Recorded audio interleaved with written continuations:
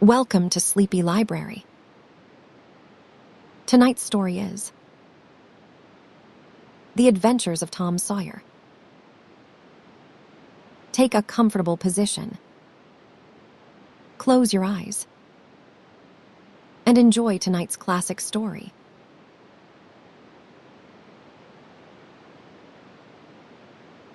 Chapter I.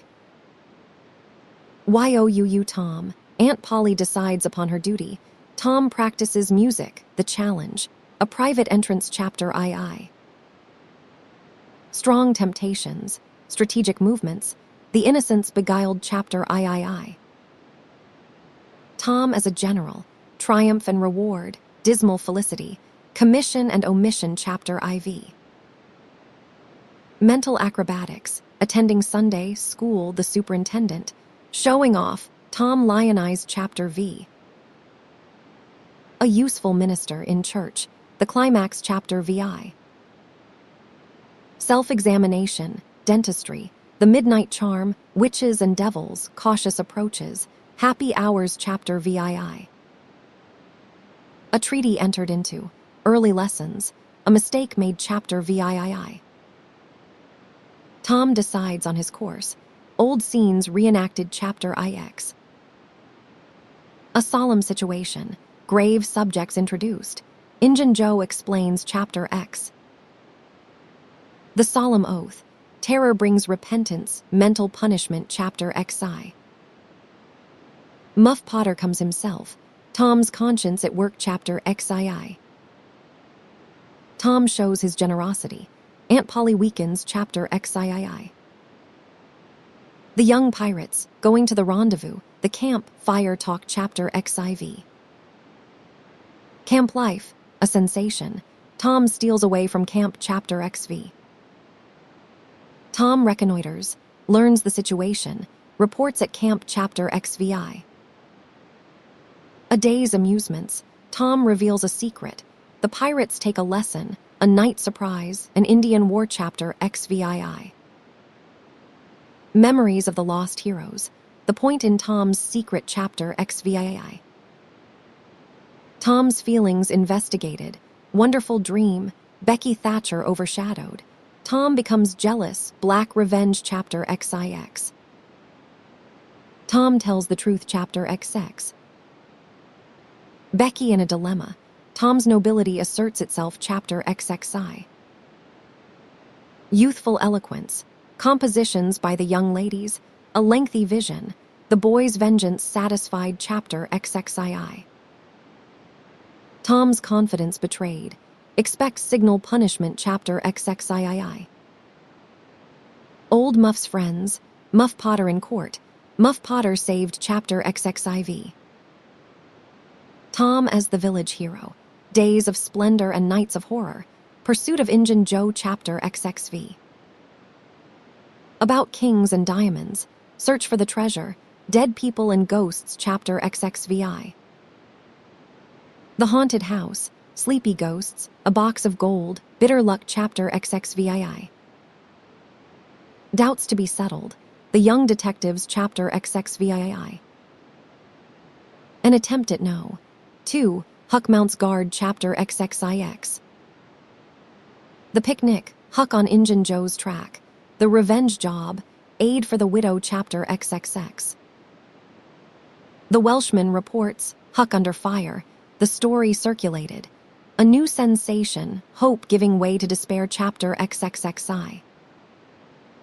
An exploring expedition, trouble commences, lost in the cave, total darkness, found but not saved chapter XXXII. Tom tells the story of their escape, Tom's enemy in safe quarters chapter XXXII. The fate of Injun Joe, Huck and Tom compare notes, an expedition to the cave, protection against ghosts, an awful snug place, a reception at the widow Douglas's chapter XXXIV. Springing a secret, Mr. Jones surprise a failure chapter XXXV. A new order of things, poor Huck, new adventures planned illustrations Tom Sawyer Tom at home Aunt Polly, Beguiled a good opportunity who is afraid late home gym, tendon, to business ain't that work. Cat and Toys amusement Becky Thatcher paying off after the battle. Showing off. Not a Miss Mary Tom contemplating dampened ardor youth boyhood using the Barlow. The church necessities Tom as a Sunday school, hero the prize at church the model boy the church choir. A sideshow result of playing in church the pinchbug seed dentistry Huckleberry Finn Mother Hopkins result of Tom's truthfulness Tom. As an artist interrupted courtship. The master vein pleading tale piece the grave in the woods Tom meditates Hood and his faux death of Robin Hood midnight Tom's mode of egress Tom's effort at prayer Muff Potter. Outwitted the graveyard for warnings disturbing Muff's sleep Tom's talk with his Aunt Muff. Potter a suspicious incident Injun Joe's 2 victims in the coils Peter, Aunt Polly. Seeks information a general good time. Demoralized Joe Harper on board their first prize the pirates ashore wild life. The pirates' bath the pleasant stroll the search for the drowned the mysterious writing river view what Tom saw Tom. Swims the river taking lessons the pirates' egg market Tom looking for Joe's knife. The thunderstorm terrible slaughter. The mourner Tom's proudest moment Amy Lawrence Tom. Tries to remember the hero a flirtation Becky. Retaliates a sudden frost counter-irritation. Aunt Polly Tom. Justified the discovery caught in the act. Tom astonishes the school literature Tom declaims examination evening on exhibition prize. Authors the master's dilemma the schoolhouse the cadet happy for 2 days enjoying the vacation the stolen melons the judge visiting the prisoner Tom. Swears the courtroom the detective Tom. Dreams the treasure the private conference a king. Poor fellow. Business the haunted house Injun Joe the greatest and best hidden treasures. Unearthed the boys' salvation room number 2. The next day's conference treasures Uncle Jake Bucket home, the haunted room. Run for your life. McDougal's cave inside the cave Huck on duty a rousing act. Tailpiece, the Welshman result of a sneeze cornered alarming. Discoveries Tom and Becky stir up the town Tom's marks Huck. Questions the widow vampire's wonders of the cave attacked by natives despair the wedding cake, a new terror daylight. Turn out to receive Tom and Becky the escape from the cave fate of the ragged man. The treasures found caught at last drop after drop having a good time a business trip. Got it at last. Tailpiece widow Douglas Tom backs his statement tailpiece Huck. Transformed comfortable once more high up in society contentment preface most of the adventures recorded in this book really occurred. 1 or 2 were experiences of my own. The rest those of boys who were schoolmates of mine. Huck Finn is drawn from life. Tom Sawyer also, but not from an individual. He is a combination of the characteristics of 3 boys whom I knew, and therefore belongs to the composite order of architecture. The odd superstitions touched upon were all prevalent among children and slaves in the West at the period of this story. That is to say, 30 or 40 years ago. Although my book is intended mainly for the entertainment of boys and girls, I hope it will not be shunned by men and women on that account. For part of my plan has been to try to pleasantly remind adults of what they once were themselves, and of how they felt and thought and talked, and what queer enterprises they sometimes engaged in. The author. Hartford, 1876. Chapter 1, Tom, no answer. Tom, no answer. What is gone with that boy, I wonder? You, Tom, no answer. The old lady pulled her spectacles down and looked over them about the room.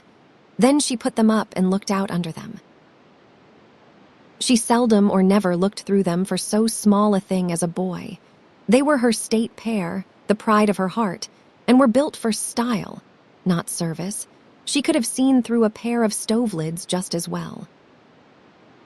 She looked perplexed for a moment, and then said, not fiercely, but still loud enough for the furniture to hear, "Well, I lay if I get hold of you I will." She did not finish, for by this time she was bending down and punching under the bed with the broom, and so she needed breath to punctuate the punches with.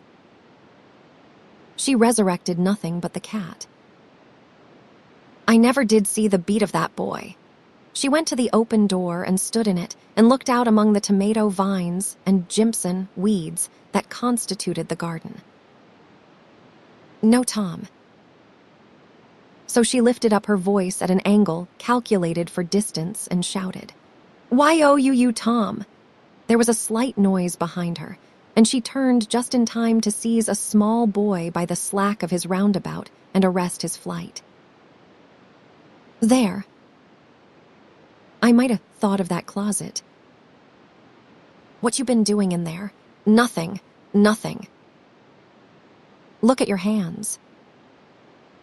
And look at your mouth. What is that truck?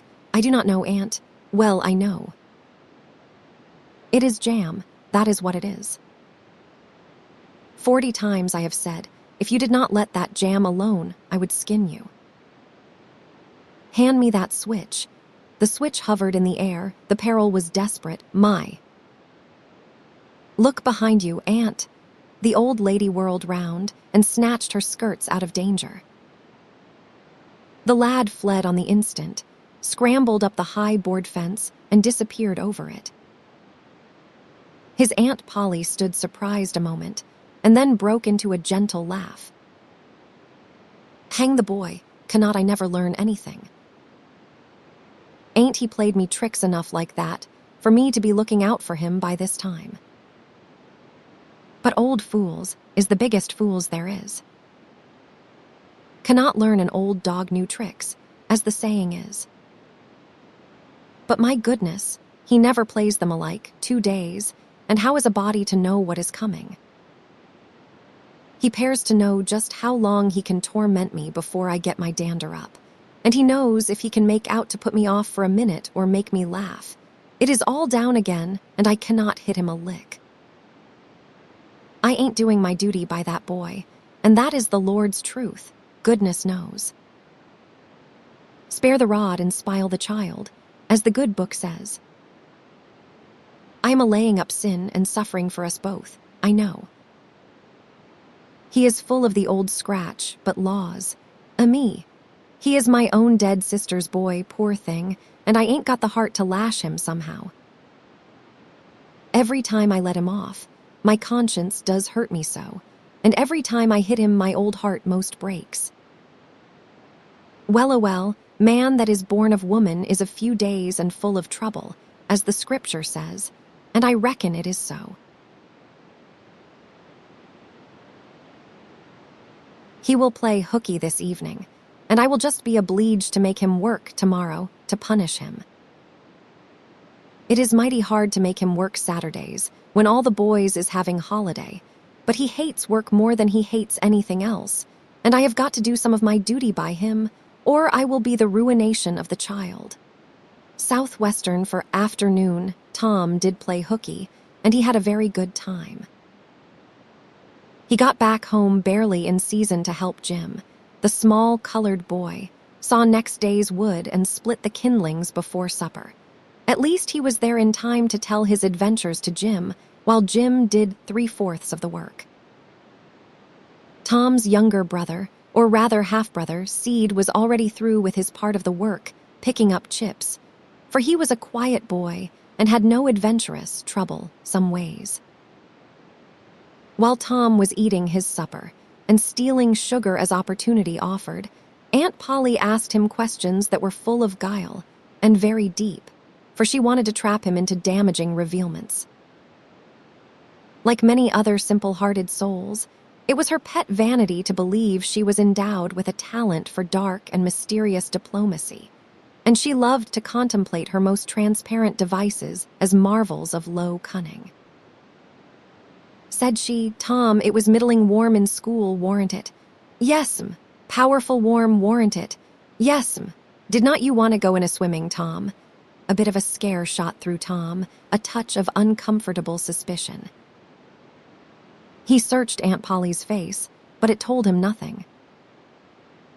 So he said, "Nom, well, not very much." The old lady reached out her hand and felt Tom's shirt and said, "But you ain't too warm now, though." And it flattered her to reflect that she had discovered that the shirt was dry without anybody knowing that that was what she had in her mind. But in spite of her, Tom knew where the wind lay now. So he forestalled what might be the next move. Some of us pumped on our heads, minds damp yet. See, Aunt Polly was vexed to think she had overlooked that bit of circumstantial evidence and missed a trick.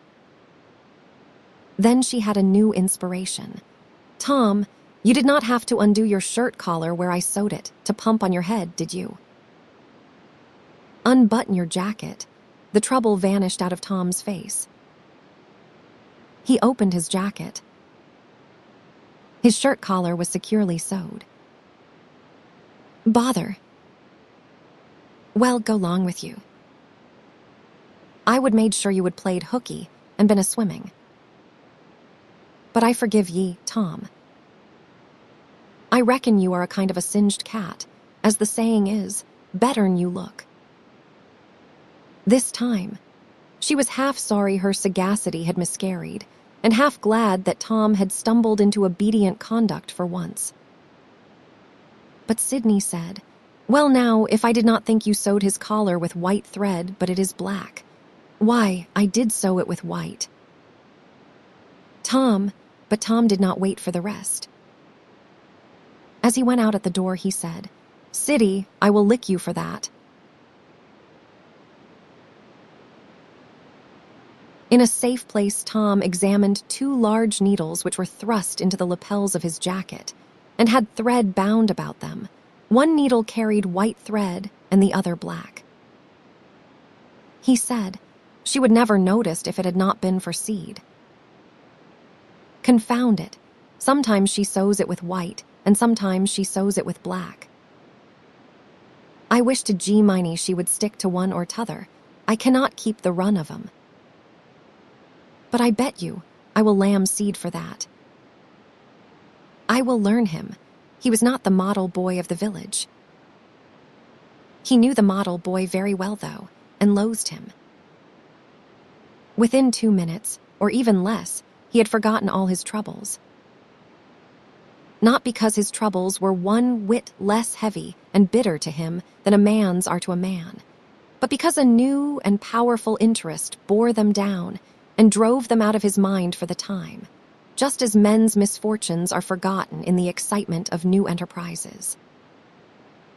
This new interest was a valued novelty in whistling, which he had just acquired from a Negro, and he was suffering to practice it undisturbed. It consisted in a peculiar bird-like turn, a sort of liquid warble, produced by touching the tongue to the roof of the mouth at short intervals in the midst of the music. The reader probably remembers how to do it, if he has ever been a boy. Diligence and attention soon gave him the knack of it, and he strode down the street with his mouth full of harmony and his soul full of gratitude. He felt much as an astronomer feels who has discovered a new planet, no doubt, as far as strong, deep, unalloyed pleasure is concerned. The advantage was with the boy, not the astronomer. The summer evenings were long.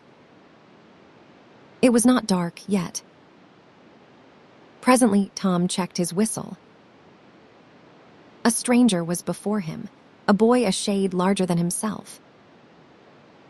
A newcomer of any age or either sex was an impressive curiosity in the poor little shabby village of St. Petersburg. This boy was well-dressed, too, well-dressed on a weekday. This was simply astounding. His cap was a dainty thing. His close-buttoned blue cloth roundabout was new and natty, and so were his pantaloons. He had shoes on, and it was only Friday. He even wore a necktie, a bright bit of ribbon. He had a citified air about him that ate into Tom's vitals. The more Tom stared at the splendid marvel, the higher he turned up his nose at his finery, and the shabbier and shabbier his own outfit seemed to him to grow. Neither boy spoke. If one moved, the other moved, but only sidewise in a circle. They kept face to face and eye to eye all the time. Finally, Tom said, I can lick you. I would like to see you try it. Well, I can do it. No, you cannot either. Yes, I can. No, you cannot. I can. You cannot. Cannot. An uncomfortable pause. Then Tom said, "What is your name?" "'Tisn't any of your business, maybe." "Well, I will make it my business." "Well, why do not you?" "If you say much, I will." "Much, much, much." "There now." "Oh, you think you are mighty smart, do not you?" "I could lick you with one hand tied behind me, if I wanted to." "Well, why do not you do it?" "You say you can do it." "Well, I will if you fool with me." "Oh, yes, I have seen whole families in the same fix." "Smarty." "You think you are some, now do not you?" "Oh, what a hat. You can lump that hat if you do not like it." "I dare you to knock it off, and anybody that will take a dare will suck eggs." "You are a liar. You are another. You are a fighting liar and dasn't take it up." "Ah, take a walk. Say, if you give me much more of your sass, I will take and bounce a rock off your head." "Oh, of course you will." "Well, I will." "Well, why do not you do it then?" "What do you keep saying you will for?" "Why do not you do it?" "It is because you are afraid." "I ain't afraid." "You are." "I ain't." "You are." Another pause, and more eyeing and sidling around each other. Presently, they were shoulder to shoulder. Tom said, "Get away from here. Go away yourself." "I will not." "I will not either." So they stood, each with a foot placed at an angle as a brace, and both shoving with might and main, and glowering at each other with hate. But neither could get an advantage. After struggling till both were hot and flushed, each relaxed his strain with watchful caution, and Tom said, "You are a coward and a pup. I will tell my big brother on you, and he can thrash you with his little finger, and I will make him do it, too. What do I care for your big brother? I have got a brother that is bigger than he is, and what is more, he can throw him over that fence, too." "That is a lie. You're saying so, do not make it so." Tom drew a line in the dust with his big toe and said, "I dare you to step over that, and I will lick you till you cannot stand up." "Anybody that will take a dare will steal sheep." The new boy stepped over promptly and said, "Now you said you would do it, now let us see you do it. Do not you crowd me now, you better look out." "Well, you said you would do it, why do not you do it?" "By jingo, for 2 cents I will do it." The new boy took 2 broad coppers out of his pocket and held them out with derision. Tom struck them to the ground. In an instant, both boys were rolling and tumbling in the dirt, gripped together like cats, and for the space of a minute they tugged and tore at each other's hair and clothes, punched and scratched each other's nose, and covered themselves with dust and glory. Presently the confusion took form, and through the fog of battle Tom appeared, seated astride the new boy and pounding him with his fists. "Holler 'nuff," said he. The boy only struggled to free himself. He was crying, mainly from rage. "Holler 'nuff," and the pounding went on. At last the stranger got out a smothered "nuff," and Tom led him up and said, "Now that will learn you. Better look out who you are fooling with next time." The new boy went off brushing the dust from his clothes, sobbing, snuffling, and occasionally looking back and shaking his head and threatening what he would do to Tom the next time he caught him out. To which Tom responded with jeers and started off in high feather, and as soon as his back was turned, the new boy snatched up a stone, threw it and hit him between the shoulders, and then turned tail and ran like an antelope. Tom chased the traitor home, and thus found out where he lived. He then held a position at the gate for some time, daring the enemy to come outside, but the enemy only made faces at him through the window and declined. At last the enemy's mother appeared, and called Tom a bad, vicious, vulgar child, and ordered him away. So he went away, but he said he "load to lay for that boy." He got home pretty late that night, and when he climbed cautiously in at the window, he uncovered an ambuscade in the person of his aunt. And when she saw the state his clothes were in, her resolution to turn his Saturday holiday into captivity at hard labor became adamantine in its firmness. Chapter 2, Saturday morning was come, and all the summer world was bright and fresh and brimming with life. There was a song in every heart, and if the heart was young, the music issued at the lips. There was cheer in every face, and a spring in every step. The locust trees were in bloom, and the fragrance of the blossoms filled the air. Cardiff Hill, beyond the village and above it, was green with vegetation, and it lay just far enough away to seem a delectable land, dreamy, reposeful, and inviting. Tom appeared on the sidewalk with a bucket of whitewash and a long-handled brush. He surveyed the fence, and all gladness left him, and a deep melancholy settled down upon his spirit. 30 yards of board fence 9 feet high. Life to him seemed hollow, and existence but a burden. Sighing, he dipped his brush and passed it along the topmost plank, repeated the operation, did it again, compared the insignificant whitewashed streak with the far-reaching continent of unwhitewashed fence, and sat down on a tree box discouraged. Jim came skipping out at the gate with a tin pail and singing Buffalo Gals. Bringing water from the town pump had always been hateful work in Tom's eyes before, but now it did not strike him so. He remembered that there was company at the pump. White, mulatto, and Negro boys and girls were always there waiting their turns, resting, trading playthings, quarreling, fighting, skylarking. And he remembered that, although the pump was only 150 yards off, Jim never got back with a bucket of water under an hour, and even then somebody generally had to go after him. Tom said, "Say, Jim, I will fetch the water if you will whitewash some."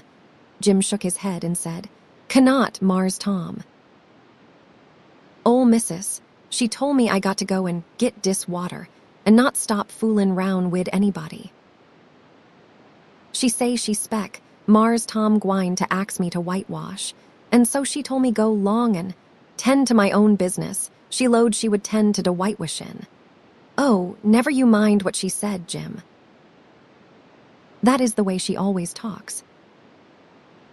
Gimme the bucket. I will not be gone only a minute. She will not ever know. Oh, I dasn't, Mars Tom. Ol' missus, she would take and tar de head offen me. Deed she would. She never licks anybody, whacks 'em over the head with her thimble, and who cares for that, I would like to know. She talks awful, but talk do not hurt, anyways it do not if she do not cry. Jim, I will give you a marvel. I will give you a white alley. Jim began to waver. White alley, Jim. And it is a bully taw. My. Dat's a mighty gay marvel, I tell you. But Mars Tom eyes powerful, frayed ol' missus, and besides, if you will I will show you my sore toe. Jim was only human, this attraction was too much for him. He put down his pail, took the white alley, and bent over the toe with absorbing interest while the bandage was being unwound. In another moment, he was flying down the street with his pail and a tingling rear. Tom was whitewashing with vigor, and Aunt Polly was retiring from the field with a slipper in her hand and triumph in her eye. But Tom's energy did not last. He began to think of the fun he had planned for this day, and his sorrows multiplied. Soon the free boys would come tripping along on all sorts of delicious expeditions, and they would make a world of fun of him for having to work. The very thought of it burnt him like fire. He got out his worldly wealth and examined it, bits of toys, marbles, and trash.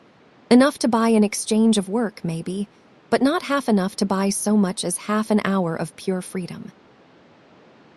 So he returned his straitened means to his pocket and gave up the idea of trying to buy the boys. At this dark and hopeless moment, an inspiration burst upon him.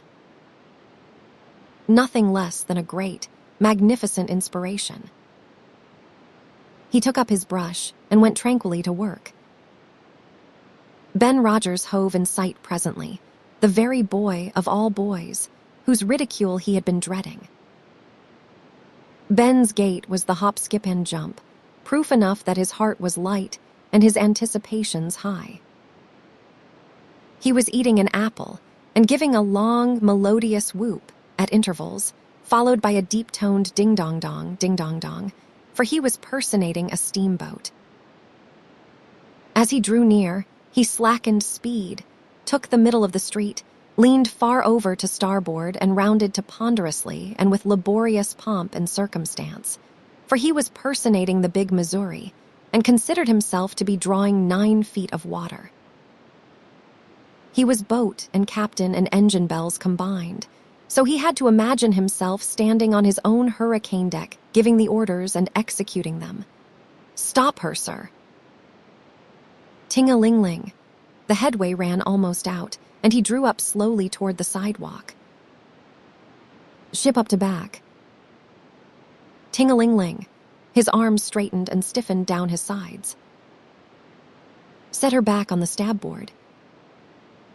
Ting-a-ling-ling. "Chow siya chow wow." Chow, his right hand, meantime, describing stately circles, for it was representing a 40-foot wheel. "Let her go back on the lab board." Ting-a-ling-ling. Chow siya chow chow. The left hand began to describe circles. "Stop the stabboard." Ting-a-ling-ling. "Stop the lab board." "Come ahead on the stabboard." "Stop her." "Let your outside turn over slow." Ting-a-ling-ling. Chow-wow. "Get out that headline. Lively now." "Come, out with your spring line. What ray you about there?" "Take a turn round that stump with the bite of it." "Stand by that stage now. Let her go." "Done with the engines, sir." Ting-a-ling-ling. "SH'd." "Acid." "SH'd," trying the gauge cocks. Tom went on whitewashing, paid no attention to the steamboat. Ben stared a moment and then said, "Hi ye." "You are up a stump, ain't you?" No answer. Tom surveyed his last touch with the eye of an artist. Then he gave his brush another gentle sweep and surveyed the result as before. Ben ranged up alongside of him. Tom's mouth watered for the apple, but he stuck to his work. Ben said, "Hello, old chap, you got to work, hey?" Tom wheeled suddenly and said, "Why, it is you, Ben." "I warn't noticing. Say, I am going in a swimming, I am." "Do not you wish you could?" "But of course you would druther work, would not you?" "Course you would." Tom contemplated the boy a bit and said, "What do you call work? Why, ain't that work?" Tom resumed his whitewashing and answered carelessly, "Well, maybe it is and maybe it ain't. All I know is it suits Tom Sawyer." "Oh, come now, you do not mean to let on that you like it." The brush continued to move. "Like it? Well, I do not see why I oughtn't to like it. Does a boy get a chance to whitewash a fence every day? That put the thing in a new light." Ben stopped nibbling his apple. Tom swept his brush daintily back and forth, stepped back to note the effect, added a touch here and there, criticized the effect again, Ben watching every move and getting more and more interested, more and more absorbed. Presently he said, Say, Tom, let me whitewash a little. Tom considered, was about to consent, but he altered his mind. No, I reckon it would not hardly do, Ben. You see, Aunt Polly's awful particular about this fence. Right here on the street, you know. But if it was the back fence, I would not mind, and she would not. Yes, she is awful particular about this fence. It has got to be done very careful. I reckon there ain't one boy in 1,000, maybe 2,000, that can do it the way it is got to be done. No, is that so? Oh, come now, let me just try. Only just a little I would let you, if you was me, Tom. Ben, I would like to, honest Injun, but Aunt Polly, well, Jim wanted to do it, but she would not let him. Seed wanted to do it, and she would not let Seed. Now do not you see how I am fixed? If you was to tackle this fence, and anything was to happen to it, oh, shucks, I will be just as careful. Now let me try. Say I will give you the core of my apple. Well, here, no, Ben, now do not. I am afeard. I will give you all of it. Tom gave up the brush with reluctance in his face, but alacrity in his heart. And while the late steamer Big Missouri worked and sweated in the sun, the retired artist sat on a barrel in the shade close by, dangled his legs, munched his apple, and planned the slaughter of more innocents. There was no lack of material. Boys happened along every little while. They came to jeer, but remained to whitewash. By the time Ben was fagged out, Tom had traded the next chance to Billy Fisher for a kite, in good repair. And when he played out, Johnny Miller bought in for a dead rat and a string to swing it with, and so on, hour after hour.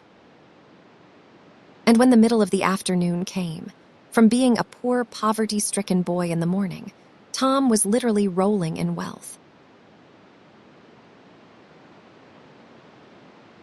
He had, besides the things before mentioned, 12 marbles, part of a Jew's harp, a piece of blue bottle glass to look through, a spool cannon, a key that would not unlock anything, a fragment of chalk, a glass stopper of a decanter, a tin soldier, a couple of tadpoles, 6 firecrackers, a kitten with only one eye, a brass doorknob, a dog collar but no dog, the handle of a knife, 4 pieces of orange peel, and a dilapidated old window sash.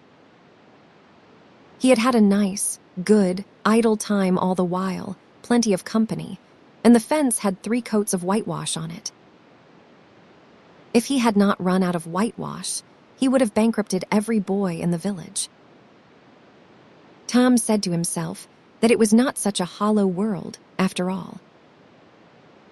He had discovered a great law of human action, without knowing it, namely, that in order to make a man or a boy covet a thing, it is only necessary to make the thing difficult to attain. If he had been a great and wise philosopher, like the writer of this book, he would now have comprehended that work consists of whatever a body is obliged to do, and that play consists of whatever a body is not obliged to do. And this would help him to understand why constructing artificial flowers or performing on a treadmill is work, while rolling 10 pins or climbing Mont Blanc is only amusement. There are wealthy gentlemen in England who drive 4-horse passenger coaches 20 or 30 miles on a daily line, in the summer, because the privilege costs them considerable money. But if they were offered wages for the service, that would turn it into work, and then they would resign. The boy mused a while over the substantial change which had taken place in his worldly circumstances, and then wended toward headquarters to report. Chapter 3, Tom presented himself before Aunt Polly, who was sitting by an open window in a pleasant rearward apartment, which was bedroom, breakfast room, dining room, and library combined. The balmy summer air, the restful quiet, the odor of the flowers, and the drowsing murmur of the bees had had their effect, and she was nodding over her knitting, for she had no company but the cat, and it was asleep in her lap. Her spectacles were propped up on her gray head for safety. She had thought that, of course, Tom had deserted long ago, and she wondered at seeing him place himself in her power again in this intrepid way. He said, "Mayn't I go and play now, Aunt? What a ready." "How much have you done?" "It is all done, Aunt." "Tom, do not lie to me, I cannot bear it." "I ain't, Aunt, it is all done." Aunt Polly placed small trust in such evidence. She went out to see for herself, and she would have been content to find 20% of Tom's statement true. When she found the entire fence whitewashed, and not only whitewashed but elaborately coated and recoated, and even a streak added to the ground, her astonishment was almost unspeakable. She said, "Well, I never. There is no getting round it. You can work when you are a mind to, Tom." And then she diluted the compliment by adding, "But it is powerful seldom you are a mind to, I am bound to say." "Well, go long and play, but mind you get back some time in a week, or I will tan you." She was so overcome by the splendor of his achievement that she took him into the closet and selected a choice apple and delivered it to him, along with an improving lecture upon the added value and flavor a treat took to itself when it came without sin through virtuous effort. And while she closed with a happy scriptural flourish, he hooked a donut. Then he skipped out and saw Seed just starting up the outside stairway that led to the back rooms on the second floor. Clods were handy, and the air was full of them in a twinkling. They raged around Seed like a hailstorm, and before Aunt Polly could collect her surprised faculties and sally to the rescue, 6 or 7 clods had taken personal effect, and Tom was over the fence and gone. There was a gate, but as a general thing, he was too crowded for time to make use of it. His soul was at peace, now that he had settled with Seed for calling attention to his black thread and getting him into trouble. Tom skirted the block and came round into a muddy alley that led by the back of his aunt's cow stable. He presently got safely beyond the reach of capture and punishment and hastened toward the public square of the village, where 2 military companies of boys had met for conflict, according to previous appointment. Tom was general of one of these armies, Joe Harper, a bosom friend, general of the other. These 2 great commanders did not condescend to fight in person, that being better suited to the still smaller fry, but sat together on an eminence and conducted the field operations by orders delivered through aide-de-camp. Tom's army won a great victory after a long and hard-fought battle. Then the dead were counted, prisoners exchanged, the terms of the next disagreement agreed upon, and the day for the necessary battle appointed, after which the armies fell into line and marched away, and Tom turned homeward alone. As he was passing by the house where Jeff Thatcher lived, he saw a new girl in the garden, a lovely little blue-eyed creature with yellow hair plaited into 2 long tails, white summer frock, and embroidered pantalettes. The fresh-crowned hero fell without firing a shot. A certain Amy Lawrence vanished out of his heart and left not even a memory of herself behind. He had thought he loved her to distraction. He had regarded his passion as adoration, and behold, it was only a poor little evanescent partiality. He had been months winning her. She had confessed hardly a week ago. He had been the happiest and the proudest boy in the world only 7 short days, and here in one instant of time, she had gone out of his heart like a casual stranger whose visit is done. He worshipped this new angel with furtive eye, till he saw that she had discovered him. Then he pretended he did not know she was present, and began to show off in all sorts of absurd boyish ways in order to win her admiration. He kept up this grotesque foolishness for some time, but by and by, while he was in the midst of some dangerous gymnastic performances, he glanced aside and saw that the little girl was wending her way toward the house. Tom came up to the fence and leaned on it, grieving and hoping she would tarry yet a while longer. She halted a moment on the steps and then moved toward the door. Tom heaved a great sigh as she put her foot on the threshold. But his face lit up, right away, for she tossed a pansy over the fence a moment before she disappeared. The boy ran around and stopped within a foot or two of the flower, and then shaded his eyes with his hand and began to look down street, as if he had discovered something of interest going on in that direction. Presently he picked up a straw and began trying to balance it on his nose, with his head tilted far back.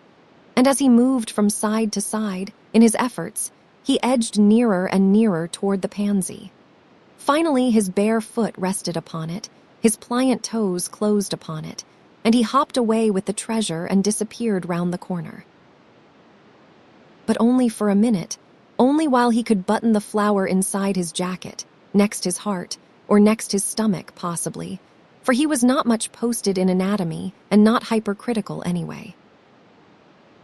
He returned now and hung about the fence till nightfall, showing off. As before, but the girl never exhibited herself again, though Tom comforted himself a little with the hope that she had been near some window, meantime, and been aware of his attentions. Finally, he strode home reluctantly, with his poor head full of visions. All through supper his spirits were so high that his aunt wondered what had got into the child. He took a good scolding about clotting seed, and did not seem to mind it in the least. He tried to steal sugar under his aunt's very nose, and got his knuckles rapped for it. He said, "Aunt, you do not whack seed when he takes it. Well, seed do not torment a body the way you do. You would be always into that sugar if I weren't watching you." Presently she stepped into the kitchen, and Seed, happy in his immunity, reached for the sugar bowl, a sort of glorying over Tom which was well-nigh unbearable. But Seed's fingers slipped, and the bowl dropped and broke. Tom was in ecstasies. In such ecstasies that he even controlled his tongue and was silent. He said to himself that he would not speak a word, even when his aunt came in, but would sit perfectly still till she asked who did the mischief, and then he would tell, and there would be nothing so good in the world as to see that pet model catch it. He was so brimful of exultation that he could hardly hold himself when the old lady came back and stood above the wreck discharging lightnings of wrath from over her spectacles. He said to himself, "Now it is coming," and the next instant he was sprawling on the floor. The potent palm was uplifted to strike again when Tom cried out, "Hold on now, what are you belting me for?" Seed broke it. Aunt Polly paused, perplexed, and Tom looked for healing pity. But when she got her tongue again, she only said, "Umph." "Well, you did not get a lick amiss, I reckon. You been into some other audacious mischief when I was not around, like enough." Then her conscience reproached her, and she yearned to say something kind and loving, but she judged that this would be construed into a confession that she had been in the wrong, and discipline forbade that. So she kept silence, and went about her affairs with a troubled heart. Tom sulked in a corner, and exalted his woes. He knew that in her heart his aunt was on her knees to him, and he was morosely gratified by the consciousness of it. He would hang out no signals, he would take notice of none. He knew that a yearning glance fell upon him, now and then, through a film of tears, but he refused recognition of it. He pictured himself lying sick unto death, and his aunt bending over him beseeching one little forgiving word, but he would turn his face to the wall and die with that word unsaid. Ah, how would she feel then? And he pictured himself brought home from the river, dead, with his curls all wet, and his sore heart at rest. How she would throw herself upon him, and how her tears would fall like rain, and her lips pray God to give her back her boy, and she would never, never abuse him anymore. But he would lie there cold and white and make no sign, a poor little sufferer whose griefs were at an end. He so worked upon his feelings with the pathos of these dreams that he had to keep swallowing. He was so like to choke, and his eyes swam in a blur of water, which overflowed when he winked, and ran down and trickled from the end of his nose. And such a luxury to him was this petting of his sorrows, that he could not bear to have any worldly cheeriness or any grating delight intrude upon it. It was too sacred for such contact. And so, presently, when his cousin Mary danced in, all alive with the joy of seeing home again after an age-long visit of 1 week to the country, he got up and moved in clouds and darkness out at one door as she brought song and sunshine in at the other. He wandered far from the accustomed haunts of boys and sought desolate places that were in harmony with his spirit. A log raft in the river invited him, and he seated himself on its outer edge and contemplated the dreary vastness of the stream, wishing, the while, that he could only be drowned, all at once and unconsciously, without undergoing the uncomfortable routine devised by nature. Then he thought of his flower. He got it out, rumpled and wilted, and it mightily increased his dismal felicity. He wondered if she would pity him if she knew. Would she cry and wish that she had a right to put her arms around his neck and comfort him? Or would she turn coldly away like all the hollow world? This picture brought such an agony of pleasurable suffering that he worked it over and over again in his mind and set it up in new and varied lights till he wore it threadbare. At last he rose up sighing and departed in the darkness.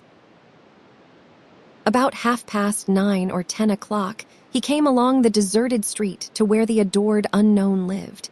He paused a moment. No sound fell upon his listening ear. A candle was casting a dull glow upon the curtain of a second-story window. Was the sacred presence there? He climbed the fence, threaded his stealthy way through the plants, till he stood under that window. He looked up at it long and with emotion. Then he laid him down on the ground under it, disposing himself upon his back, with his hands clasped upon his breast and holding his poor wilted flower. And thus he would die, out in the cold world, with no shelter over his homeless head, no friendly hand to wipe the death damps from his brow, no loving face to bend pityingly over him when the great agony came. And thus she would see him when she looked out upon the glad morning, and oh, would she drop one little tear upon his poor, lifeless form? Would she heave one little sigh to see a bright young life so rudely blighted, so untimely cut down? The window went up. A maidservant's discordant voice profaned the holy calm, and a deluge of water drenched the prone martyr's remains. The strangling hero sprang up with a relieving snort. There was a whiz as of a missile in the air, mingled with the murmur of a curse, a sound as of shivering glass followed, and a small, vague form went over the fence and shot away in the gloom. Not long after, as Tom, all undressed for bed, was surveying his drenched garments by the light of a tallow dip, Seed woke up. But if he had any dim idea of making any references to illusions, he thought better of it and held his peace, for there was danger in Tom's eye. Tom turned in without the added vexation of prayers, and Seed made mental note of the omission. Chapter 4. The sun rose upon a tranquil world, and beamed down upon the peaceful village like a benediction. Breakfast over, Aunt Polly had family worship. It began with a prayer built from the ground up of solid courses of scriptural quotations, welded together with a thin mortar of originality. And from the summit of this, she delivered a grim chapter of the Mosaic Law, as from Sinai. Then Tom girded up his loins, so to speak, and went to work to get his verses. Seed had learned his lesson days before. Tom bent all his energies to the memorizing of 5 verses, and he chose part of the Sermon on the Mount because he could find no verses that were shorter. At the end of half an hour, Tom had a vague general idea of his lesson, but no more, for his mind was traversing the whole field of human thought, and his hands were busy with distracting recreations. Mary took his book to hear him recite, and he tried to find his way through the fog. Blessed are the poor, yes, poor. Blessed are the poor in spirit, in spirit. Blessed are the poor in spirit, for they, theirs, for theirs. Blessed are the poor in spirit, for theirs is the kingdom of heaven. Blessed are they that mourn, for they, sh, for they, sha, for they, sho, I do not know what it is. Shall, for they shall, shall mourn, blessed are they that shall, they that shall mourn, for they shall what? Why do not you tell me, Mary? What do you want to be so mean for? Oh, Tom, you poor thick-headed thing, I am not teasing you. I would not do that. You must go and learn it again. Do not you be discouraged, Tom. You will manage it, and if you do, I will give you something ever so nice. There now, that is a good boy. All right. What is it, Mary? Tell me what it is. Never you mind, Tom. You know, if I say it is nice, it is nice. You bet you that is so, Mary. All right, I will tackle it again. And he did tackle it again, and under the double pressure of curiosity and prospective gain, he did it with such spirit that he accomplished a shining success. Mary gave him a brand-new Barlow knife worth 12.5 cents, and the convulsion of delight that swept his system shook him to his foundations. True, the knife would not cut anything, but it was a sure enough Barlow, and there was inconceivable grandeur in that, though where the Western boys ever got the idea that such a weapon could possibly be counterfeited to its injury is an imposing mystery, and will always remain so, perhaps. Tom contrived to scarify the cupboard with it, and was arranging to begin on the bureau, when he was called off to dress for Sunday school.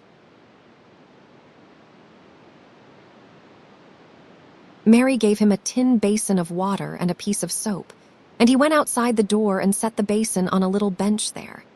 Then he dipped the soap in the water and laid it down, turned up his sleeves, poured out the water on the ground, gently, and then entered the kitchen and began to wipe his face diligently on the towel behind the door. But Mary removed the towel and said, "Now ain't you ashamed, Tom? You must not be so bad.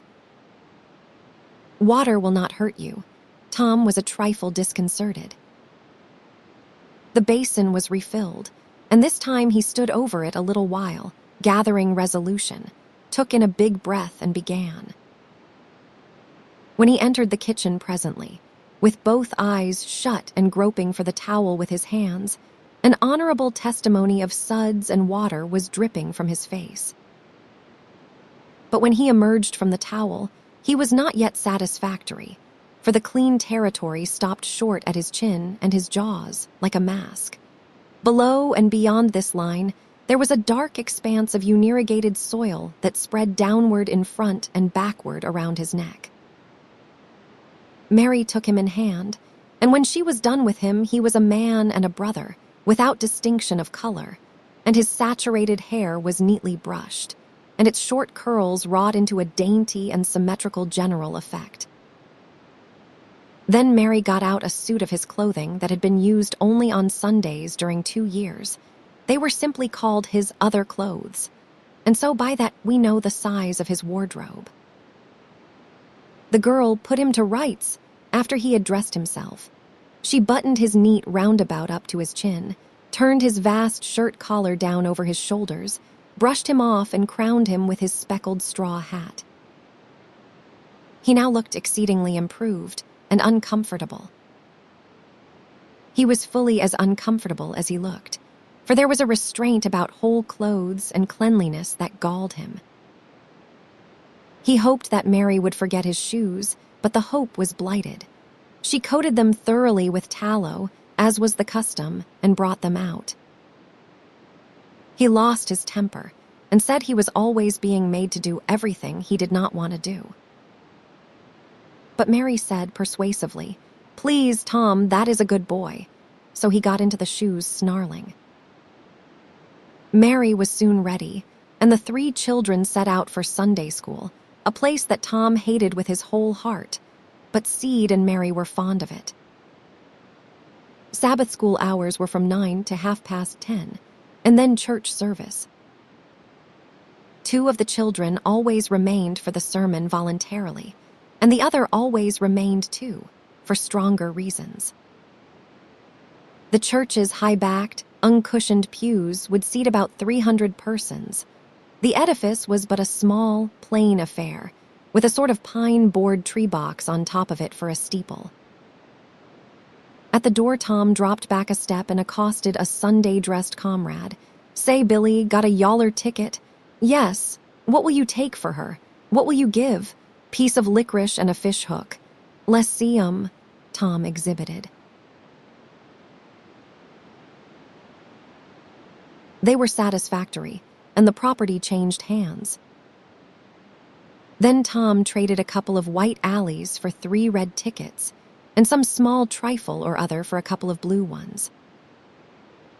He waylaid other boys as they came, and went on buying tickets of various colors 10 or 15 minutes longer. He entered the church, now, with a swarm of clean and noisy boys and girls, proceeded to his seat and started a quarrel with the first boy that came handy.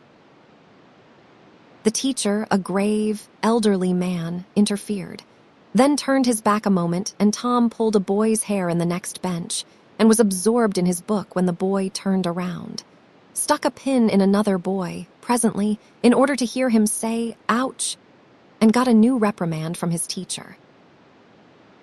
Tom's whole class were of a pattern, restless, noisy, and troublesome.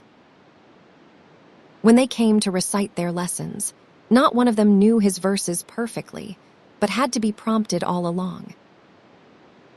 However, they worried through, and each got his reward in small blue tickets, each with a passage of scripture on it. Each blue ticket was pay for 2 verses of the recitation. 10 blue tickets equaled a red one and could be exchanged for it. 10 red tickets equaled a yellow one. For 10 yellow tickets, the superintendent gave a very plainly bound Bible, worth 40 cents in those easy times, to the pupil.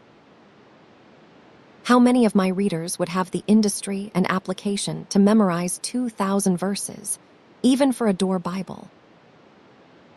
And yet Mary had acquired 2 Bibles in this way. It was the patient work of 2 years, and a boy of German parentage had one 4 or 5. He once recited 3,000 verses without stopping, but the strain upon his mental faculties was too great, and he was little better than an idiot from that day forth, a grievous misfortune for the school, for on great occasions, before company, the superintendent, as Tom expressed it, had always made this boy come out and spread himself. Only the older pupils managed to keep their tickets and stick to their tedious work long enough to get a Bible, and so the delivery of one of these prizes was a rare and noteworthy circumstance. The successful pupil was so great and conspicuous for that day that on the spot, every scholar's heart was fired with a fresh ambition that often lasted a couple of weeks. It is possible that Tom's mental stomach had never really hungered for one of those prizes, but unquestionably, his entire being had for many a day longed for the glory and the eclat that came with it. In due course, the superintendent stood up in front of the pulpit, with a closed hymn book in his hand and his forefinger inserted between its leaves, and commanded attention. When a Sunday school superintendent makes his customary little speech, a hymn book in the hand is as necessary as is the inevitable sheet of music in the hand of a singer who stands forward on the platform and sings a solo at a concert, though why is a mystery. for neither the hymn book nor the sheet of music is ever referred to by the sufferer. This superintendent was a slim creature of 35, with a sandy goatee and short sandy hair. He wore a stiff standing collar whose upper edge almost reached his ears, and whose sharp points curved forward abreast the corners of his mouth, a fence that compelled a straight lookout ahead, and a turning of the whole body when a side view was required. His chin was propped on a spreading cravat which was as broad and as long as a banknote, and had fringed ends. His boot toes were turned sharply up, in the fashion of the day, like sleigh runners, an effect patiently and laboriously produced by the young men by sitting with their toes pressed against a wall for hours together. Mr. Walters was very earnest of mien, and very sincere and honest at heart, and he held sacred things and places in such reverence, and so separated them from worldly matters, that unconsciously to himself, his Sunday school voice had acquired a peculiar intonation which was wholly absent on weekdays. He began after this fashion. "Now, children, I want you all to sit up just as straight and pretty as you can, and give me all your attention for a minute or two. There, that is it. That is the way good little boys and girls should do. I see one little girl who is looking out of the window. I am afraid she thinks I am out there somewhere, perhaps up in one of the trees making a speech to the little birds. I want to tell you how good it makes me feel to see so many bright, clean little faces assembled in a place like this, learning to do right and be good, and so forth and so on." It is not necessary to set down the rest of the oration. It was of a pattern which does not vary, and so it is familiar to us all. The latter third of the speech was marred by the resumption of fights and other recreations among certain of the bad boys, and by fidgetings and whisperings that extended far and wide, washing even to the bases of isolated and incorruptible rocks like Seed and Mary. But now every sound ceased suddenly, with the subsidence of Mr. Walters' voice, and the conclusion of the speech was received with a burst of silent gratitude. A good part of the whispering had been occasioned by an event which was more or less rare, the entrance of visitors. Lawyer Thatcher, accompanied by a very feeble and aged man, a fine, portly, middle-aged gentleman with iron-gray hair, and a dignified lady who was doubtless the latter's wife. The lady was leading a child. Tom had been restless and full of chafings and repinings. Conscience-smitten, too, he could not meet Amy Lawrence's eye, he could not brook her loving gaze. But when he saw this small newcomer, his soul was all ablaze with bliss in a moment. The next moment he was showing off, with all his might, cuffing boys, pulling hair, making faces, in a word, using every art that seemed likely to fascinate a girl and win her applause. His exaltation had but one alloy, the memory of his humiliation in this angel's garden, and that record in sand was fast washing out, under the waves of happiness that were sweeping over it now. The visitors were given the highest seat of honor, and as soon as Mr. Walters' speech was finished, he introduced them to the school. The middle-aged man turned out to be a prodigious personage, no less a one than the county judge, altogether the most august creation these children had ever looked upon, and they wondered what kind of material he was made of, and they half wanted to hear him roar, and were half afraid he might, too. He was from Constantinople, 12 miles away, so he had traveled and seen the world. These very eyes had looked upon the county courthouse, which was said to have a tin roof. The awe which these reflections inspired was attested by the impressive silence and the ranks of staring eyes. This was the great Judge Thatcher, brother of their own lawyer. Jeff Thatcher immediately went forward, to be familiar with the great man and be envied by the school. It would have been music to his soul to hear the whisperings. "Look at him, Jim. He is a-going up there. say, look, he is going to shake hands with him. He is shaking hands with him. By jings, do not you wish you was Jeff? Mr. Walters fell to showing off, with all sorts of official bustlings and activities, giving orders, delivering judgments, discharging directions here, there, everywhere that he could find a target. The librarian showed off, running hither and thither with his arms full of books, and making a deal of the splutter and fuss that insect authority delights in. The young lady teachers showed off, bending sweetly over pupils that were lately being boxed, lifting pretty warning fingers at bad little boys and patting good ones lovingly. The young gentlemen teachers showed off with small scoldings and other little displays of authority and fine attention to discipline, and most of the teachers, of both sexes, found business up at the library, by the pulpit. And it was business that frequently had to be done over again 2 or 3 times, with much seeming vexation. The little girls showed off in various ways, and the little boys showed off, with such diligence that the air was thick with paper wads and the murmur of scufflings. And above it all the great man sat and beamed a majestic judicial smile upon all the house, and warmed himself in the sun of his own grandeur, for he was showing off, too. There was only one thing wanting to make Mr. Walters' ecstasy complete, and that was a chance to deliver a Bible prize and exhibit a prodigy. Several pupils had a few yellow tickets, but none had enough. He had been around among the star pupils inquiring. He would have given worlds, now, to have that German lad back again with a sound mind.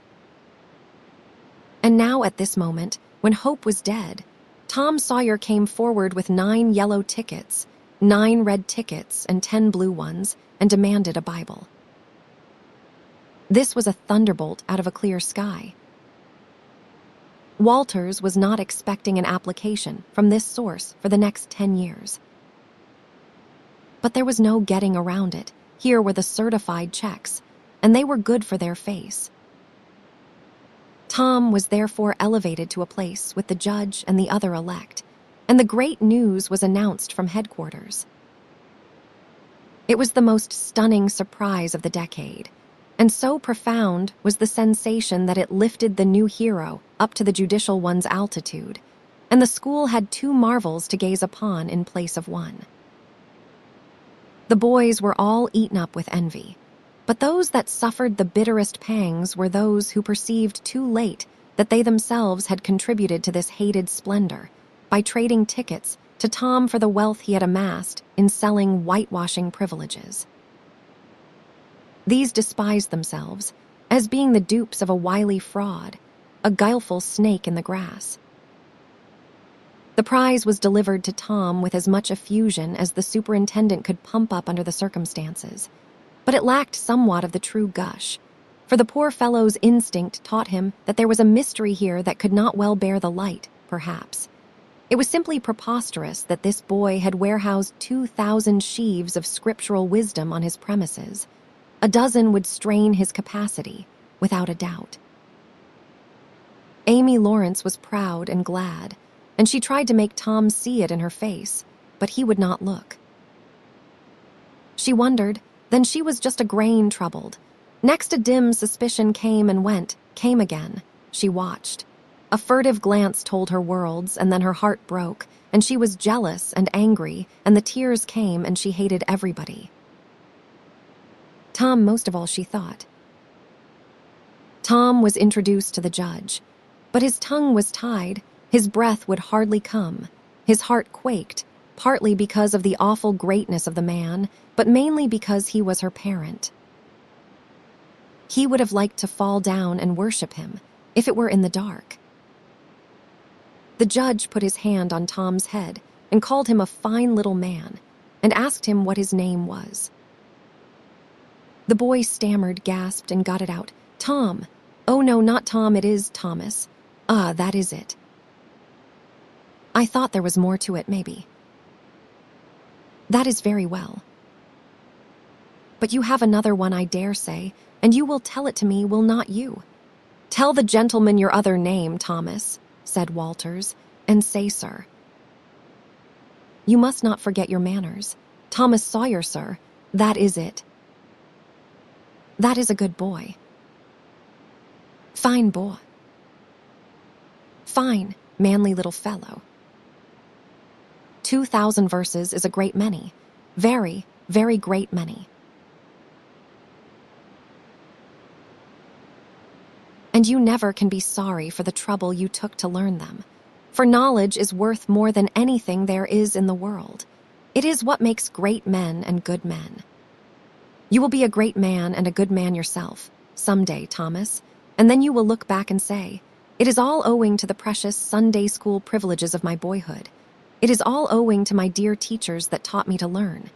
It is all owing to the good superintendent, who encouraged me and watched over me, and gave me a beautiful Bible, a splendid, elegant Bible, to keep and have it all for my own.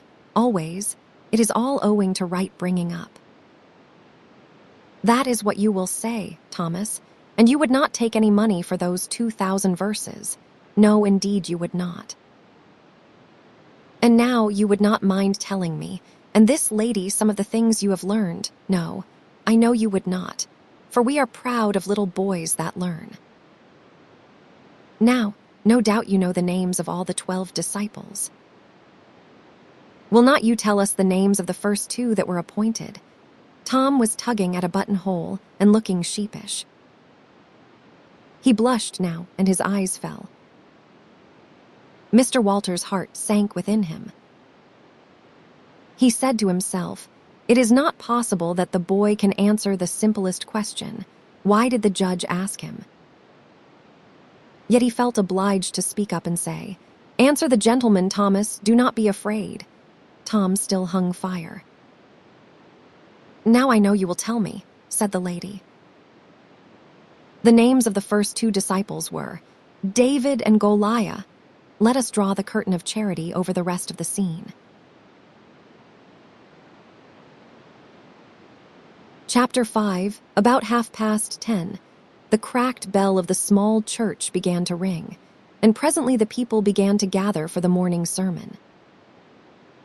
The Sunday school children distributed themselves about the house and occupied pews with their parents, so as to be under supervision.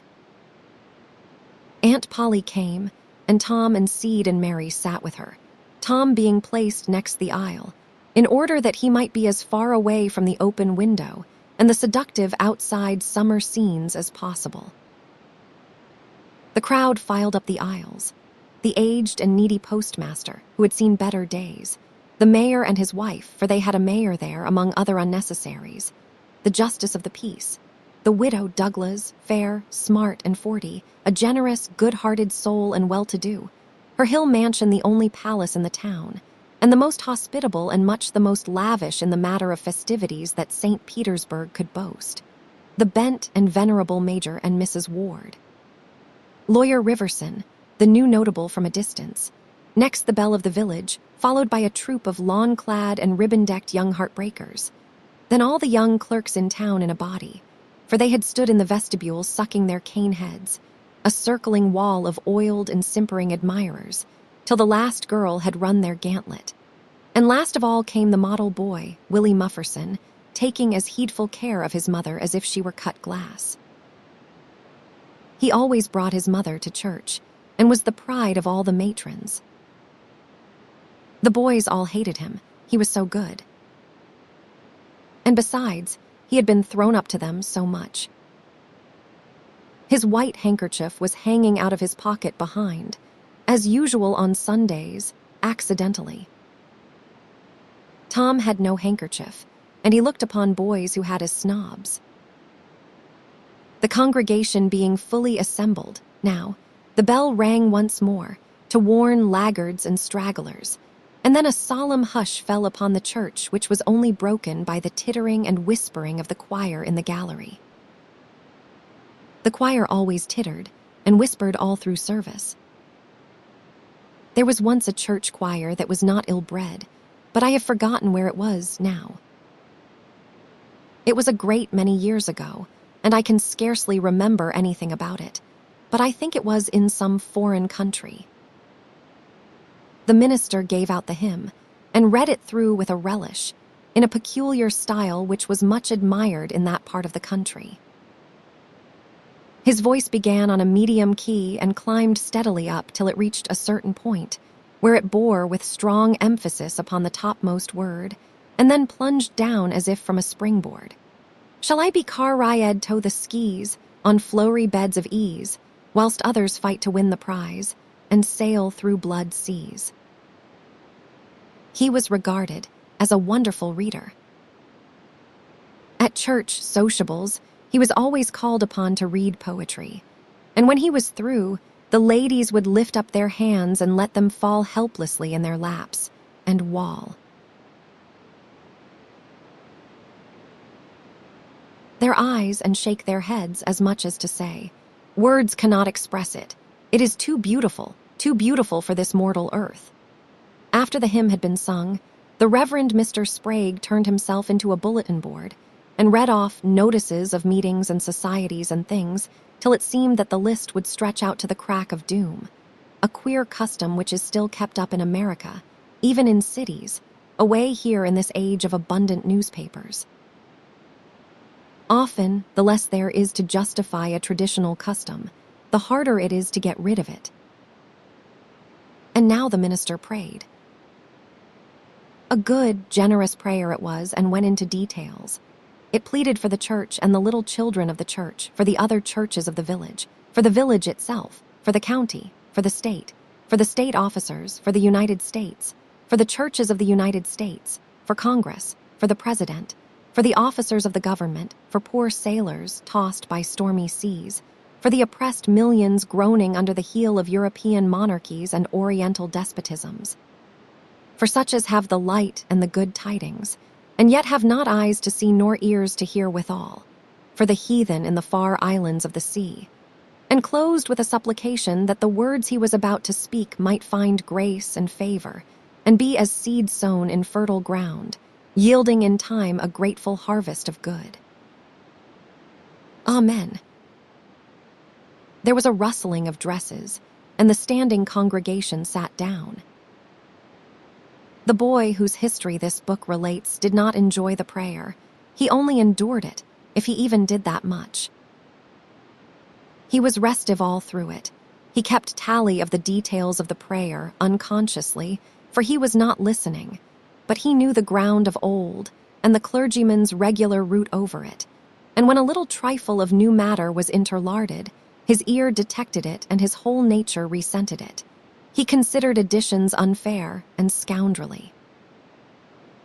In the midst of the prayer, a fly had lit on the back of the pew in front of him and tortured his spirit by calmly rubbing its hands together, embracing its head with its arms, and polishing it so vigorously that it seemed to almost part company with the body, and the slender thread of a neck was exposed to view, scraping its wings with its hind legs and smoothing them to its body as if they had been coat-tails, going through its whole toilet as tranquilly as if it knew it was perfectly safe.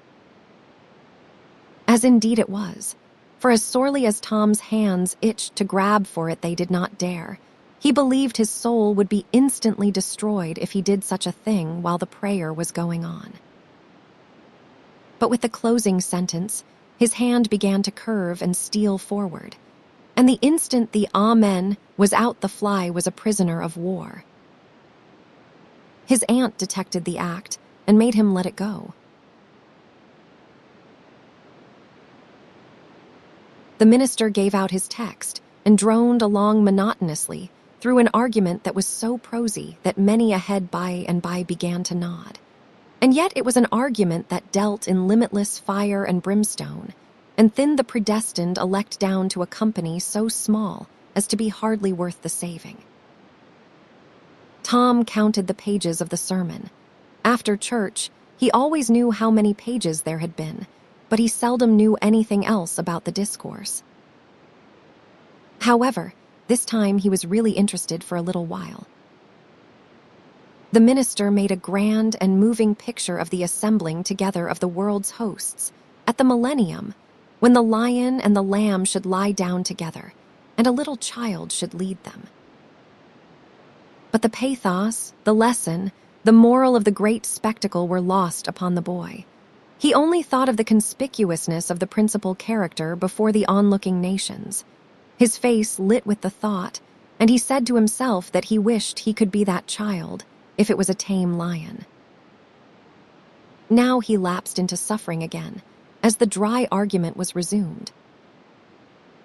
Presently, he bethought him of a treasure he had, and got it out. It was a large black beetle with formidable jaws, a pinch bug, he called it. It was in a percussion cap box.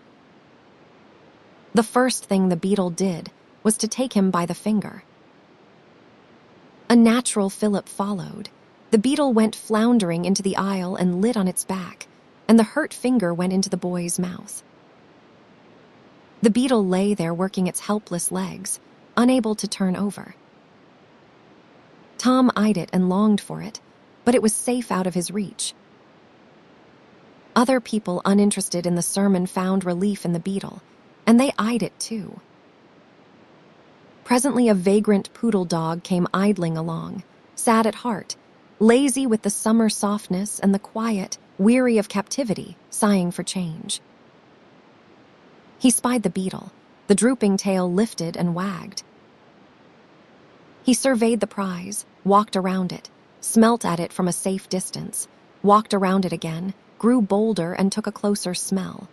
Then lifted his lip and made a gingerly snatch at it, just missing it, made another and another, began to enjoy the diversion, subsided to his stomach with the beetle between his paws and continued his experiments, grew weary at last, and then indifferent and absent-minded. His head nodded, and little by little his chin descended and touched the enemy, who seized it. There was a sharp yelp, a flirt of the poodle's head, and the beetle fell a couple of yards away and lit on its back once more.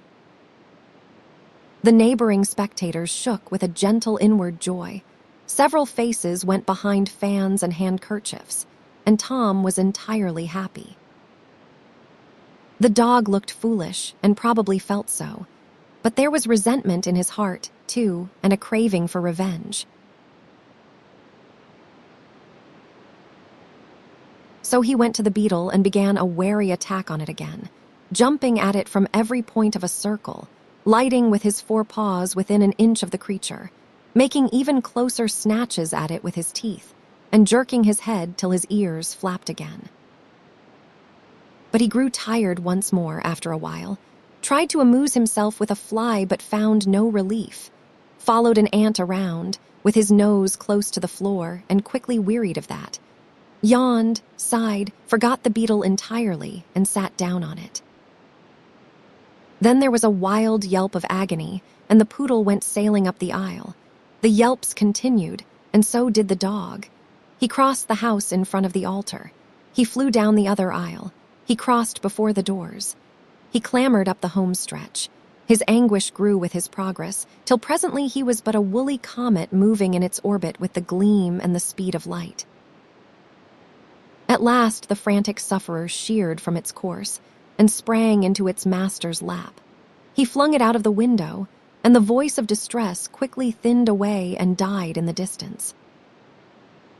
By this time, the whole church was red-faced and suffocating with suppressed laughter, and the sermon had come to a dead standstill.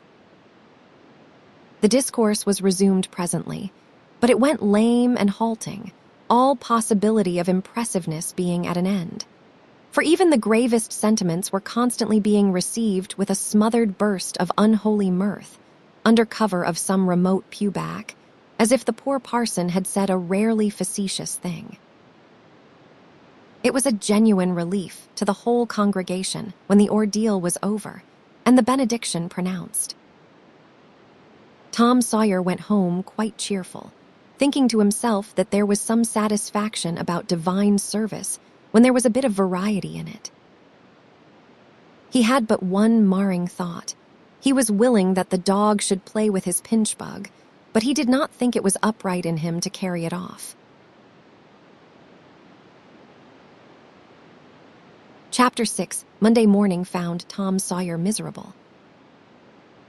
Monday morning always found him so, because it began another week's slow suffering in school. He generally began that day with wishing he had had no intervening holiday. It made the going into captivity and fetters again so much more odious. Tom lay thinking.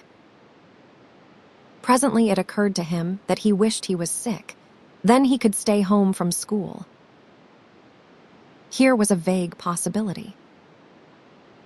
He canvassed his system. No ailment was found, and he investigated again. This time he thought he could detect colicky symptoms, and he began to encourage them with considerable hope. But they soon grew feeble, and presently died wholly away. He reflected further. Suddenly, he discovered something. One of his upper front teeth was loose. This was lucky. He was about to begin to groan as a starter, as he called it, when it occurred to him that if he came into court with that argument, his aunt would pull it out, and that would hurt. So he thought he would hold the tooth in reserve for the present and seek further. Nothing offered for some little time, and then he remembered hearing the doctor tell about a certain thing that laid up a patient for 2 or 3 weeks and threatened to make him lose a finger. So the boy eagerly drew his sore toe from under the sheet and held it up for inspection. But now he did not know the necessary symptoms. However, it seemed well worthwhile to chance it, so he fell to groaning with considerable spirit. But Seed slept on unconscious. Tom groaned louder and fancied that he began to feel pain in the toe. No result from Seed. Tom was panting with his exertions by this time. He took a rest and then swelled himself up and fetched a succession of admirable groans. Seed snored on. Tom was aggravated. He said, "Seed, Seed," and shook him. This course worked well, and Tom began to groan again. Seed yawned, stretched, then brought himself up on his elbow with a snort and began to stare at Tom. Tom went on groaning. Seed said, "Tom." "Say Tom." "Here, Tom." "Tom." "What is the matter, Tom?" And he shook him and looked in his face anxiously. Tom moaned out, "Oh, do not, Seed. Do not joggle me. Why, what is the matter, Tom?" "I must call Auntie." "No, never mind. It will be over by and by, maybe." "Do not call anybody, but I must." "Do not groan so, Tom, it is awful." "How long you been this way?" "Hours." "Ouch." "Oh, do not stir so, Seed, you will kill me." "Tom, why did not you wake me sooner?" "Oh, Tom, do not. It makes my flesh crawl to hear you." "Tom, what is the matter?" "I forgive you everything, Seed. Everything you have ever done to me. When I am gone. Oh, Tom, you ain't dying, are you?" "Do not, Tom, oh, do not." "Maybe. I forgive everybody, Seed." "Tell him so, Seed." "And Seed, you give my window sash and my cat with one eye to that new girl that is come to town, and tell her." But Seed had snatched his clothes and gone. Tom was suffering in reality. Now, so handsomely was his imagination working, and so his groans had gathered quite a genuine tone. Seed flew downstairs and said, "Oh, Aunt Polly, come." "Tom's dying." "Dying? Yes'm." "Do not wait, come quick." "Rubbage."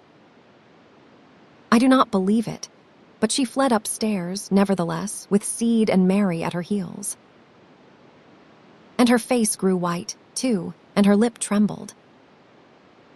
When she reached the bedside, she gasped out, "You, Tom." Tom, what is the matter with you? Oh, Auntie, I am... What is the matter with you? What is the matter with you, child?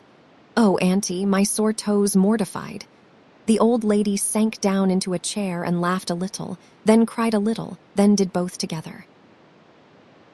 This restored her, and she said, Tom, what a turn you did give me. Now you shut up that nonsense and climb out of this. The groans ceased, and the pain vanished from the toe. The boy felt a little foolish, and he said, Aunt Polly, it seemed mortified, and it hurt so I never minded my tooth at all. Your tooth, indeed. What is the matter with your tooth? One of them's loose, and it aches perfectly awful. There now, do not begin that groaning again. Open your mouth. Well, your tooth is loose, but you are not going to die about that. Mary, get me a silk thread and a chunk of fire out of the kitchen. Tom said, Oh, please, Auntie, do not pull it out. It do not hurt any more. I wish I may never stir if it does. Please do not, Auntie. I do not want to stay home from school. Oh, you do not you?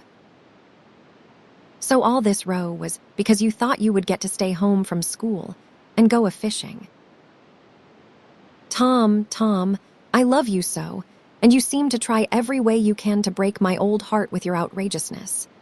By this time, the dental instruments were ready. The old lady made one end of the silk thread fast to Tom's tooth with a loop and tied the other to the bedpost. Then she seized the chunk of fire and suddenly thrust it almost into the boy's face. The tooth hung dangling by the bedpost now. But all trials bring their compensations. As Tom wended to school after breakfast, he was the envy of every boy he met because the gap in his upper row of teeth enabled him to expectorate in a new and admirable way. He gathered quite a following of lads interested in the exhibition, and one that had cut his finger and had been a center of fascination and homage up to this time, now found himself suddenly without an adherent and shorn of his glory. His heart was heavy, and he said with a disdain which he did not feel that it was not anything to spit like Tom Sawyer, but another boy said, Sour grapes, and he wandered away a dismantled hero. Shortly Tom came upon the juvenile pariah of the village, Huckleberry Finn, son of the town drunkard. Huckleberry was cordially hated and dreaded by all the mothers of the town, because he was idle and lawless and vulgar and bad, and because all their children admired him so, and delighted in his forbidden society, and wished they dared to be like him. Tom was like the rest of the respectable boys, in that he envied Huckleberry his gaudy outcast condition, and was under strict orders not to play with him. So he played with him every time he got a chance. Huckleberry was always dressed in the cast-off clothes of full-grown men, and they were in perennial bloom and fluttering with rags. His hat was a vast ruin with a wide crescent lopped out of its brim. His coat, when he wore one, hung nearly to his heels and had the rearward buttons far down the back, but one suspender supported his trousers. The seat of the trousers bagged low and contained nothing. The fringed legs dragged in the dirt when not rolled up. Huckleberry came and went, at his own free will. He slept on doorsteps in fine weather and in empty hogsheads in wet. He did not have to go to school or to church, or call any being master or obey anybody. He could go fishing or swimming when and where he chose, and stay as long as it suited him. Nobody forbade him to fight. He could sit up as late as he pleased. He was always the first boy that went barefoot in the spring and the last to resume leather in the fall. He never had to wash, nor put on clean clothes. He could swear wonderfully. In a word, everything that goes to make life precious that boy had. So thought every harassed, hampered, respectable boy in St. Petersburg. Tom hailed the romantic outcast. "Hello, Huckleberry. Hello yourself and see how you like it. What is that you got? Dead cat. Lemme see him, Huck. My, he is pretty stiff. Where'd you get him? Bought him off, na boy. What did you give? I give a blue ticket and a bladder that I got at the slaughterhouse. Where'd you get the blue ticket? Bought it off in Ben Rogers 2 weeks ago for a hoop stick. Say, what is dead cats good for, Huck? Good for? Cure warts with? No. Is that so? I know something that is better. I bet you do not. What is it? Why, spunk water. Spunk water. I would not give a dern for spunk water. You would not you? Do you ever try it? No, I hain't. But Bob Tanner did. Who told you so? Why, he told Jeff Thatcher, and Jeff told Johnny Baker, and Johnny told Jim Hollies, and Jim told Ben Rogers, and Ben told a nigger, and the nigger told me. There now. Well, what of it? They will all lie. Leastways, all but the nigger. I do not know him. But I never see a nigger that would not lie. Shucks. Now you tell me how Bob Tanner done it, Huck. Why, he took and dipped his hand in a rotten stump where the rainwater was. In the daytime, certainly. With his face to the stump, yes. Least I reckon so. Did he say anything? I do not reckon he did. I do not know.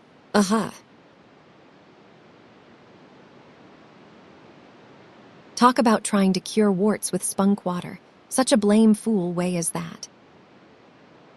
Why, that ain't going to do any good. You got to go all by yourself, to the middle of the woods, where you know there is a spunk water stump, and just as it is midnight you back up against the stump and jam your hand in and say, barley corn, Injun meal shorts, spunk water, swaller these warts. And then walk away quick, 11 steps, with your eyes shut, and then turn around 3 times and walk home without speaking to anybody. Because if you speak, the charm's busted. Well, that sounds like a good way, but that ain't the way Bob Tanner done. No, sir, you can bet he did not, because he is the wartiest boy in this town, and he would not have a wart on him if he would knowed how to work spunk water. I have took off thousands of warts off of my hands that way, Huck. I play with frogs so much that I have always got considerable many warts. Sometimes I take 'em off with a bean. Yes, bean's good. I have done that. Have you? What is your way? You take and split the bean and cut the wart so as to get some blood, and then you put the blood on one piece of the bean and take and dig a hole and bury it 'bout midnight at the crossroads in the dark of the moon, and then you burn up the rest of the bean. You see that piece that has got the blood on it will keep drawing and drawing, trying to fetch the other piece to it, and so that helps the blood to draw the wart, and pretty soon off she comes. Yes, that is it, Huck, that is it. Though when you are burying it, if you say, down bean, off wart, come no more to bother me, it is better.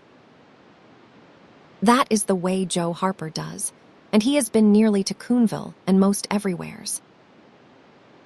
But say, how do you cure 'em with dead cats?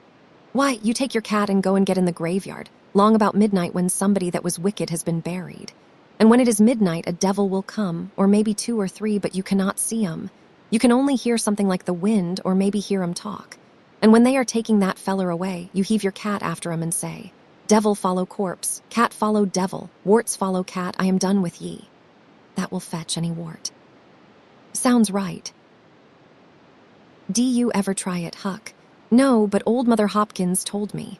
Well, I reckon it is so then. Because they say she is a witch. Say. Why, Tom, I know she is. She witched Pap. Pap says so his own self. He come along one day, and he see she was a-witching him, so he took up a rock, and if she had not dodged, he would a got her. Well, that very night he rolled off in a shed were, He was a lay-in drunk and broke his arm. Why, that is awful. How did he know she was awitching him? Lord, Pap can tell easy. Pap says when they keep looking at you right stiddy, they are awitching you. Especially if they mumble. Because when they mumble, they are saying the Lord's Prayer backwards. Say, Hucky, when you going to try the cat? Tonight. I reckon they will come after old Hoss Williams tonight, but they buried him Saturday. Did not they get him Saturday night? Why, how you talk. How could their charms work till midnight, and then it is Sunday? Devils do not slosh around much of a Sunday, I do not reckon. I never thought of that. That is so. Lemme go with you. Of course, if you ain't afeard. Afeard. 'Tain't likely. Will you meow? Yes, and you meow back if you get a chance. Last time, you kept me a-meowing around till old Hayes went to throwing rocks at me and says, "Durn that cat." And so I hove a brick through his window, but do not you tell. I will not. I could not meow that night, because Auntie was watching me, but I will meow this time. Say, what is that? Nothing but a tick. Where'd you get him? Out in the woods. What will you take for him? I do not know. I do not want to sell him. All right. It is a mighty small tick, anyway. Oh, anybody can run a tick down that do not belong to them. I am satisfied with it. It is a good enough tick for me. Show, there is ticks aplenty. I could have 1,000 of 'em if I wanted to. Well, why do not you? Because you know mighty well you cannot. This is a pretty early tick, I reckon. It is the first one I have seen this year. Say, Huck, I will give you my tooth for him. Let's see it. Tom got out a bit of paper and carefully unrolled it.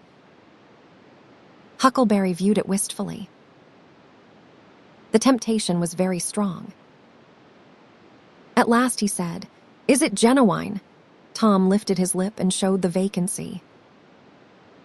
"Well, all right," said Huckleberry. "It is a trade." Tom enclosed the tick in the percussion cap box that had lately been the pinchbug's prison, and the boys separated, each feeling wealthier than before. When Tom reached the little isolated frame schoolhouse, he strode in briskly, with the manner of one who had come with all honest speed.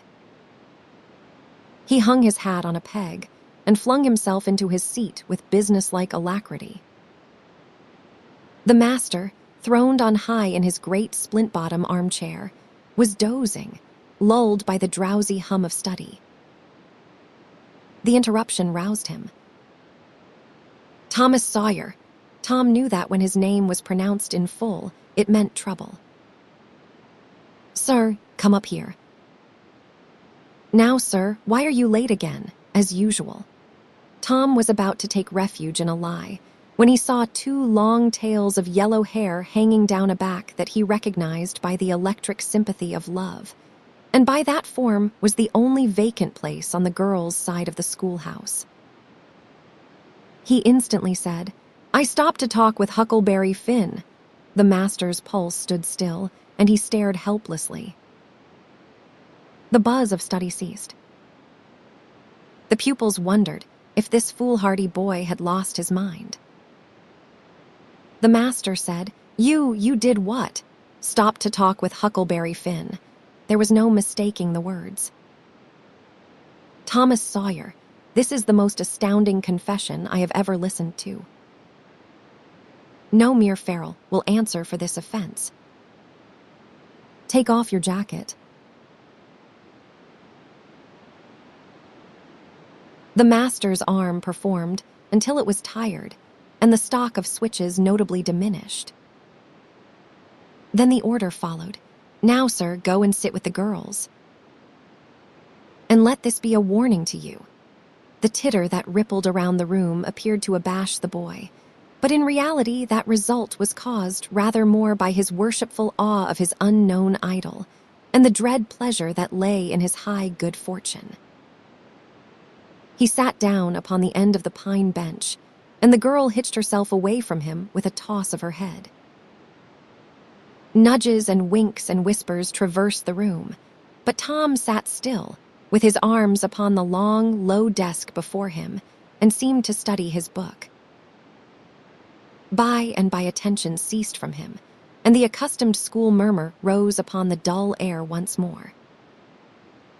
Presently, the boy began to steal furtive glances at the girl.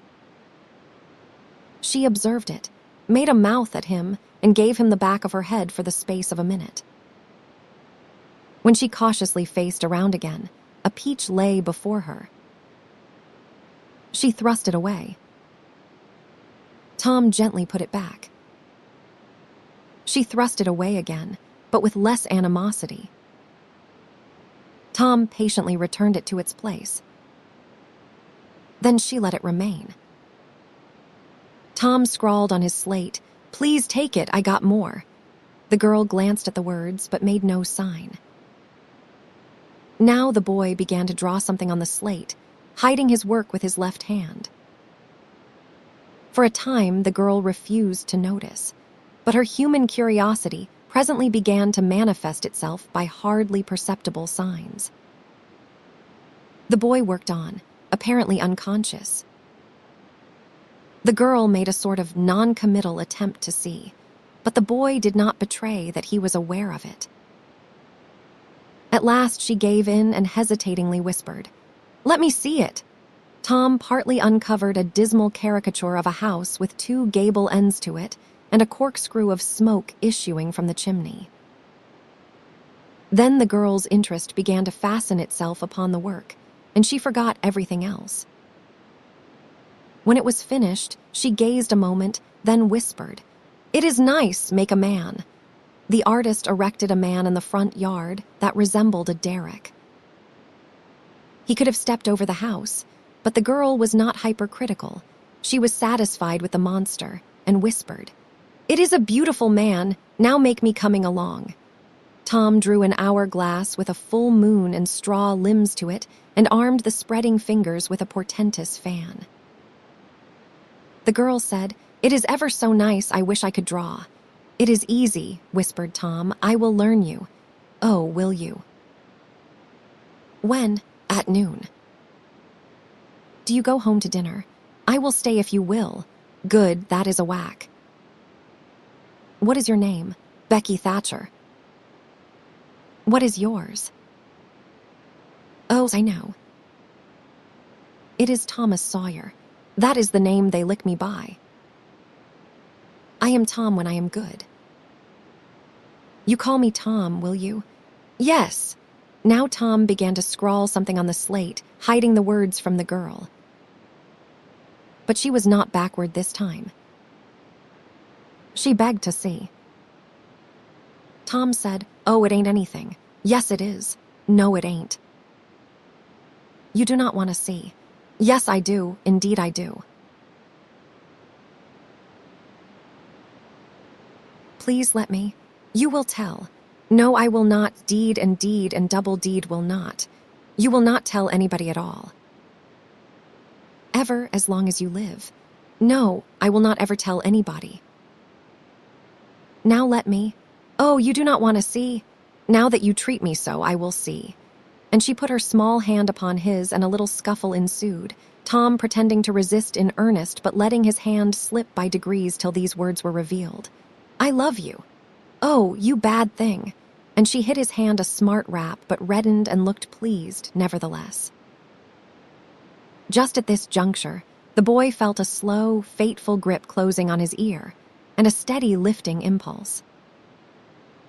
In that wise, he was borne across the house and deposited in his own seat, under a peppering fire of giggles from the whole school. Then the master stood over him during a few awful moments, and finally moved away to his throne without saying a word. But although Tom's ear tingled, his heart was jubilant. As the school quieted down, Tom made an honest effort to study, but the turmoil within him was too great. In turn, he took his place in the reading class and made a botch of it. Then in the geography class and turned lakes into mountains, mountains into rivers, and rivers into continents, till chaos was come again. Then in the spelling class, and got turned down by a succession of mere baby words, till he brought up at the foot and yielded up the pewter medal which he had worn with ostentation for months. Chapter 7. The harder Tom tried to fasten his mind on his book, the more his ideas wandered. So at last, with a sigh and a yawn, he gave it up. It seemed to him that the noon recess would never come. The air was utterly dead. There was not a breath stirring. It was the sleepiest of sleepy days.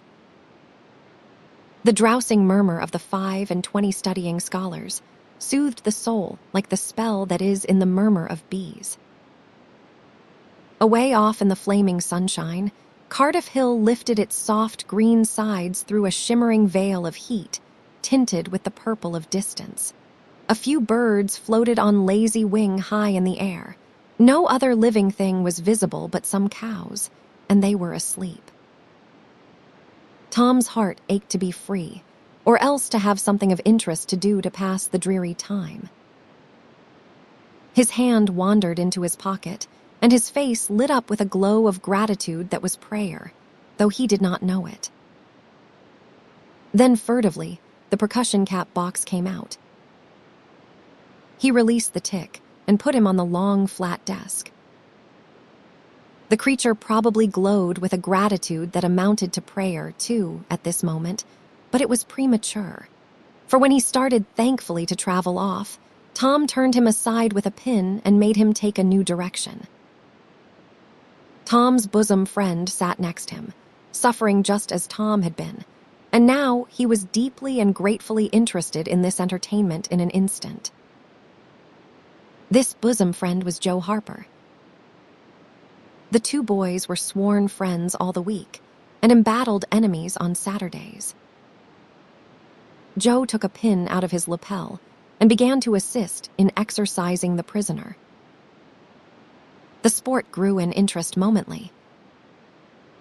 Soon Tom said that they were interfering with each other and neither getting the fullest benefit of the tick. So he put Joe's slate on the desk and drew a line down the middle of it from top to bottom. "Now," said he, "as long as he is on your side you can stir him up and I will let him alone. But if you let him get away and get on my side, you are to leave him alone as long as I can keep him from crossing over." "All right, go ahead, start him up." The tick escaped from Tom, presently, and crossed the equator. Joe harassed him a while, and then he got away and crossed back again. This change of base occurred often. While one boy was worrying the tick with absorbing interest, the other would look on with interest as strong, the two heads bowed together over the slate, and the two souls dead to all things else. At last luck seemed to settle and abide with Joe. The tick tried this, that, and the other course, and got as excited and as anxious as the boys themselves. But time and again, just as he would have victory in his very grasp, so to speak, and Tom's fingers would be twitching to begin, Joe's pin would deftly head him off and keep possession. At last Tom could stand it no longer. The temptation was too strong. So he reached out and lent a hand with his pin. Joe was angry in a moment. Said he, "Tom, you let him alone." "I only just want to stir him up a little, Joe." "No, sir, it ain't fair, you just let him alone." "Blame it, I ain't going to stir him much." "Let him alone, I tell you." "I will not." "You shall, he is on my side of the line." "Look here, Joe Harper, whose is that tick?" "I do not care whose tick he is on my side of the line and you shan't touch him." "Well, I will just bet I will, though." "He is my tick and I will do what I blame please with him, or die." A tremendous whack came down on Tom's shoulders and its duplicate on Joe's. And for the space of 2 minutes, the dust continued to fly from the 2 jackets and the whole school to enjoy it. The boys had been too absorbed to notice the hush that had stolen upon the school a while before when the master came tiptoeing down the room and stood over them. He had contemplated a good part of the performance before he contributed his bit of variety to it. When school broke up at noon, Tom flew to Becky Thatcher and whispered in her ear, "Put on your bonnet and let on you are going home. And when you get to the corner, give the rest of 'em the slip and turn down through the lane and come back. I will go the other way and come it over 'em the same way." So the one went off with one group of scholars and the other with another. In a little while, the 2 met at the bottom of the lane, and when they reached the school, they had it all to themselves. Then they sat together with a slate before them, and Tom gave Becky the pencil and held her hand in his, guiding it, and so created another surprising house. When the interest in art began to wane, the 2 fell to talking. Tom was swimming in bliss. He said, "Do you love rats?" "No." "I hate them." "Well, I do too, live ones." "But I mean dead ones, to swing round your head with a string." "No, I do not care for rats much anyway." "What I like is chewing gum." "Oh, I should say so." "I wish I had some now." "Do you?" "I have got some." "I will let you chew it a while, but you must give it back to me." That was agreeable, so they chewed it turnabout and dangled their legs against the bench in excess of contentment. "Was you ever at a circus?" said Tom. "Yes, and my pa's going to take me again sometime, if I am good. I've been to the circus 3 or 4 times, lots of times." "Church ain't shucks to a circus." "There is things going on at a circus all the time." "I am going to be a clown in a circus when I grow up." "Oh, are you?" "That will be nice." "They are so lovely, all spotted up." "Yes, that is so." "And they get slathers of money, most $1 a day, Ben Rogers says." "Say, Becky, was you ever engaged?" "What is that?" "Why, engaged to be married." "No, would you like to?" "I reckon so." "I do not know."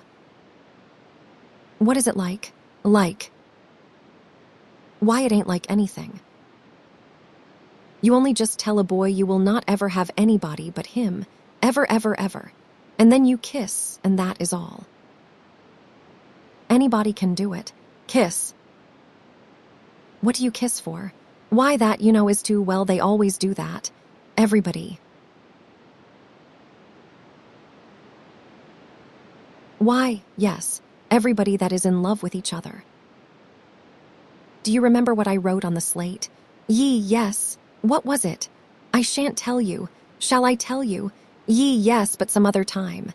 "No, now. No, not now, tomorrow." "Oh, no, now." "Please, Becky, I will whisper it. I will whisper it ever so easy." Becky hesitating. Tom took silence for consent and passed his arm about her waist and whispered the tale ever so softly, with his mouth close to her ear. And then he added, "Now you whisper it to me just the same." She resisted for a while and then said, "You turn your face away so you cannot see, and then I will." "But you must not ever tell anybody. Will you, Tom?" "Now you will not, will you?" "No, indeed, indeed I will not." "Now, Becky." He turned his face away. She bent timidly around till her breath stirred his curls and whispered, "I love you." Then she sprang away and ran around and around the desks and benches, with Tom after her, and took refuge in a corner at last, with her little white apron to her face.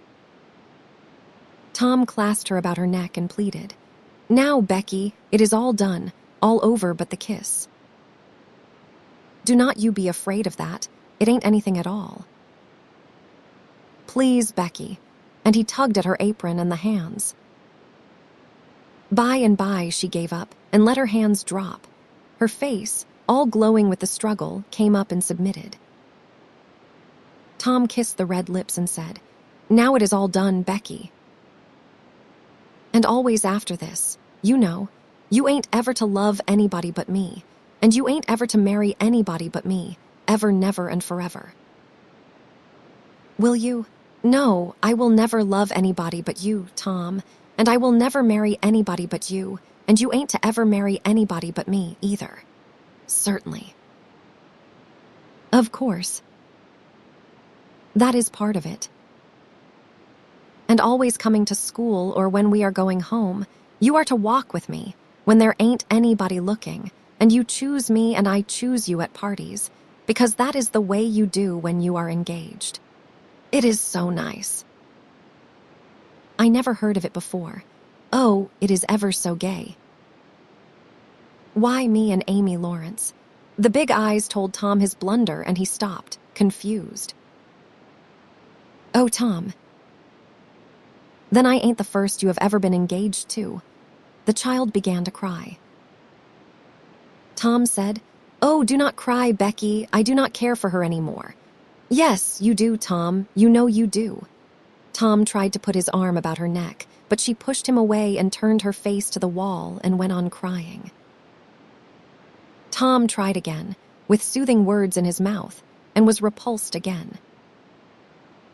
Then his pride was up, and he strode away and went outside. He stood about, restless and uneasy, for a while, glancing at the door every now and then, hoping she would repent and come to find him. But she did not. Then he began to feel badly and fear that he was in the wrong. It was a hard struggle with him to make new advances now, but he nerved himself to it and entered. She was still standing back there in the corner, sobbing, with her face to the wall. Tom's heart smote him. He went to her and stood a moment, not knowing exactly how to proceed. Then he said hesitatingly, "Becky, I do not care for anybody but you." No reply, but sobs. "Becky," pleadingly. "Becky, will not you say something?" More sobs. Tom got out his chiefest jewel, a brass knob from the top of an andiron, and passed it around her so that she could see it, and said, "Please, Becky, will not you take it?" She struck it to the floor. Then Tom marched out of the house and over the hills and far away, to return to school no more that day. Presently, Becky began to suspect. She ran to the door. He was not in sight. She flew around to the play yard. He was not there. Then she called, "Tom. Come back, Tom." She listened intently, but there was no answer. She had no companions but silence and loneliness. So she sat down to cry again and upbraid herself. And by this time, the scholars began to gather again, and she had to hide her griefs and still her broken heart and take up the cross of a long, dreary, aching afternoon, with none among the strangers about her to exchange sorrows with. Chapter 8. Tom dodged hither and thither through lanes until he was well out of the track of returning scholars, and then fell into a moody jog. He crossed a small branch 2 or 3 times, because of a prevailing juvenile superstition that to cross water baffled pursuit. Half an hour later, he was disappearing behind the Douglas mansion on the summit of Cardiff Hill, and the schoolhouse was hardly distinguishable away off in the valley behind him.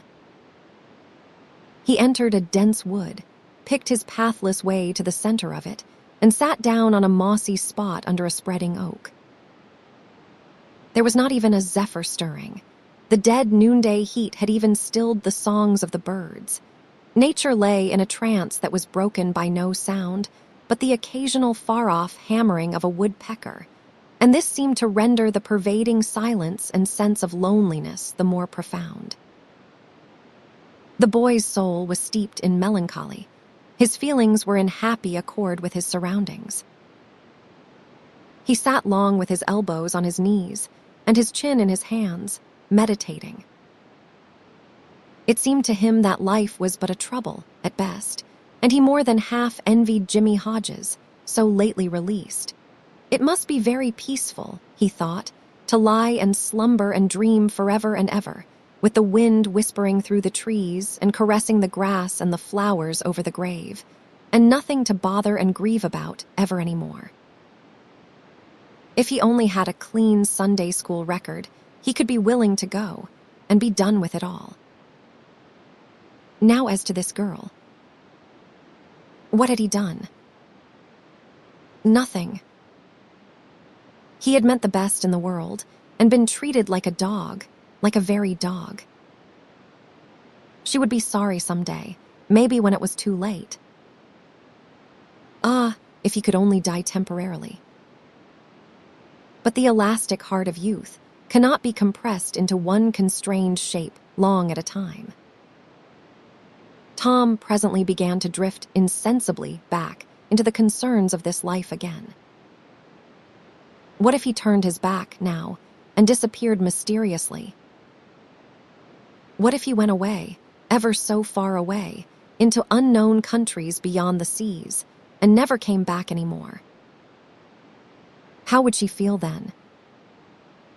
The idea of being a clown recurred to him now, only to fill him with disgust. For frivolity and jokes and spotted tights were an offense when they intruded themselves upon a spirit that was exalted into the vague, august realm of the romantic.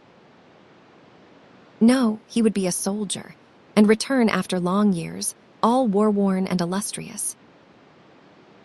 No, better still, he would join the Indians, and hunt buffaloes and go on the warpath in the mountain ranges and the trackless Great Plains of the far west, and away in the future come back a great chief, bristling with feathers, hideous with paint, and prance into Sunday school, some drowsy summer morning, with a blood-curdling war-whoop, and sear the eyeballs of all his companions with unappeasable envy.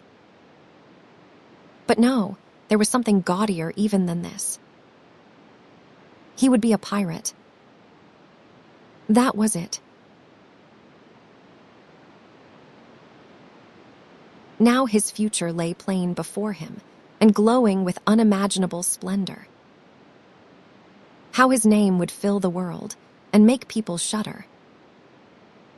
How gloriously he would go plowing the dancing seas, in his long, low, black-hulled racer, the spirit of the storm, with his grisly flag flying at the fore. And at the zenith of his fame, how he would suddenly appear at the old village and stalk into church, brown and weather-beaten in his black velvet doublet and trunks, his great jack-boots, his crimson sash, his belt bristling with horse pistols, his crime-rusted cutlass at his side, his slouch hat with waving plumes, his black flag unfurled with the skull and crossbones on it, and hear with swelling ecstasy the whisperings, "It is Tom Sawyer the pirate, the Black Avenger of the Spanish Main." Yes, it was settled. His career was determined. He would run away from home and enter upon it. He would start the very next morning. Therefore, he must now begin to get ready. He would collect his resources together. He went to a rotten log near at hand and began to dig under one end of it with his Barlow knife. He soon struck wood that sounded hollow. He put his hand there and uttered this incantation impressively. "What has not come here, come. What is here, stay here." Then he scraped away the dirt and exposed a pine shingle. He took it up and disclosed a shapely little treasure house whose bottom and sides were of shingles. In it lay a marble. Tom's astonishment was boundless. He scratched his head with a perplexed air and said, "Well, that beats anything." Then he tossed the marble away pettishly and stood cogitating. The truth was that a superstition of his had failed here, which he and all his comrades had always looked upon as infallible. If you buried a marble with certain necessary incantations and left it alone a fortnight, and then opened the place with the incantation he had just used, you would find that all the marbles you had ever lost had gathered themselves together there, meantime, no matter how widely they had been separated. But now, this thing had actually and unquestionably failed. Tom's whole structure of faith was shaken to its foundations. He had many a time heard of this thing succeeding, but never of its failing before. It did not occur to him that he had tried it several times before, himself, but could never find the hiding places afterward. He puzzled over the matter some time, and finally decided that some witch had interfered and broken the charm. He thought he would satisfy himself on that point, so he searched around till he found a small sandy spot with a little funnel-shaped depression in it. He laid himself down and put his mouth close to this depression and called, "Doodlebug, Doodlebug, tell me what I want to know. Doodlebug, Doodlebug, tell me what I want to know." The sand began to work, and presently a small black bug appeared for a second and then darted under again in a fright. He dasn't tell. So it was a witch that done it. I just knowed it. He well knew the futility of trying to contend against witches, so he gave up discouraged. But it occurred to him that he might as well have the marble he had just thrown away, and therefore he went and made a patient search for it. But he could not find it. Now he went back to his treasure house and carefully placed himself just as he had been standing when he tossed the marble away. Then he took another marble from his pocket and tossed it in the same way, saying, "Brother, go find your brother." He watched where it stopped and went there and looked. But it must have fallen short or gone too far, so he tried twice more. The last repetition was successful. The two marbles lay within a foot of each other. Just here the blast of a toy tin trumpet came faintly down the green aisles of the forest. Tom flung off his jacket and trousers, turned a suspender into a belt, raked away some brush behind the rotten log, disclosing a rude bow and arrow, a lath sword and a tin trumpet, and in a moment had seized these things and bounded away, bare-legged, with fluttering shirt. He presently halted under a great elm, blew an answering blast, and then began to tiptoe and look warily out, this way and that. He said cautiously to an imaginary company, "Hold, my merry men." "Keep hid till I blow." Now appeared Joe Harper, as airily clad and elaborately armed as Tom. Tom called, "Hold. Who comes here into Sherwood Forest without my pass? Guy of Gisborne wants no man's pass. Who art thou that dares to hold such language?" said Tom, prompting, for they talked by the book, from memory. "Who art thou that dares to hold such language? I, indeed. I am Robin Hood, as thy caitiff carcase soon shall know. Then art thou indeed that famous outlaw? Right gladly will I dispute with thee the passes of the merry wood. Have at thee." They took their lath swords, dumped their other traps on the ground, struck a fencing attitude, foot to foot, and began a grave, careful combat, 2 up and 2 down. Presently Tom said, "Now, if you have got the hang, go it lively." So they went it lively, panting and perspiring with the work. By and by Tom shouted, "Fall, fall." "Why do not you fall? I shan't." "Why do not you fall yourself?" "You are getting the worst of it. Why, that ain't anything." "I cannot fall. That ain't the way it is in the book." "The book says, 'Then with one backhanded stroke he slew poor Guy of Gisborne.' You are to turn around and let me hit you in the back." There was no getting around the authorities, so Joe turned, received the whack, and fell. "Now," said Joe, getting up, "you got to let me kill you." "That is fair. Why, I cannot do that, it ain't in the book." Well, it is blamed mean, that is all. Well, say, Joe, you can be Friar Tuck or Much the miller's son, and lamb me with a quarterstaff. Or I will be the sheriff of Nottingham, and you be Robin Hood a little while and kill me. This was satisfactory, and so these adventures were carried out. Then Tom became Robin Hood again, and was allowed by the treacherous nun to bleed his strength away through his neglected wound. And at last Joe, representing a whole tribe of weeping outlaws, dragged him sadly forth, gave his bow into his feeble hands, and Tom said, "Where this arrow falls, there bury poor Robin Hood under the greenwood tree." Then he shot the arrow and fell back and would have died, but he lit on a nettle and sprang up too gaily for a corpse. The boys dressed themselves, hid their accoutrements, and went off grieving that there were no outlaws anymore, and wondering what modern civilization could claim to have done to compensate for their loss. They said they would rather be outlaws a year in Sherwood Forest than President of the United States forever. Chapter 9 at 9:30. That night, Tom and Seed were sent to bed, as usual. They said their prayers, and Seed was soon asleep. Tom lay awake and waited, in restless impatience. When it seemed to him that it must be nearly daylight, he heard the clock strike 10. This was despair.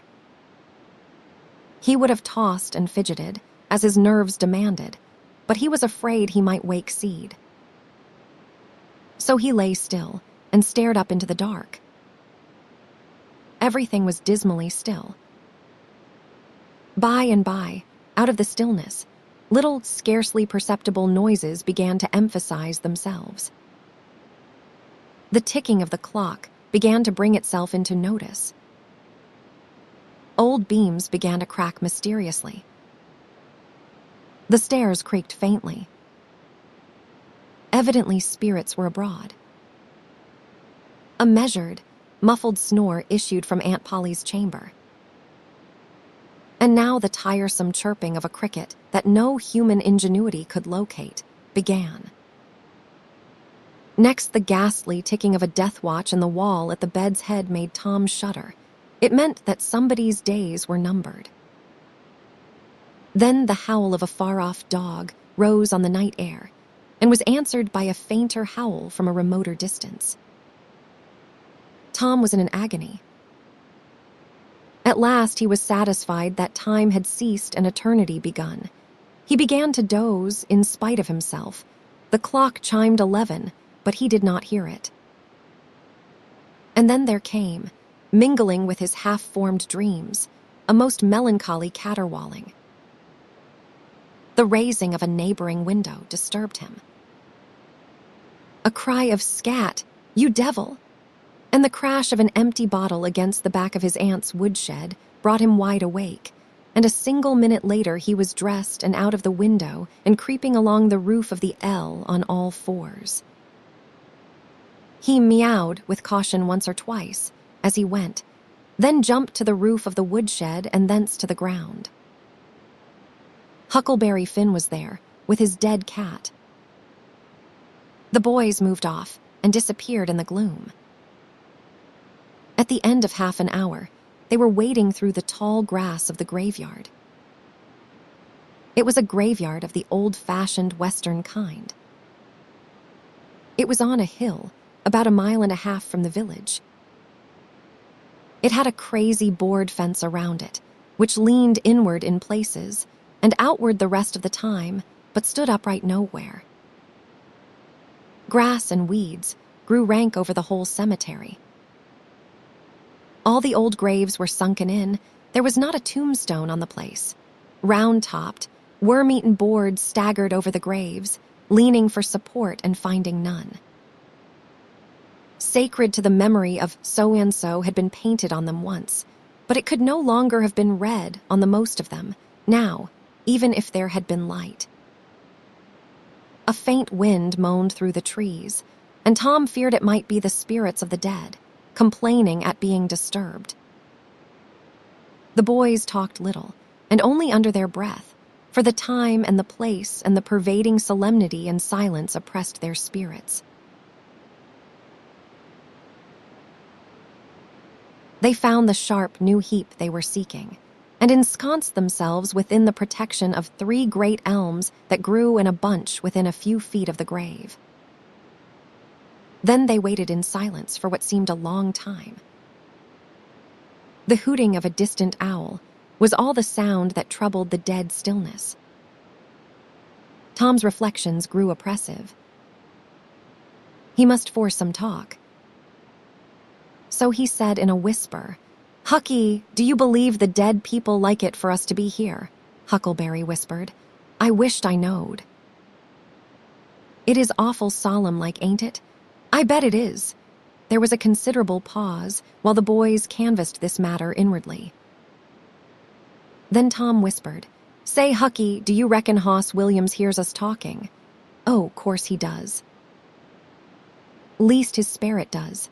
Tom, after a pause, "I wish I would said Mr. Williams. But I never meant any harm. Everybody calls him Hoss. A body cannot be too particular how they talk about these are dead people, Tom." This was a damper, and conversation died again. Presently Tom seized his comrade's arm and said, "S.H., what is it, Tom?" And the two clung together with beating hearts. "S.H. There 'tis again. Did not you hear it? Aye, there. Now you hear it. Lord Tom, they are coming. They are coming, sure. What will we do? I don't know. Think they will see us. Oh, Tom, they can see in the dark, same as cats. I wished I had not come. Oh, do not be afeard. I do not believe they will bother us. We ain't doing any harm. If we keep perfectly still, maybe they will not notice us at all. I will try to, Tom, but, Lord, I am all of a shiver. Listen." The boys bent their heads together and scarcely breathed. A muffled sound of voices floated up from the far end of the graveyard. "Look." "See there," whispered Tom. "What is it?" "It is devil fire." "Oh, Tom, this is awful." Some vague figures approached through the gloom, swinging an old-fashioned tin lantern that freckled the ground with innumerable little spangles of light.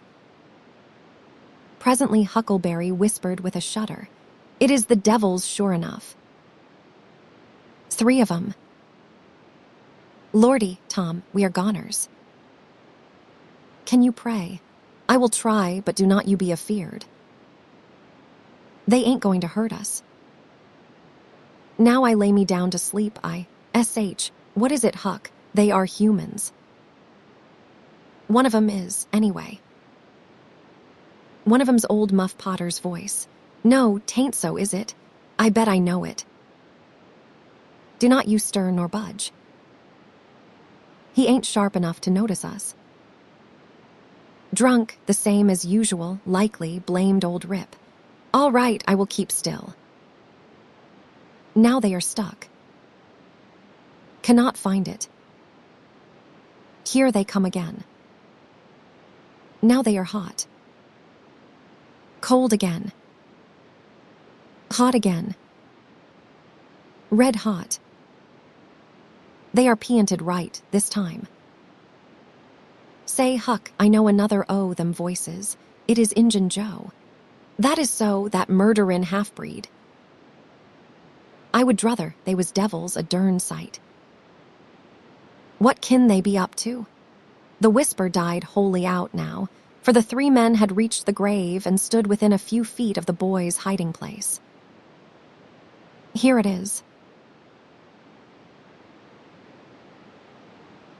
said the 3rd voice, and the owner of it held the lantern up and revealed the face of young Dr. Robinson. Potter and Injun Joe were carrying a hand-barrow with a rope and a couple of shovels on it. They cast down their load and began to open the grave. The doctor put the lantern at the head of the grave and came and sat down with his back against one of the elm trees. He was so close the boys could have touched him. "Hurry, men," he said in a low voice. "The moon might come out at any moment." They growled a response and went on digging. For some time, there was no noise, but the grating sound of the spades discharging their freight of mold and gravel. It was very monotonous.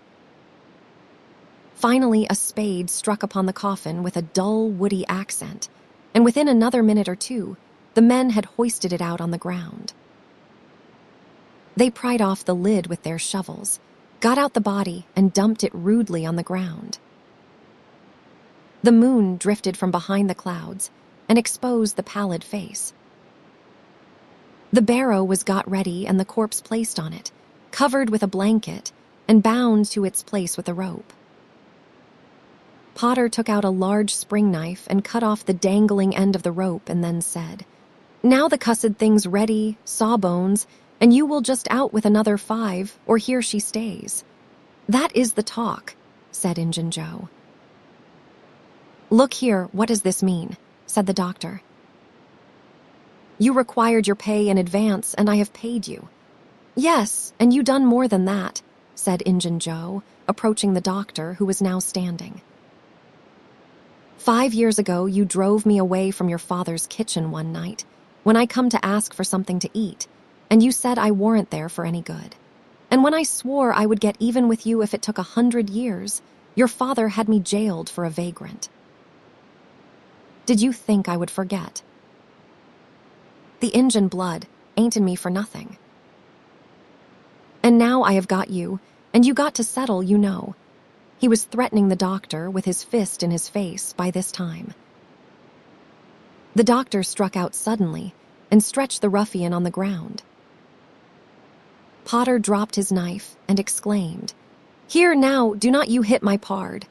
And the next moment he had grappled with the doctor, and the two were struggling with might and main, trampling the grass and tearing the ground with their heels. Injun Joe sprang to his feet, his eyes flaming with passion, snatched up Potter's knife and went creeping, cat-like and stooping, round and round about the combatants, seeking an opportunity. All at once the doctor flung himself free, seized the heavy headboard of William's grave and felled Potter to the earth with it. And in the same instant, the half-breed saw his chance and drove the knife to the hilt in the young man's breast. He reeled and fell partly upon Potter, flooding him with his blood, and in the same moment the clouds blotted out the dreadful spectacle, and the two frightened boys went speeding away in the dark. Presently, when the moon emerged again, Injun Joe was standing over the two forms, contemplating them. The doctor murmured inarticulately, gave a long gasp or two, and was still. The half-breed muttered, "That score is settled, damn you." Then he robbed the body. After which he put the fatal knife in Potter's open right hand and sat down on the dismantled coffin. 3, 4, 5 minutes passed, and then Potter began to stir and moan. His hand closed upon the knife. He raised it, glanced at it, and let it fall with a shudder. Then he sat up, pushing the body from him, and gazed at it, and then around him confusedly. His eyes met Joe's. "Lord, how is this, Joe?" he said. "It is a dirty business," said Joe without moving. "What did you do it for?" I never done it. Look here." "That kind of talk will not wash." Potter trembled and grew white. "I thought I would got sober. I would no business to drink tonight. But it is in my head yet, worse than when we started here. I am all in a muddle, cannot recollect anything of it hardly. Tell me, Joe, honest now, old feller, did I do it?" "Joe, I never meant to. 'Pon my soul and honor, I never meant to, Joe." "Tell me how it was, Joe." "Oh, Oh, it is awful, and him so young and promising. Why, you two was scuffling, and he fetched you one with the headboard and you fell flat. And then up you come, all reeling and staggering like, and snatched the knife and jammed it into him, just as he fetched you another awful clip. And here you have laid, as dead as a wedge till now. Oh, I did not know what I was a-doing. I wish I may die this minute if I did. It was all on account of the whiskey and the excitement, I reckon. I never used a weapon in my life before, Joe. I have fought, but never with weapons. They will all say that. Joe, do not tell. Say you will not tell. Joe, that is a good feller. I always liked you, Joe, and stood up for you too. Do not you remember? You will not tell, will you, Joe? And the poor creature dropped on his knees before the stolid murderer and clasped his appealing hands. No, you have always been fair and square with me, Muff Potter, and I will not go back on you. There now, that is as fair as a man can say. Oh, Joe, you are an angel. I will bless you for this the longest day I live. And Potter began to cry.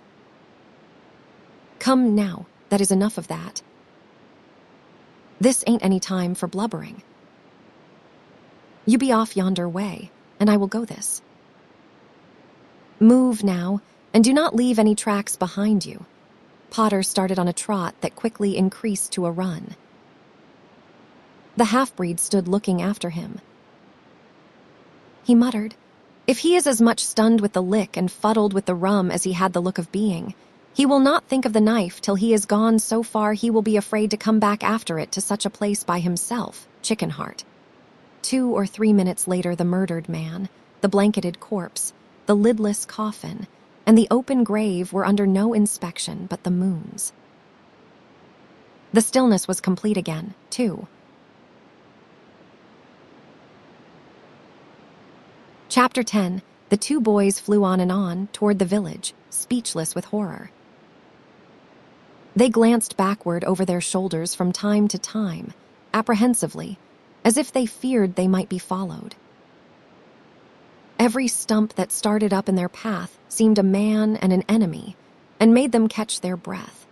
And as they sped by some outlying cottages that lay near the village, the barking of the aroused watchdogs seemed to give wings to their feet. If we can only get to the old tannery before we break down, whispered Tom, in short catches between breaths.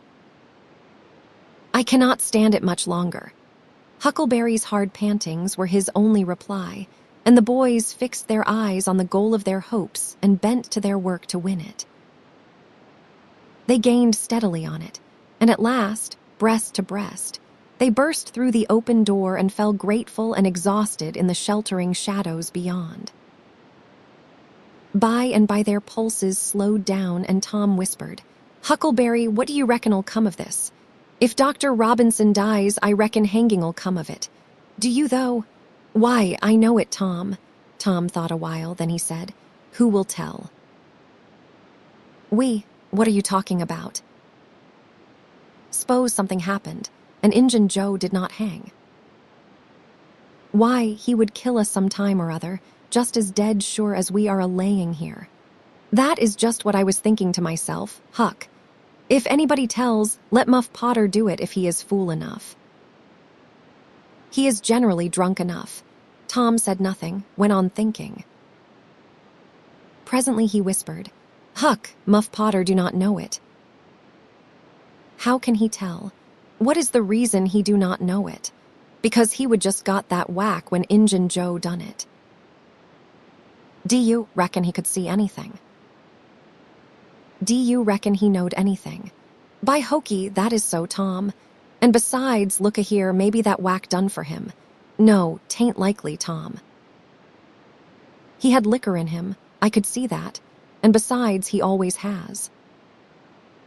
Well, when Pap's full, you might take and belt him over the head with a church, and you could not faze him. He says so, his own self. So it is the same with Muff Potter, of course. But if a man was dead sober, I reckon maybe that whack might fetch him. I don't know. After another reflective silence, Tom said, Hucky, you sure you can keep Mum? Tom, we got to keep Mum. You know that. That Injun devil would not make any more of drowning us than a couple of cats, if we was to squeak 'bout this, and they did not hang him. Now look a-here, Tom, let's take and swear to one another. That is what we got to do, swear to keep Mum. I am agreed. It is the best thing. Would you just hold hands and swear that we? Oh no, that would not do for this. That is good enough for little rubbishy common things, especially with gals, 'cause they go back on you anyway and blab if they get in a huff, but their order be writing 'bout a big thing like this. And blood, Tom's whole being applauded this idea. It was deep and dark and awful. The hour, the circumstances, the surroundings were in keeping with it. He picked up a clean pine shingle that lay in the moonlight, took a little fragment of red keel out of his pocket, got the moon on his work, and painfully scrawled these lines, emphasizing each slow downstroke by clamping his tongue between his teeth and letting up the pressure on the upstrokes. Huck Finn and Tom Sawyer swears they will keep mum about this, and they wish they may drop down dead in their tracks if they ever tell and rot. Huckleberry was filled with admiration of Tom's facility in writing and the sublimity of his language. He at once took a pin from his lapel and was going to prick his flesh, but Tom said, "Hold on. Do not do that. A pin's brass. It might have verdigris on it. What is verdigris? It is piesin. That is what it is. You just swaller some of it once, you will see." So Tom unwound the thread from one of his needles, and each boy pricked the ball of his thumb and squeezed out a drop of blood. In time, after many squeezes, Tom managed to sign his initials, using the ball of his little finger for a pen. Then he showed Huckleberry how to make an H and an F, and the oath was complete. They buried the shingle close to the wall, with some dismal ceremonies and incantations, and the fetters that bound their tongues were considered to be locked and the key thrown away. A figure crept stealthily through a break in the other end of the ruined building, now, but they did not notice it. "Tom," whispered Huckleberry, "does this keep us from ever telling always?" "Of course it does. It do not make any difference what happens. We got to keep mum. We would drop down dead, do not you know that?" "Yes, I reckon that is so." They continued to whisper for some little time. Presently a dog set up a long, lugubrious howl just outside, within 10 feet of them. The boys clasped each other suddenly, in an agony of fright. "Which of us does he mean?" gasped Huckleberry. "I don't know," peeped through the crack. "Quick, no you, Tom. I cannot do it, Huck. Please, Tom." "There 'tis again. Oh, Lordy, I am thankful," whispered Tom. I know his voice. "It is Bull Harbison." "Oh, that is good, I tell you, Tom. I was most scared to death. I would have bet anything it was a stray dog." The dog howled again. The boy's heart sank once more. "Oh my, that ain't no Bull Harbison," whispered Huckleberry. "Do, Tom." Tom, quaking with fear, yielded and put his eye to the crack. His whisper was hardly audible when he said, "Oh, Huck, it is a stray dog. Quick, Tom, quick." "Who does he mean?" "Huck, he must mean us both. We are right together." "Oh, Tom, I reckon we are goners." "I reckon there ain't no mistake 'bout where I will go to. I been so wicked. Dad fetch it. This comes of playing hooky and doing everything a feller's told not to do. I might have been good, like Seed, if I would have tried, but no, I would not, of course. But if ever I get off this time, I lay I will just waller in Sunday schools." And Tom began to snuffle a little. "You bad," and Huckleberry began to snuffle too. "Consound it, Tom Sawyer, you are just old pie. Long side o' what I am." "Oh, lordy, lordy, lordy, I wished I only had half your chance." Tom choked off and whispered, "Look, Hucky, look." "He has got his back to us." Hucky looked with joy in his heart. "Well, he has, by jingoes." "Did he before?" "Yes, he did. But I, like a fool, never thought." "Oh, this is bully, you know." "Now who can he mean?" The howling stopped. Tom pricked up his ears. "SH. What is that?" he whispered. "Sounds like hogs grunting." "No, it is somebody snoring, Tom. That is it." "Whereabouts is it, Huck? I believe it is down at t'other end." "Sounds so, anyway. Pap used to sleep there, sometimes. Long with the hogs, but laws bless you, he just lifts things when he snores. Besides, I reckon he ain't ever coming back to this town anymore." The spirit of adventure rose in the boys' souls once more. "Hucky, do you dast to go if I lead? I do not like too much." "Tom, s'pose it is Injun Joe." Tom quailed. But presently the temptation rose up strong again, and the boys agreed to try, with the understanding that they would take to their heels if the snoring stopped. So they went tiptoeing stealthily down, the one behind the other. When they had got to within 5 steps of the snorer, Tom stepped on a stick, and it broke with a sharp snap. The man moaned, writhed a little, and his face came into the moonlight. It was Muff Potter. The boys' hearts had stood still, and their hopes too, when the man moved, but their fears passed away now. They tiptoed out, through the broken weather boarding, and stopped at a little distance to exchange a parting word. That long, lugubrious howl rose on the night air again. They turned and saw the strange dog standing within a few feet of where Potter was lying, and facing Potter, with his nose pointing heavenward. "Oh, Jemini, it is him," exclaimed both boys in a breath.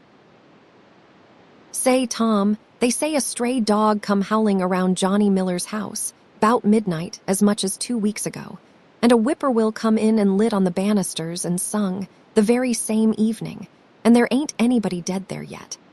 "Well, I know that." "And suppose there ain't. Did not Gracie Miller fall in the kitchen fire and burn herself terrible the very next Saturday?" "Yes, but she ain't dead. And what is more, she is getting better, too. All right, you wait and see. She is a goner, just as dead sure as Muff Potter's a goner." "That is what the niggers say, and they know all about these kind of things, Huck." Then they separated, cogitating. When Tom crept in at his bedroom window, the night was almost spent. He undressed with excessive caution and fell asleep congratulating himself that nobody knew of his escapade. He was not aware that the gently snoring Seed was awake and had been so for an hour. When Tom awoke, Seed was dressed and gone. There was a late look in the light, a late sense in the atmosphere. He was startled. Why had he not been called, persecuted till he was up, as usual? The thought filled him with bodings. Within 5 minutes he was dressed and downstairs, feeling sore and drowsy. The family were still at table, but they had finished breakfast. There was no voice of rebuke, but there were averted eyes. There was a silence and an air of solemnity that struck a chill to the culprit's heart. He sat down and tried to seem gay, but it was uphill work. It roused no smile, no response, and he lapsed into silence and let his heart sink down to the depths. After breakfast, his aunt took him aside, and Tom almost brightened in the hope that he was going to be flogged, but it was not so. His aunt wept over him and asked him how he could go and break her old heart so, and finally told him to go on and ruin himself and bring her gray hairs with sorrow to the grave, for it was no use for her to try any more. This was worse than 1,000 whippings, and Tom's heart was sorer now than his body. He cried, he pleaded for forgiveness, promised to reform over and over again, and then received his dismissal, feeling that he had won but an imperfect forgiveness and established but a feeble confidence. He left the presence too miserable to even feel revengeful toward Seed, and so the latter's prompt retreat through the back gate was unnecessary. He moped to school gloomy and sad, and took his flogging, along with Joe Harper, for playing hooky the day before, with the air of one whose heart was busy with heavier woes and wholly dead to trifles. Then he betook himself to his seat, rested his elbows on his desk and his jaws in his hands, and stared at the wall with the stony stare of suffering that has reached the limit and can no further go. His elbow was pressing against some hard substance. After a long time, he slowly and sadly changed his position and took up this object with a sigh. It was in a paper. He unrolled it. A long, lingering, colossal sigh followed, and his heart broke. It was his brass andiron knob. This final feather broke the camel's back. Chapter 11. Close upon the hour of noon, the whole village was suddenly electrified with the ghastly news. No need of the as yet undreamed-of telegraph. The tale flew from man to man, from group to group, from house to house, with little less than telegraphic speed. Of course, the schoolmaster gave holiday for that afternoon. The town would have thought strangely of him if he had not. A gory knife had been found close to the murdered man, and it had been recognized by somebody as belonging to Muff Potter, so the story ran. And it was said that a belated citizen had come upon Potter washing himself in the branch about 1 or 2 o'clock in the morning, and that Potter had at once sneaked off, suspicious circumstances, especially the washing, which was not a habit with Potter. It was also said that the town had been ransacked for this murderer. The public are not slow in the matter of sifting evidence and arriving at a verdict, but that he could not be found. Horsemen had departed down all the roads in every direction, and the sheriff was confident that he would be captured before night. All the town was drifting toward the graveyard. Tom's heartbreak vanished, and he joined the procession, not because he would not 1,000 times rather go anywhere else, but because an awful, unaccountable fascination drew him on.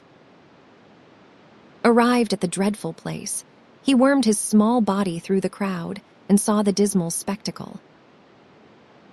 It seemed to him an age since he was there before. Somebody pinched his arm. He turned, and his eyes met Huckleberry's. Then both looked elsewhere at once, and wondered if anybody had noticed anything in their mutual glance. But everybody was talking, and intent upon the grisly spectacle before them. Poor fellow, poor young fellow, this ought to be a lesson to grave robbers. Muff Potter'll hang for this if they catch him. This was the drift of remark, and the minister said, "It was a judgment, his hand is here." Now Tom shivered from head to heel, for his eye fell upon the stolid face of Injun Joe. At this moment the crowd began to sway and struggle, and voices shouted, "It is him! It is him! He is coming himself!" Who? Who? From 20 voices. Muff Potter. Hallo, he is stopped. Look out, he is turning. Do not let him get away. People in the branches of the trees over Tom's head said he was not trying to get away. He only looked doubtful and perplexed.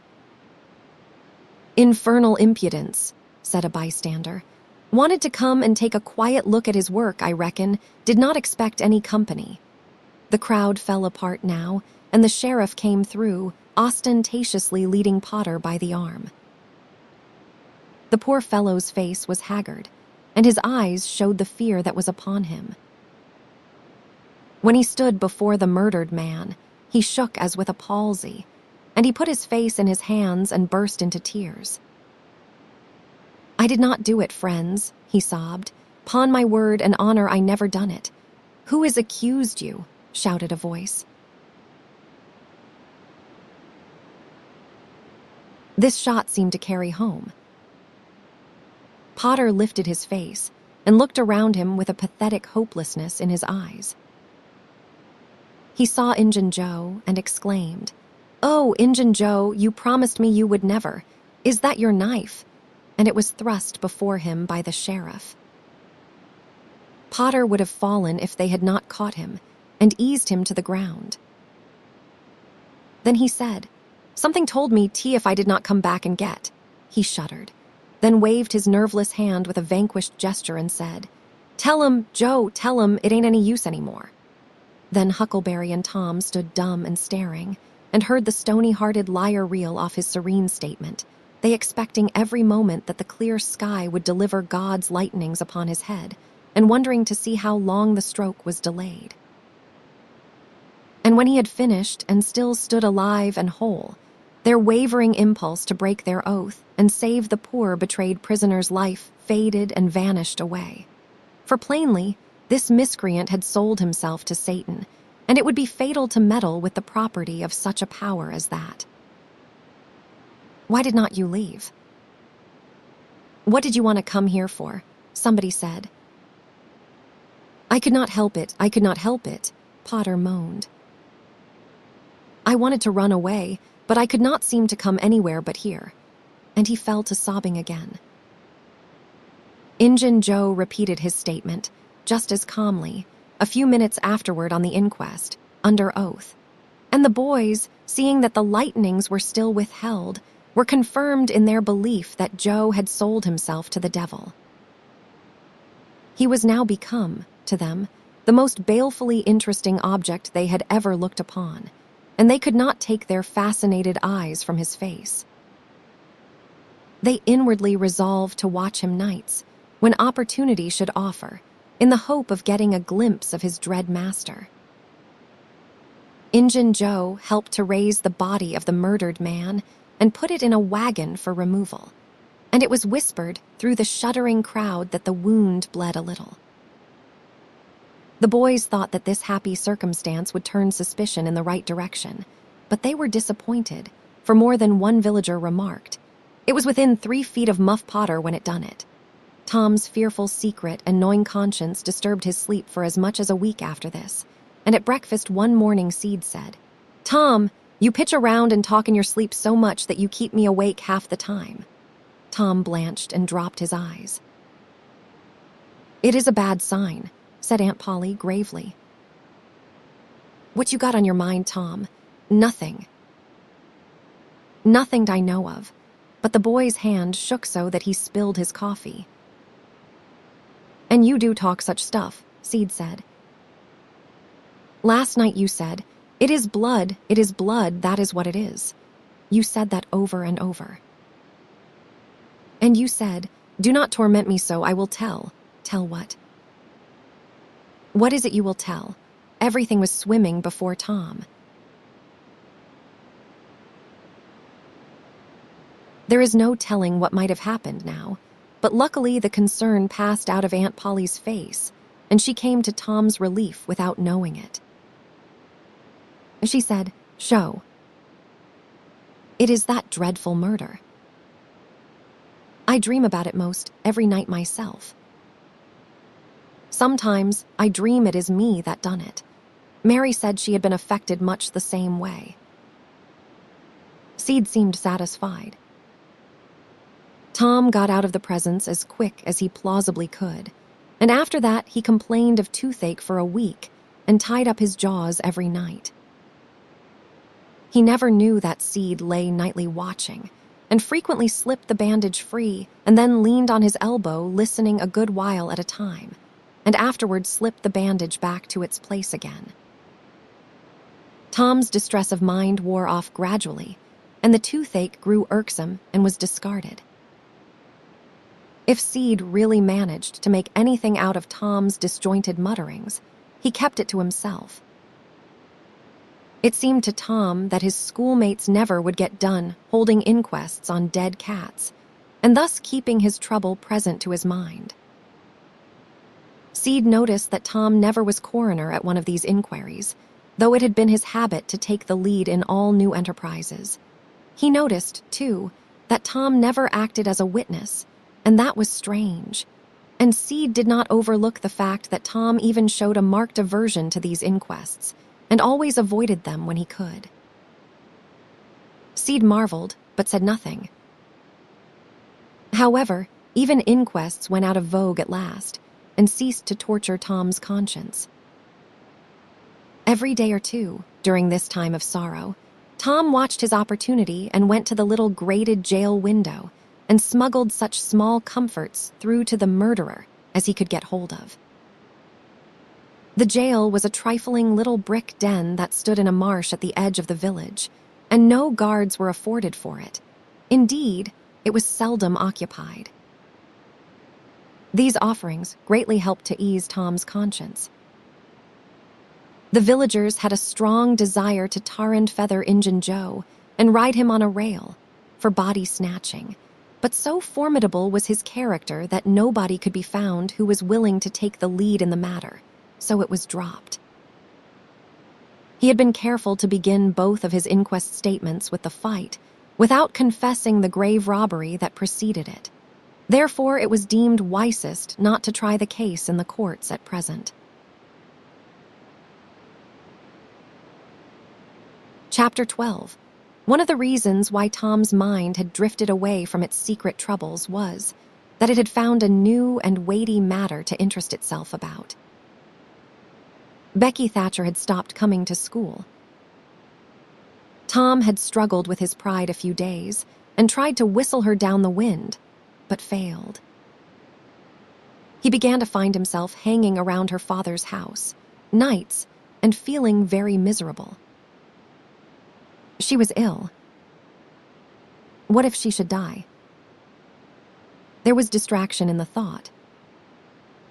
He no longer took an interest in war, nor even in piracy. The charm of life was gone. There was nothing but dreariness left. He put his hoop away, and his bat. There was no joy in them anymore. His aunt was concerned. She began to try all manner of remedies on him. She was one of those people who are infatuated with patent medicines and all newfangled methods of producing health or mending it. She was an inveterate experimenter in these things. When something fresh in this line came out, she was in a fever right away to try it. Not on herself, for she was never ailing, but on anybody else that came handy. She was a subscriber for all the health, periodicals, and phrenological frauds, and the solemn ignorance they were inflated with was breath to her nostrils. All the rot they contained about ventilation, and how to go to bed, and how to get up, and what to eat, and what to drink, and how much exercise to take, and what frame of mind to keep one's self in, and what sort of clothing to wear, was all gospel to her, and she never observed that her health journals of the current month customarily upset everything they had recommended the month before. She was as simple-hearted and honest as the day was long, and so she was an easy victim. She gathered together her quack periodicals and her quack medicines, and thus armed with death, went about on her pale horse, metaphorically speaking, with hell following after. But she never suspected that she was not an angel of healing and the balm of Gilead in disguise to the suffering neighbors. The water treatment was new, now, and Tom's low condition was a windfall to her. She had him out at daylight every morning, stood him up in the woodshed and drowned him with a deluge of cold water. Then she scrubbed him down with a towel like a file, and so brought him to. Then she rolled him up in a wet sheet and put him away under blankets till she sweated his soul clean, and the yellow stains of it came through his pores, as Tom said. Yet notwithstanding all this, the boy grew more and more melancholy and pale and dejected. She added hot baths, sitz baths, shower baths, and plunges. The boy remained as dismal as a hearse. She began to assist the water with a slim oatmeal diet and blister plasters. She calculated his capacity as she would a jug's and filled him up every day with quack cure-alls.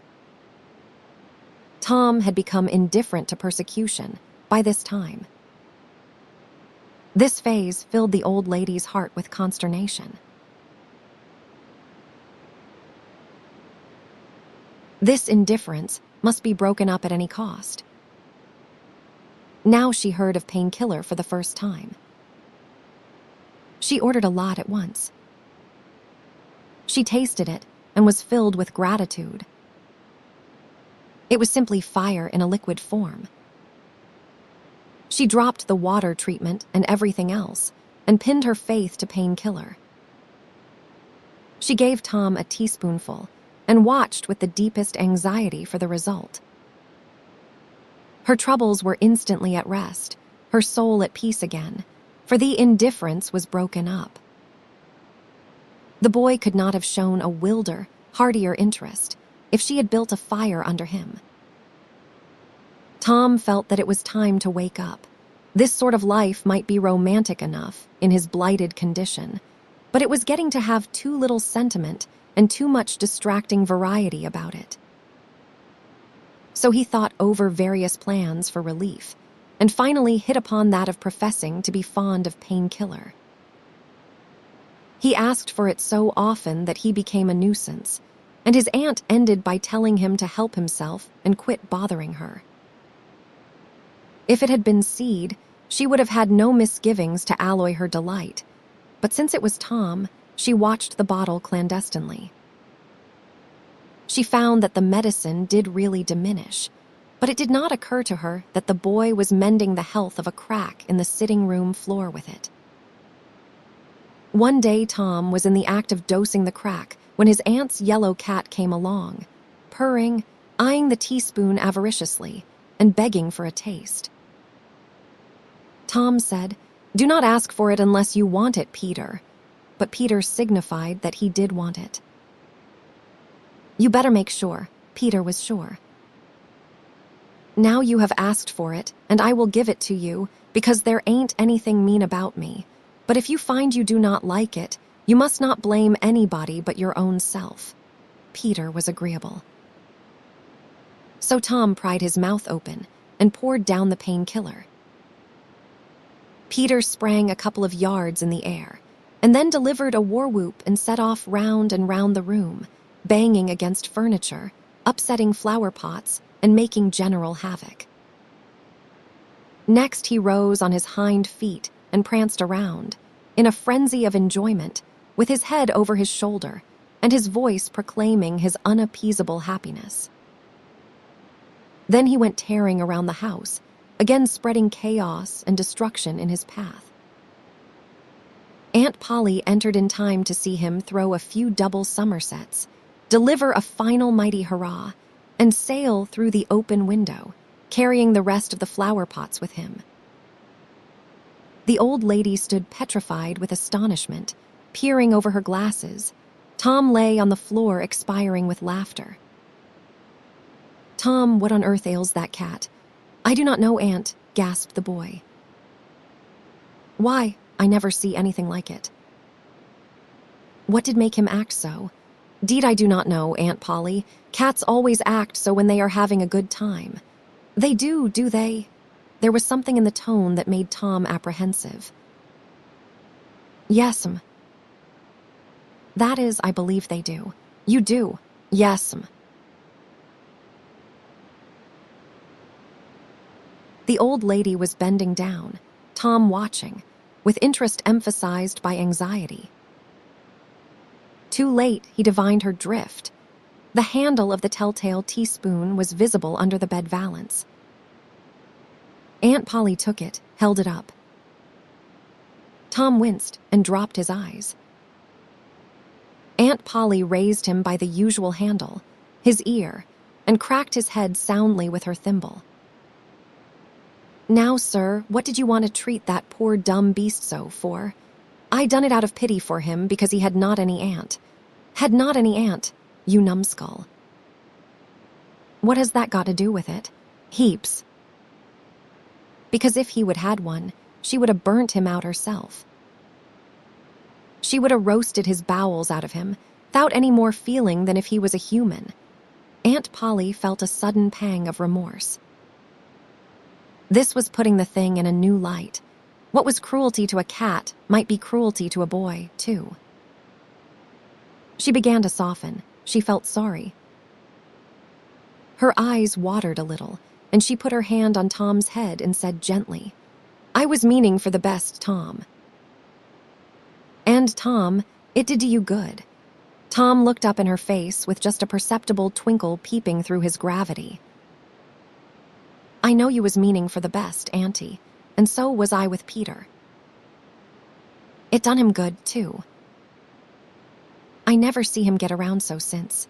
Oh, go long with you, Tom, before you aggravate me again. And you try and see if you cannot be a good boy, for once, and you need not take any more medicine." Tom reached school ahead of time. It was noticed that this strange thing had been occurring every day latterly. And now, as usual of late, he hung about the gate of the schoolyard instead of playing with his comrades.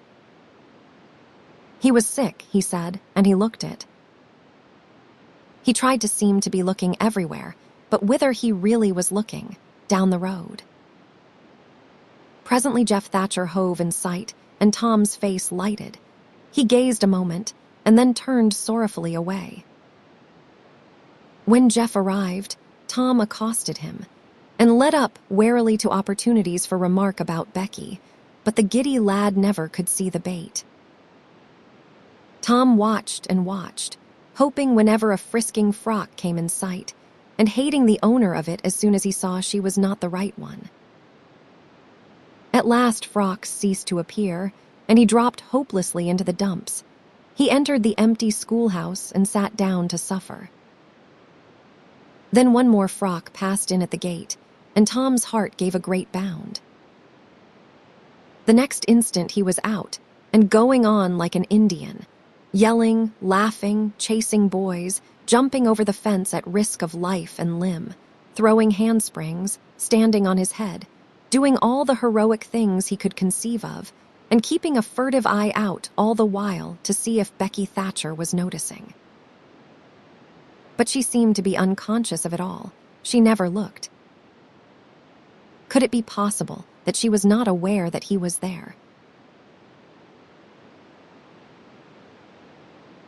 He carried his exploits to her immediate vicinity, came war-whooping around, snatched a boy's cap, hurled it to the roof of the schoolhouse, broke through a group of boys, tumbling them in every direction, and fell sprawling himself under Becky's nose, almost upsetting her, and she turned with her nose in the air, and he heard her say, "MF! Some people think they are mighty smart, always showing off." Tom's cheeks burned. He gathered himself up and sneaked off, crushed and crestfallen. Chapter 13. Tom's mind was made up now. He was gloomy and desperate. He was a forsaken, friendless boy, he said. Nobody loved him. When they found out what they had driven him to, perhaps they would be sorry. He had tried to do right and get along, but they would not let him. Since nothing would do them but to be rid of him, let it be so. And let them blame him for the consequences, why should not they? What right had the friendless to complain? Yes, they had forced him to it at last. He would lead a life of crime. There was no choice.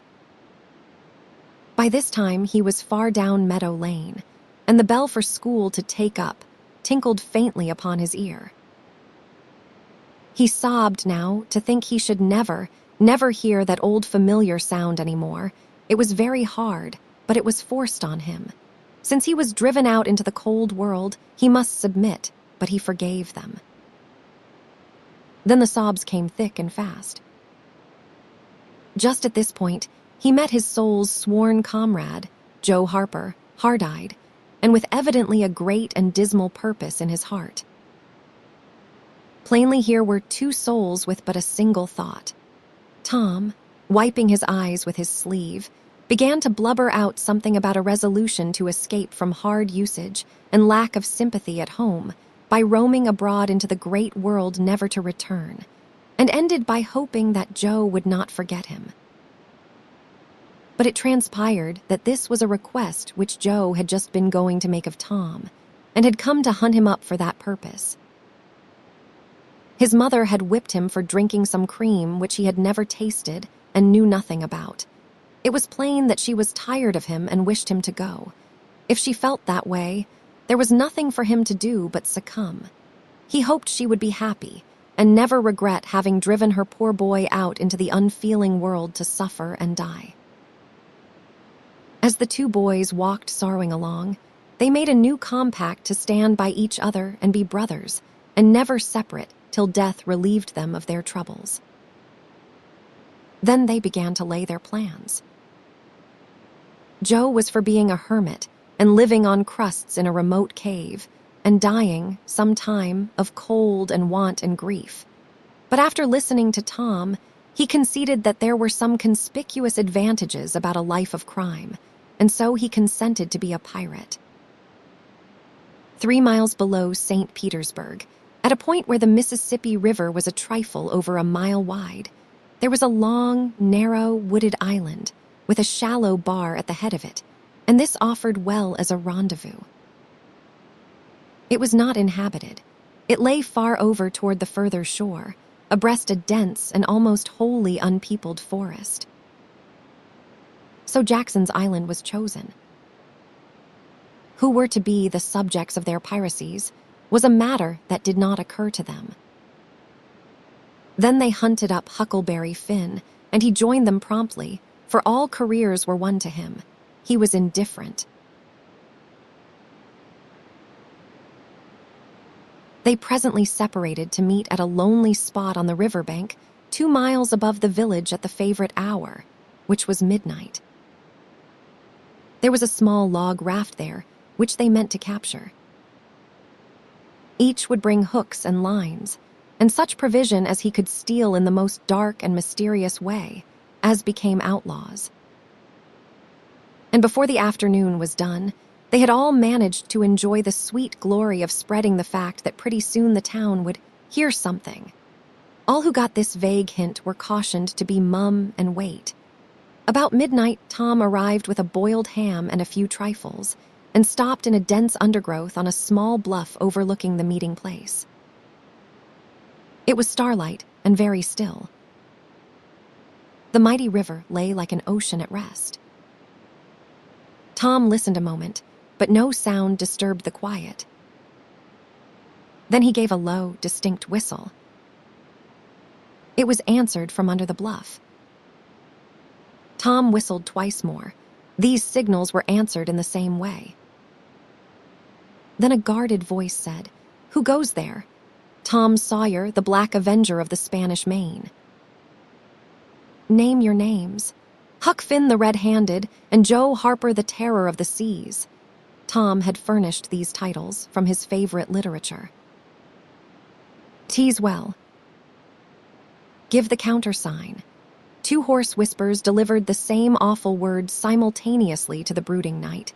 "Blood!" Then Tom tumbled his ham over the bluff and let himself down after it, tearing both skin and clothes to some extent in the effort. There was an easy, comfortable path along the shore under the bluff, but it lacked the advantages of difficulty and danger so valued by a pirate. The Terror of the Seas had brought a side of bacon, and had about worn himself out with getting it there. Finn the Red-Handed had stolen a skillet and a quantity of half-cured leaf tobacco, and had also brought a few corn cobs to make pipes with. But none of the pirates smoked or chewed but himself. The Black Avenger of the Spanish Main said it would never do to start without some fire. That was a wise thought. Matches were hardly known there in that day. They saw a fire smoldering upon a great raft 100 yards above, and they went stealthily thither and helped themselves to a chunk. They made an imposing adventure of it, saying, "Hist!" every now and then, and suddenly halting with finger on lip, moving with hands on imaginary dagger hilts, and giving orders in dismal whispers that if the foe stirred, to let him have it to the hilt, because dead men tell no tales. They knew well enough that the raftsmen were all down at the village laying in stores or having a spree, but still, that was no excuse for their conducting this thing in an unpiratical way. They shoved off, presently, Tom in command, Huck at the after oar and Joe at the forward. Tom stood amidships, gloomy-browed and with folded arms, and gave his orders in a low, stern whisper. "Luff and bring her to the wind." "Aye, sir." "Steady, steady, why. Steady it is, sir." "Let her go off a point." "Point it is, sir." As the boys steadily and monotonously drove the raft toward midstream, it was no doubt understood that these orders were given only for style, and were not intended to mean anything in particular. "What sail's she carrying?" "Courses, topsails, and flying jib, sir." "Send the yawls up." "Lay out aloft, there, 6 of ye, for topmast stunsail." "Lively now." "Aye, sir." "Shake out that." "Sheets and braces, now my hearties." "Aye, sir." "Hellamally, hard a port." "Stand by to meet her when she comes." Port." "Now, men." "With a will." "Stead, why. Steady it is, sir."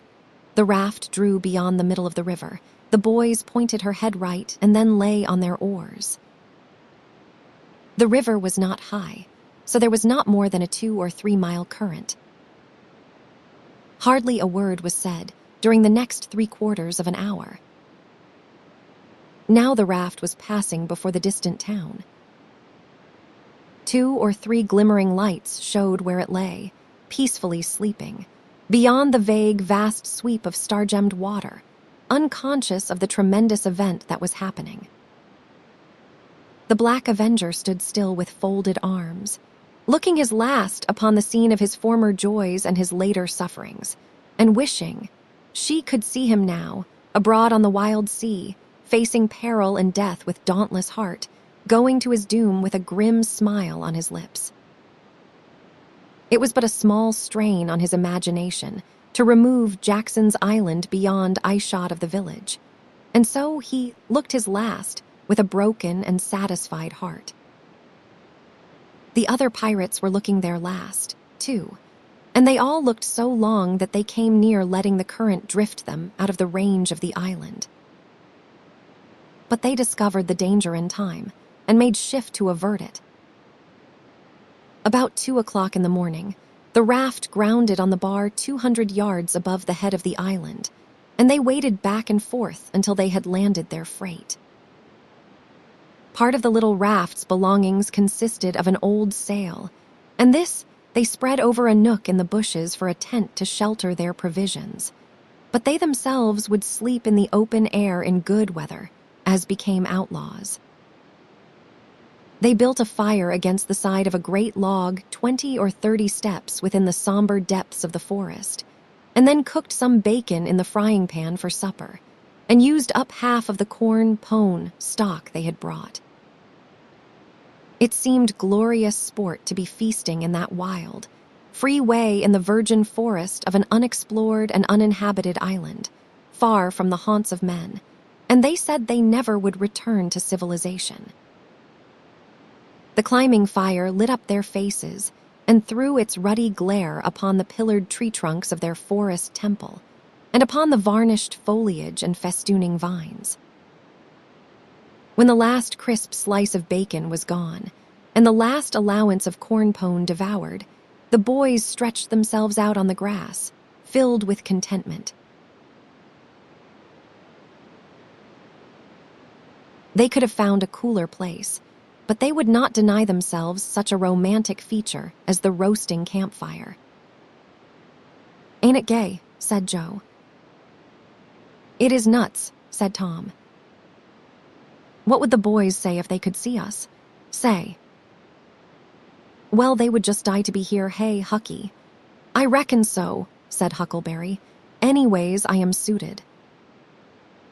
I do not want nothing better'n this.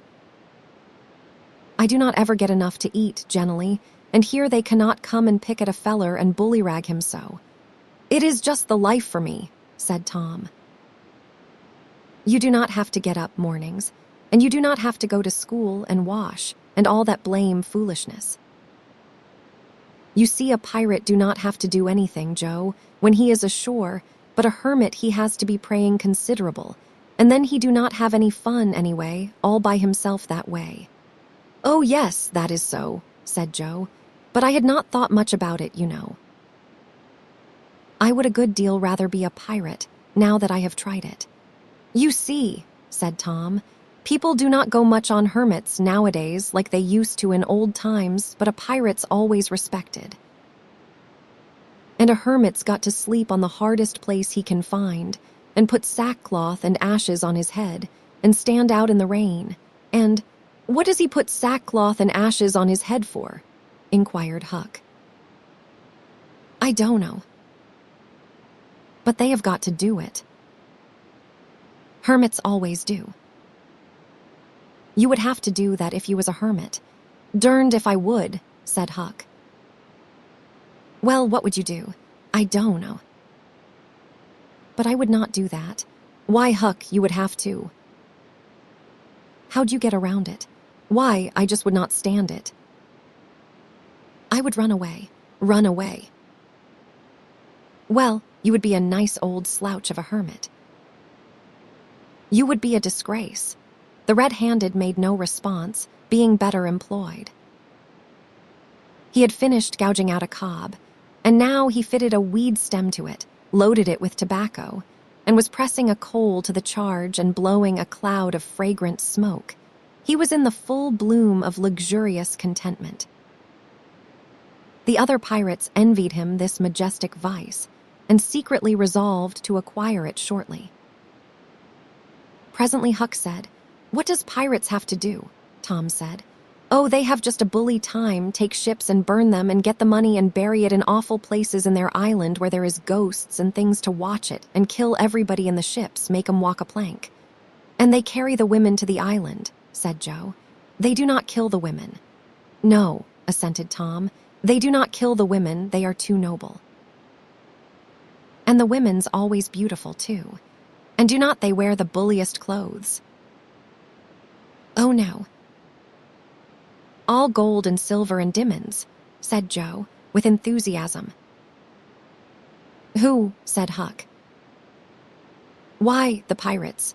Huck scanned his own clothing forlornly. "I reckon I ain't dressed fittin' for a pirate," said he, with a regretful pathos in his voice, "but I ain't got none but these." But the other boys told him the fine clothes would come fast enough after they should have begun their adventures. They made him understand that his poor rags would do to begin with, though it was customary for wealthy pirates to start with a proper wardrobe. Gradually, their talk died out, and drowsiness began to steal upon the eyelids of the little waifs. The pipe dropped from the fingers of the red-handed, and he slept the sleep of the conscience-free and the weary. The terror of the seas and the black avenger of the Spanish Main had more difficulty in getting to sleep. They said their prayers inwardly, and lying down, since there was nobody there with authority to make them kneel and recite aloud. In truth, they had a mind not to say them at all, but they were afraid to proceed to such lengths as that, lest they might call down a sudden and special thunderbolt from heaven. Then at once they reached and hovered upon the imminent verge of sleep, But an intruder came now that would not down. It was conscience. They began to feel a vague fear that they had been doing wrong to run away. And next they thought of the stolen meat, and then the real torture came. They tried to argue it away by reminding conscience that they had purloined sweetmeats and apples scores of times. But conscience was not to be appeased by such thin plausibilities. It seemed to them, in the end, that there was no getting around the stubborn fact that taking sweetmeats was only hooking, while taking bacon and hams and such valuables was plain, simple stealing, and there was a command against that in the Bible. So they inwardly resolved that so long as they remained in the business, their piracies should not again be sullied with the crime of stealing. Then conscience granted a truce, and these curiously inconsistent pirates fell peacefully to sleep. Chapter 14. When Tom awoke in the morning, he wondered where he was. He sat up and rubbed his eyes and looked around. Then he comprehended. It was the cool gray dawn, and there was a delicious sense of repose and peace in the deep pervading calm and silence of the woods. Not a leaf stirred, not a sound obtruded upon great nature's meditation. Beaded dewdrops stood upon the leaves and grasses.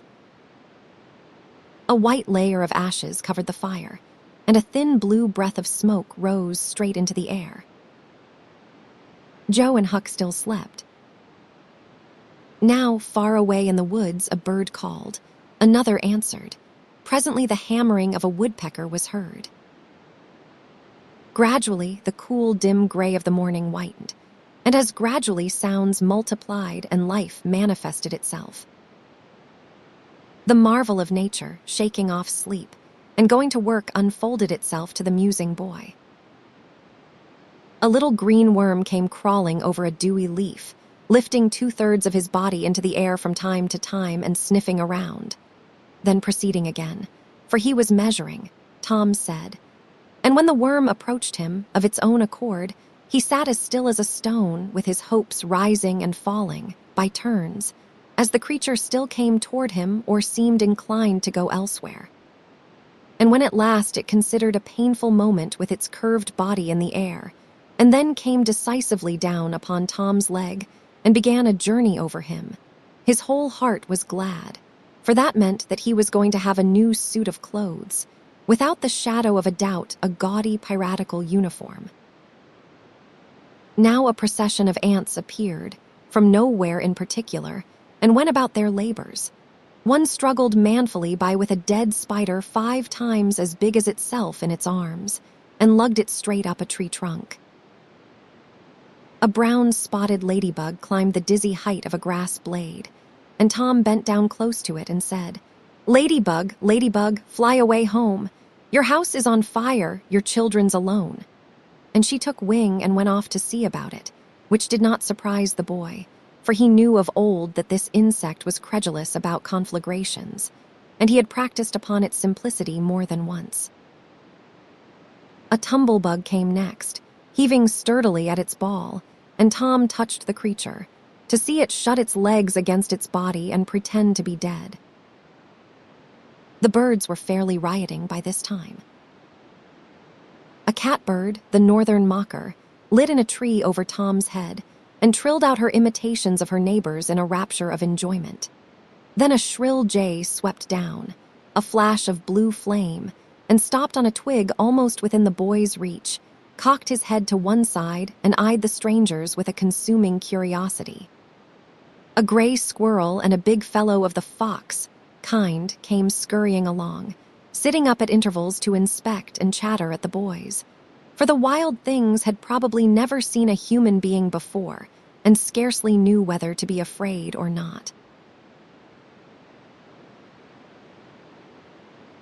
All nature was wide awake and stirring. Now, long lances of sunlight pierced down through the dense foliage far and near, and a few butterflies came fluttering upon the scene. Tom stirred up the other pirates, and they all clattered away with a shout, and in a minute or two were stripped and chasing after, and tumbling over each other in the shallow, limpid water of the white sandbar.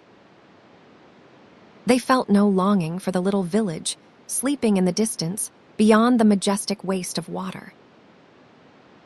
A vagrant current or a slight rise in the river had carried off their raft, but this only gratified them, since its going was something like burning the bridge between them and civilization. They came back to camp wonderfully refreshed, glad-hearted, and ravenous, and they soon had the campfire blazing up again. Huck found a spring of clear cold water close by, and the boys made cups of broad oak or hickory leaves, and felt that water, sweetened with such a wildwood charm as that, would be a good enough substitute for coffee. While Joe was slicing bacon for breakfast, Tom and Huck asked him to hold on a minute. They stepped to a promising nook in the riverbank and threw in their lines. Almost immediately they had reward. Joe had not had time to get impatient before they were back again with some handsome bass, a couple of sun perch and a small catfish, provisions enough for quite a family. They fried the fish with the bacon and were astonished, for no fish had ever seemed so delicious before. They did not know that the quicker a freshwater fish is on the fire after he is caught, the better he is, and they reflected little upon what a sauce open-air sleeping, open-air exercise, bathing, and a large ingredient of hunger make, too. They lay around in the shade, after breakfast, while Huck had a smoke, and then went off through the woods on an exploring expedition. They tramped gaily along, over decaying logs, through tangled underbrush, among solemn monarchs of the forest, hung from their crowns to the ground with a drooping regalia of grapevines. Now and then they came upon snug nooks carpeted with grass and jeweled with flowers. They found plenty of things to be delighted with, but nothing to be astonished at. They discovered that the island was about 3 miles long and 1/4 of a mile wide, and that the shore it lay closest to was only separated from it by a narrow channel hardly 200 yards wide. They took a swim about every hour, so it was close upon the middle of the afternoon when they got back to camp. They were too hungry to stop to fish, but they fared sumptuously upon cold ham and then threw themselves down in the shade to talk.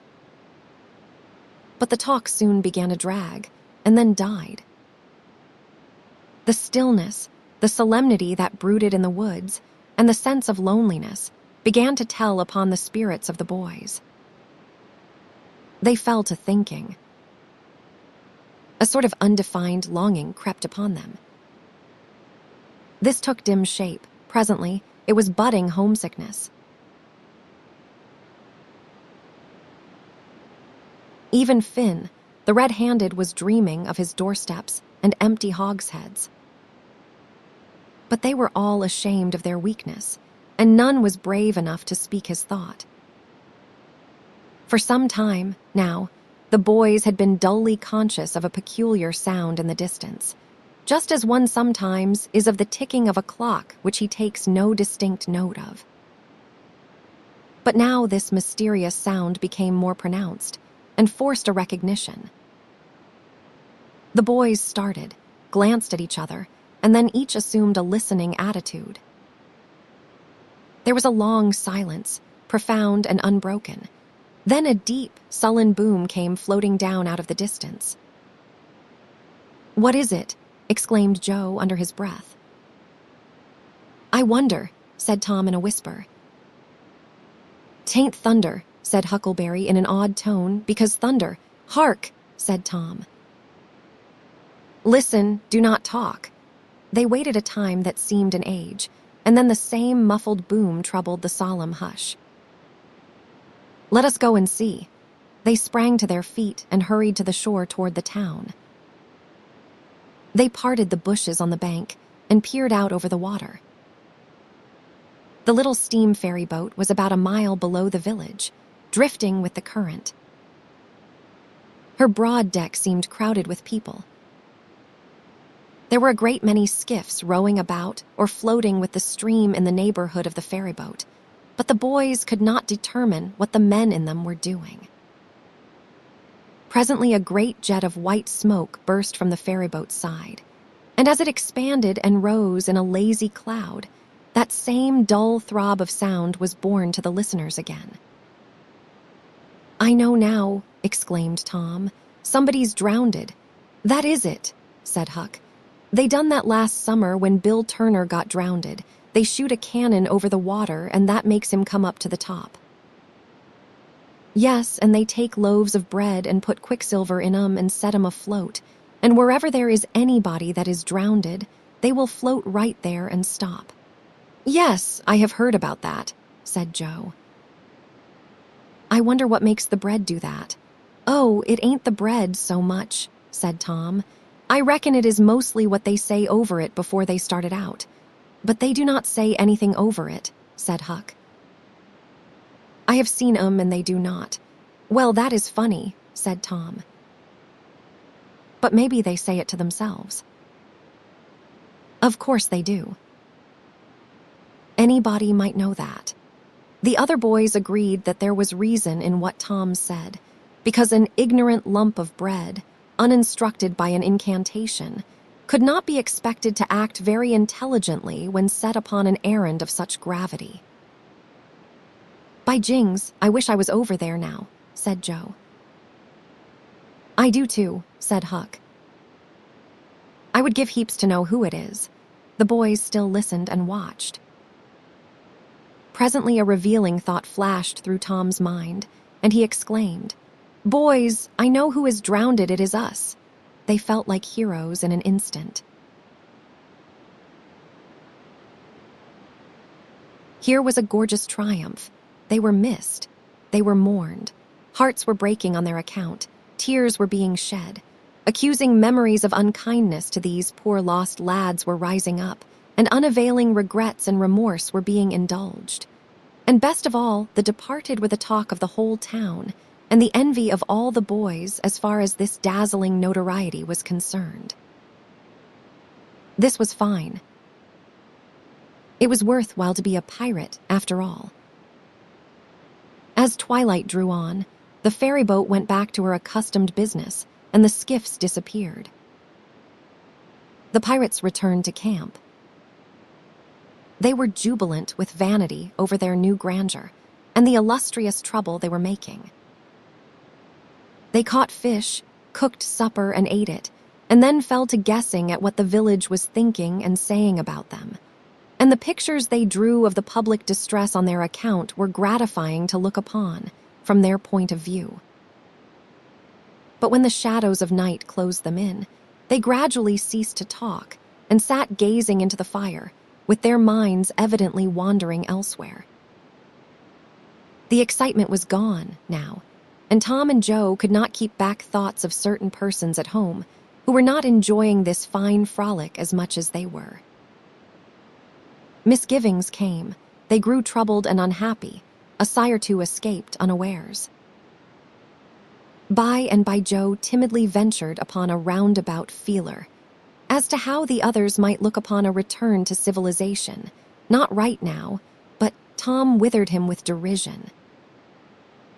Huck, being uncommitted as yet, joined in with Tom, and the waverer quickly explained, and was glad to get out of the scrape with as little taint of chicken-hearted homesickness clinging to his garments as he could. Mutiny was effectually laid to rest for the moment. As the night deepened, Huck began to nod, and presently to snore. Joe followed next. Tom lay upon his elbow motionless, for some time, watching the two intently. At last he got up cautiously, on his knees, and went searching among the grass and the flickering reflections flung by the campfire.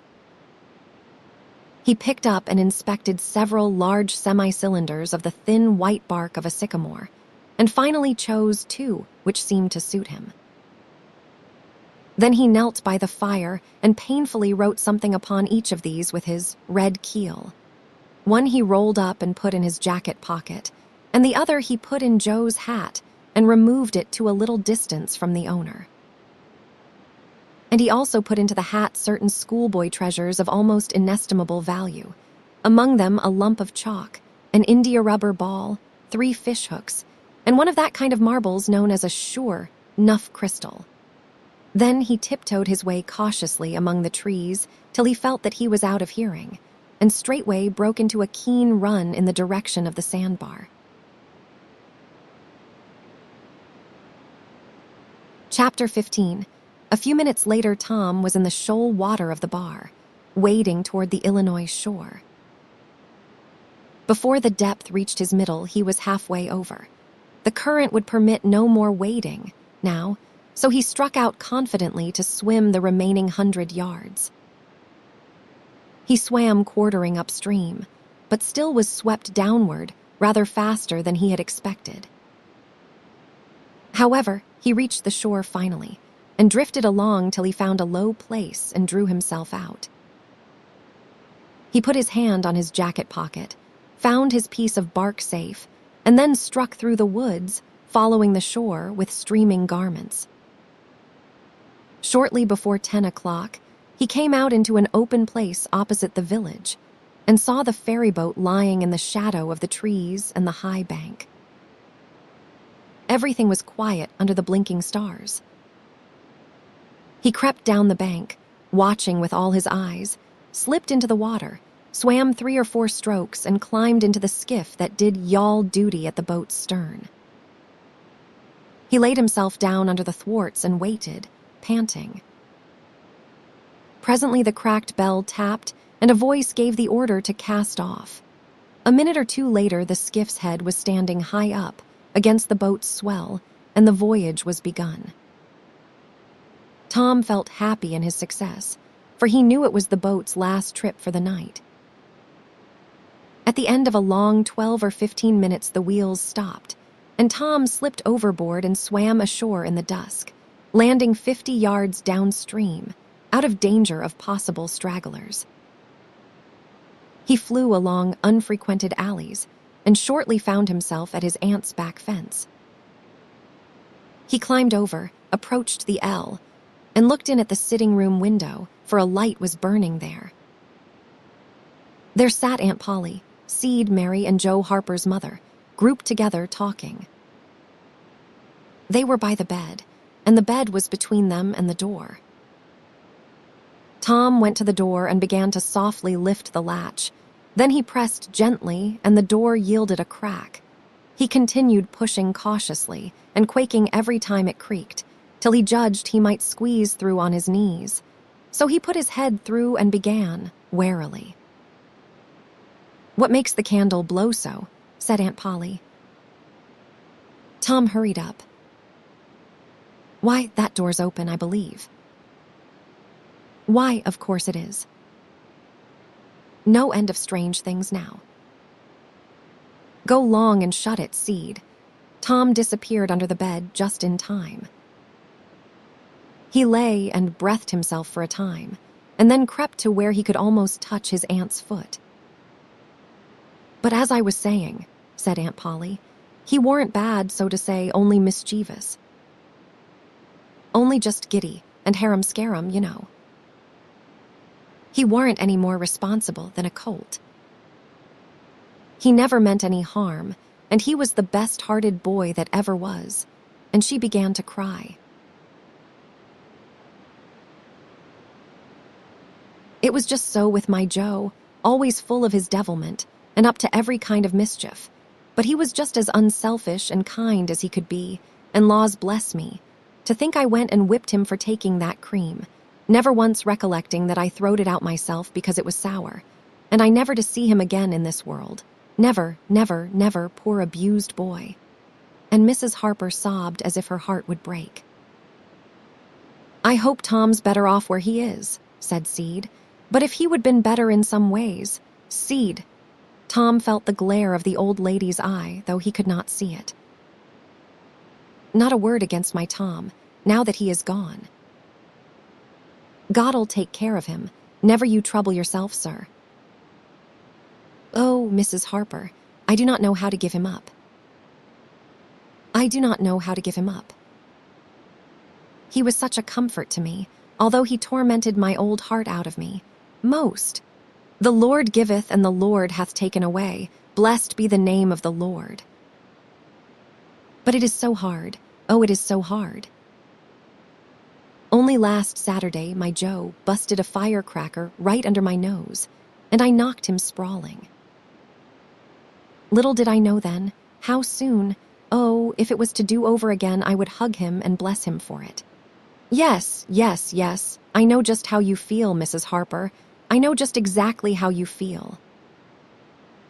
No longer ago than yesterday noon, my Tom took and filled the cat full of painkiller, and I did think the creature would tear the house down. And God forgive me, I cracked Tom's head with my thimble, poor boy, poor dead boy. But he is out of all his troubles now. And the last words I ever heard him say was to reproach. But this memory was too much for the old lady, and she broke entirely down. Tom was snuffling, now, himself, and more in pity of himself than anybody else. He could hear Mary crying, and putting in a kindly word for him from time to time. He began to have a nobler opinion of himself than ever before. Still, he was sufficiently touched by his aunt's grief to long to rush out from under the bed and overwhelm her with joy. And the theatrical gorgeousness of the thing appealed strongly to his nature, too, but he resisted and lay still. He went on listening, and gathered by odds and ends that it was conjectured at first that the boys had got drowned while taking a swim. Then the small raft had been missed. Next, certain boys said the missing lads had promised that the village should hear something soon. The wise heads had put this and that together, and decided that the lads had gone off on that raft and would turn up at the next town below, presently. But toward noon the raft had been found, lodged against the Missouri shore some 5 or 6 miles below the village, and then hope perished. They must be drowned, else hunger would have driven them home by nightfall, if not sooner. It was believed that the search for the bodies had been a fruitless effort merely because the drowning must have occurred in mid-channel, since the boys, being good swimmers, would otherwise have escaped to shore. This was Wednesday night. If the bodies continued missing until Sunday, all hope would be given over, and the funerals would be preached on that morning. Tom shuddered. Mrs. Harper gave a sobbing good night and turned to go. Then, with a mutual impulse, the two bereaved women flung themselves into each other's arms and had a good, consoling cry, and then parted. Aunt Polly was tender far beyond her wont, in her good night to Seed and Mary. Seed snuffled a bit, and Mary went off crying with all her heart. Aunt Polly knelt down and prayed for Tom so touchingly, so appealingly, and with such measureless love in her words and her old trembling voice, that he was weltering in tears again, long before she was through. He had to keep still long after she went to bed, for she kept making broken-hearted ejaculations from time to time, tossing unrestfully and turning over. But at last she was still, only moaning a little in her sleep. Now the boy stole out, rose gradually by the bedside, shaded the candle light with his hand, and stood regarding her. His heart was full of pity for her. He took out his sycamore scroll and placed it by the candle. But something occurred to him, and he lingered considering. His face lighted with a happy solution of his thought. He put the bark hastily in his pocket. Then he bent over and kissed the faded lips, and straightway made his stealthy exit, latching the door behind him. He threaded his way back to the ferry landing, found nobody at large there, and walked boldly on board the boat, for he knew she was tenantless except that there was a watchman who always turned in and slept like a graven image. He untied the skiff at the stern, slipped into it, and was soon rowing cautiously upstream. When he had pulled a mile above the village, he started quartering across and bent himself stoutly to his work. He hit the landing on the other side neatly, for this was a familiar bit of work to him. He was moved to capture the skiff, arguing that it might be considered a ship and therefore legitimate prey for a pirate, but he knew a thorough search would be made for it, and that might end in revelations. So he stepped ashore and entered the woods. He sat down and took a long rest, torturing himself meanwhile to keep awake, and then started warily down the home stretch. The night was far spent. It was broad daylight before he found himself fairly abreast the island bar. He rested again until the sun was well up and gilding the great river with its splendor, and then he plunged into the stream. A little later he paused, dripping, upon the threshold of the camp, and heard Joe say, "No, Tom's true blue, Huck, and he will come back. He will not desert. He knows that would be a disgrace to a pirate, and Tom's too proud for that sort of thing. He is up to something or other. Now I wonder what. Well, the things is ours anyway, ain't they? Pretty near, but not yet, Huck. The writing says they are if he ain't back here to breakfast." "Which he is!" exclaimed Tom, with fine dramatic effect, stepping grandly into camp. A sumptuous breakfast of bacon and fish was shortly provided, and as the boys set to work upon it, Tom recounted and adorned his adventures.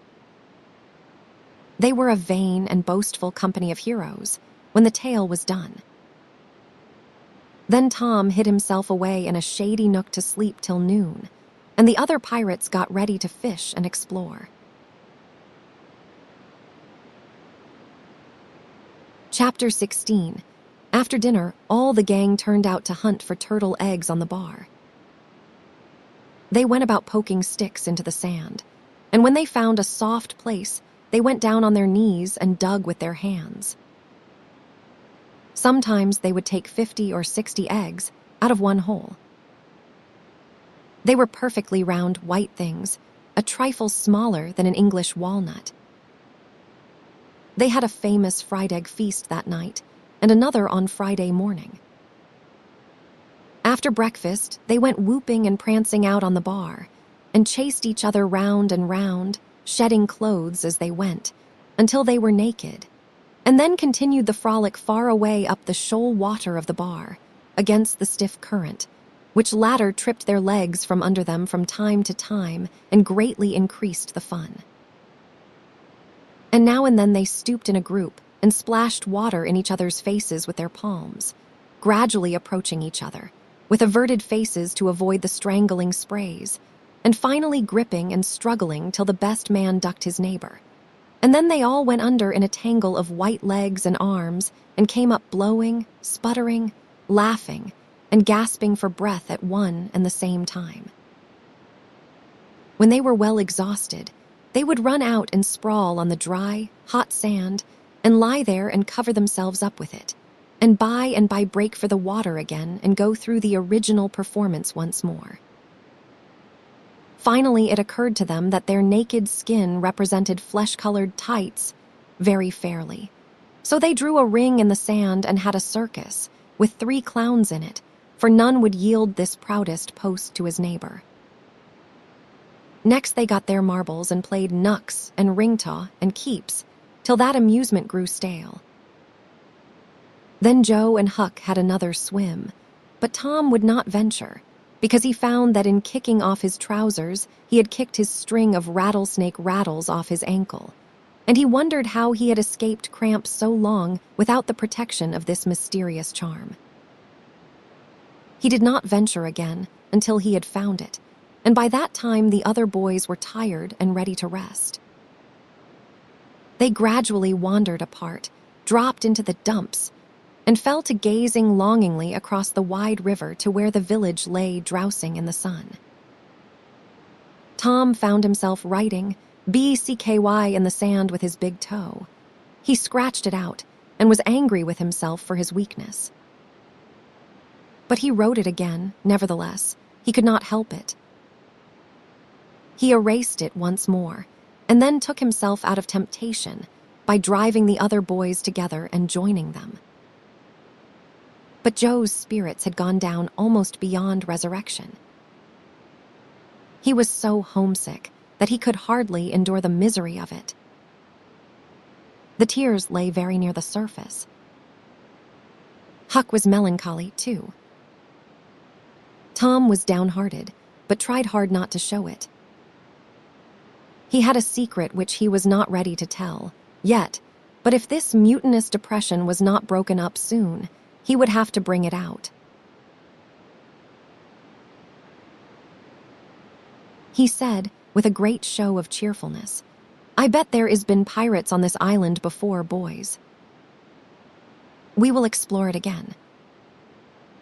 They have hid treasures here somewhere. How'd you feel to light on a rotten chest full of gold and silver, hey?" But it roused only faint enthusiasm, which faded out with no reply. Tom tried one or two other seductions, but they failed, too. It was discouraging work. Joe sat poking up the sand with a stick and looking very gloomy. Finally, he said, "Oh, boys, let us give it up. I want to go home. It is so lonesome."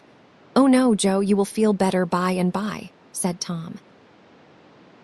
"Just think of the fishing that is here. I do not care for fishing.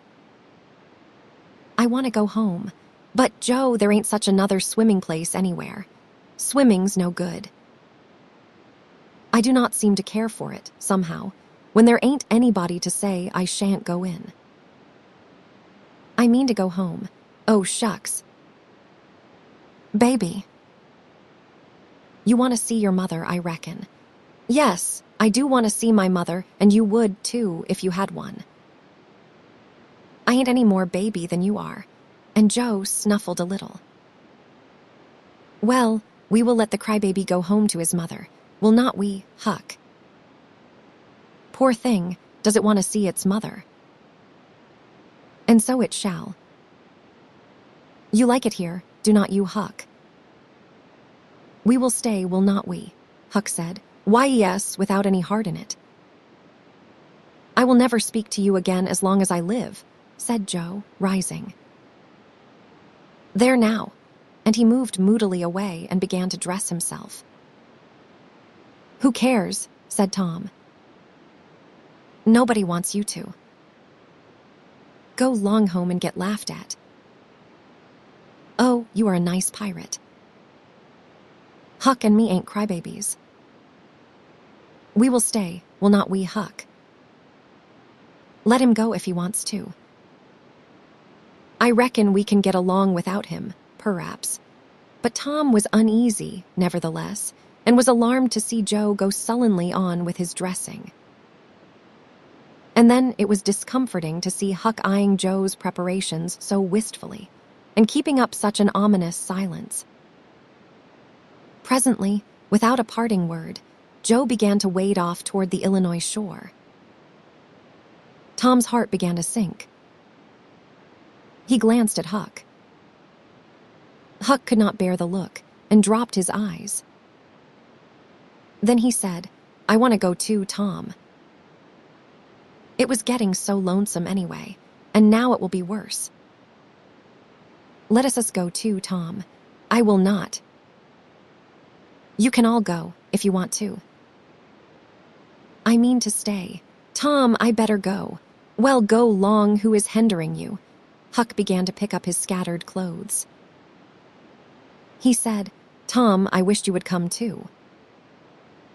Now you think it over. We will wait for you when we get to shore." "Well, you will wait a blame long time, that is all." Huck started sorrowfully away, and Tom stood looking after him, with a strong desire tugging at his heart to yield his pride and go along too. He hoped the boys would stop, but they still waded slowly on. It suddenly dawned on Tom that it was become very lonely and still. He made one final struggle with his pride, and then darted after his comrades, yelling, "Wait! Wait! I want to tell you something." They presently stopped and turned around. When he got to where they were, he began unfolding his secret, and they listened moodily till at last they saw the point he was driving at, and then they set up a war whoop of applause and said it was splendid, and said if he had told them at first, they would not have started away. He made a plausible excuse, but his real reason had been the fear that not even the secret would keep them with him any very great length of time, and so he had meant to hold it in reserve as a last seduction. The lads came gaily back and went at their sports again with a will, chattering all the time about Tom's stupendous plan and admiring the genius of it. After a dainty egg and fish dinner, Tom said he wanted to learn to smoke now. Joe caught at the idea and said he would like to try, too. So Huck made pipes and filled them. These novices had never smoked anything before but cigars made of grapevine, and they bit the tongue and were not considered manly anyway. Now they stretched themselves out on their elbows and began to puff, charily, and with slender confidence. The smoke had an unpleasant taste, and they gagged a little, but Tom said, "Why, it is just as easy." "If I would have knowed this was all, I would have learnt long ago." "So would I," said Joe. "It is just nothing. Why, many a time I have looked at people smoking and thought, well, I wish I could do that, but I never thought I could," said Tom. "That is just the way with me, hain't it, Huck? You have heard me talk just that way, have not you, Huck?" "I will leave it to Huck if I have not." "Yes, heaps of times," said Huck. "Well, I have too," said Tom. "Oh, hundreds of times. Once down by the slaughterhouse. Do not you remember, Huck? Bob Tanner was there, and Johnny Miller and Jeff Thatcher when I said it. Do not you remember, Huck, 'bout me saying that?" "Yes, that is so," said Huck. "That was the day after I lost a white alley." "No, 'twas the day before. There, I told you so," said Tom. Huck recollects it. "I believe I could smoke this pipe all day," said Joe. "I do not feel sick." "Neither do I," said Tom. "I could smoke it all day." "But I bet you Jeff Thatcher could not." "Jeff Thatcher? Why, he would keel over just with 2 draws. Just let him try it once. He would see. I bet he would." "And Johnny Miller, I wish could see Johnny Miller tackle it once." "Oh, do not I," said Joe. "Why, I bet you Johnny Miller could not any more do this than nothing. Just one little snifter would fetch him. 'Deed it would, Joe. Say, I wish the boys could see us now." "So do I. Say, boys, do not say anything about it, and sometime when they are around, I will come up to you and say, 'Joe, got a pipe? I want to smoke.' And you will say, kind of careless-like, as if it warn't anything, you will say, 'Yes, I got my old pipe and another one, but my tobacco ain't very good.' And I will say, 'Oh, that is all right if it is strong enough.' And then you will out with the pipes, and we will light up just as Cam, and then just see 'em look." "By jings, that will be gay, Tom." "I wish it was now. So do I. And when we tell 'em we learned when we was off pirating, will not they wish they would been along?" "Oh, I reckon not." "I will just bet they will." So the talk ran on. But presently it began to flag a trifle and grow disjointed. The silences widened. The expectoration marvelously increased. Every pore inside the boys' cheeks became a spouting fountain. They could scarcely bail out the cellars under their tongues fast enough to prevent an inundation. Little overflowings down their throats occurred in spite of all they could do, and sudden retchings followed every time. Both boys were looking very pale and miserable now. Joe's pipe dropped from his nerveless fingers. Tom's followed. Both fountains were going furiously, and both pumps bailing with might and main. Joe said feebly, "I have lost my knife." "I reckon I better go and find it," Tom said, with quivering lips and halting utterance. "I will help you. You go over that way, and I will hunt around by the spring." "No, you need not come, Huck. We can find it." So Huck sat down again and waited an hour. Then he found it lonesome and went to find his comrades. They were wide apart in the woods, both very pale, both fast asleep. But something informed him that if they had had any trouble, they had got rid of it. They were not talkative at supper that night. They had a humble look, and when Huck prepared his pipe after the meal and was going to prepare theirs, they said no, they were not feeling very well. Something they ate at dinner had disagreed with them.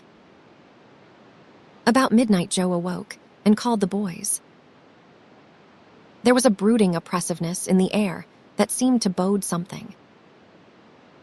The boys huddled themselves together and sought the friendly companionship of the fire, though the dull, dead heat of the breathless atmosphere was stifling. They sat still, intent and waiting. The solemn hush continued.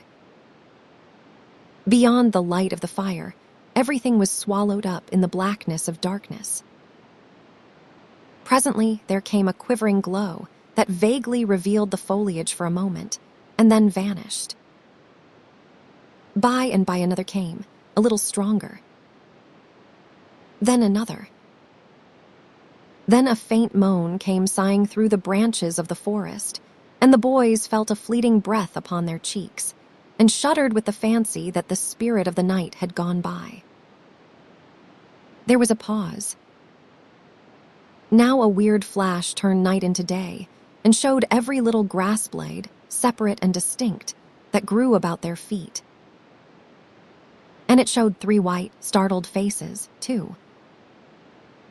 A deep peal of thunder went rolling and tumbling down the heavens, and lost itself in sullen rumblings in the distance.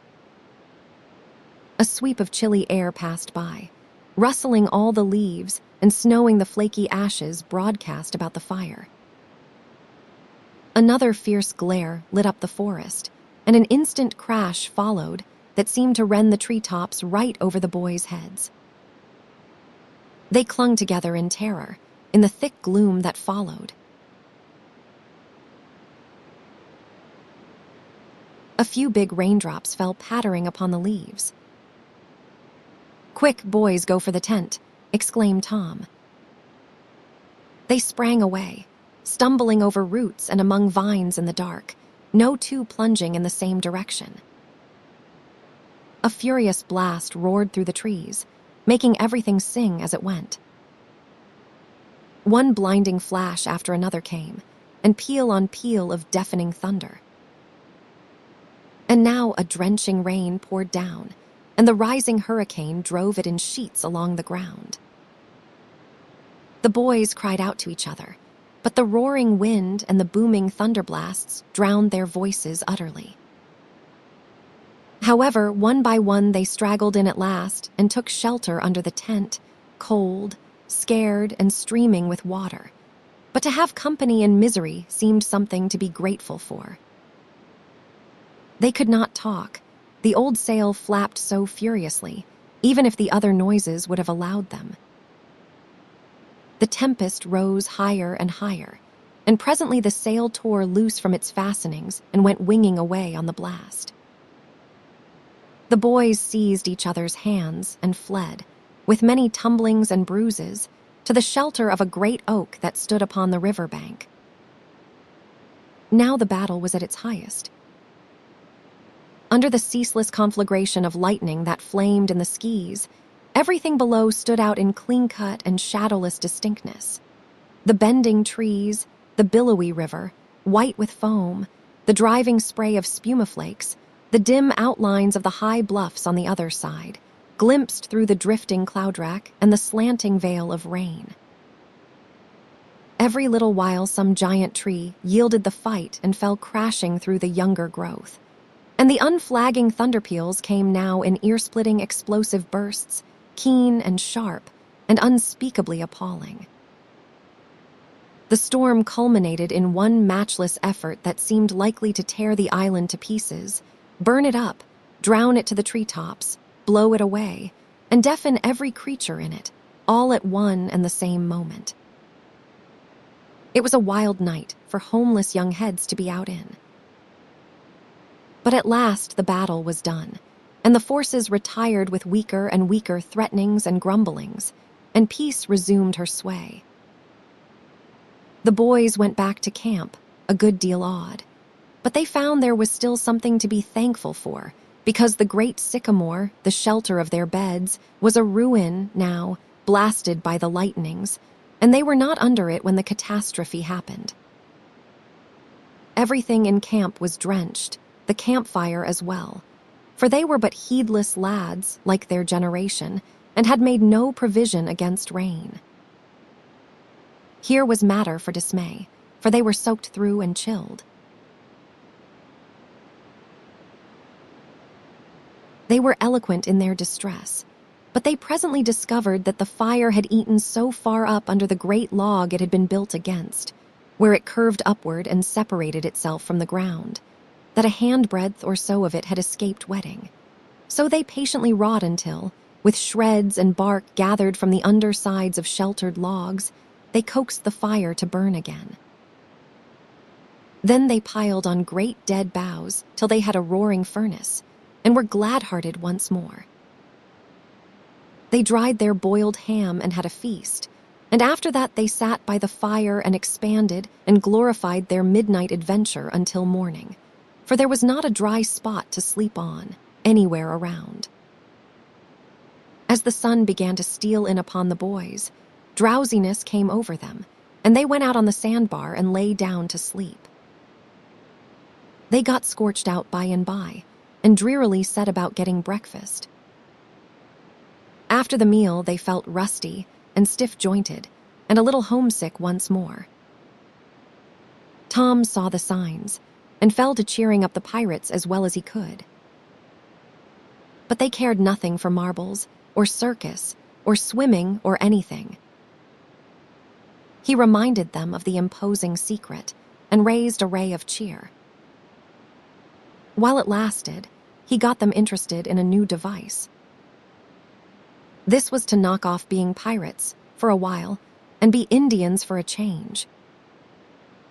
They were attracted by this idea, so it was not long before they were stripped and striped from head to heel with black mud, like so many zebras, all of them chiefs, of course, and then they went tearing through the woods to attack an English settlement.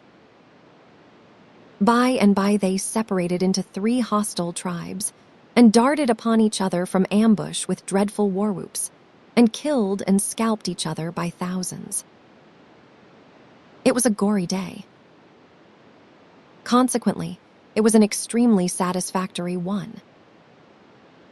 They assembled in camp towards supper time, hungry and happy. But now a difficulty arose. Hostile Indians could not break the bread of hospitality together without first making peace, and this was a simple impossibility without smoking a pipe of peace. There was no other process that ever they had heard of. 2 of the savages almost wished they had remained pirates. However, there was no other way, so with such show of cheerfulness as they could muster they called for the pipe and took their whiff as it passed, in due form.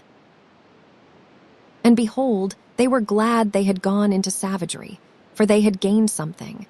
They found that they could now smoke a little without having to go and hunt for a lost knife. They did not get sick enough to be seriously uncomfortable. They were not likely to fool away this high promise for lack of effort.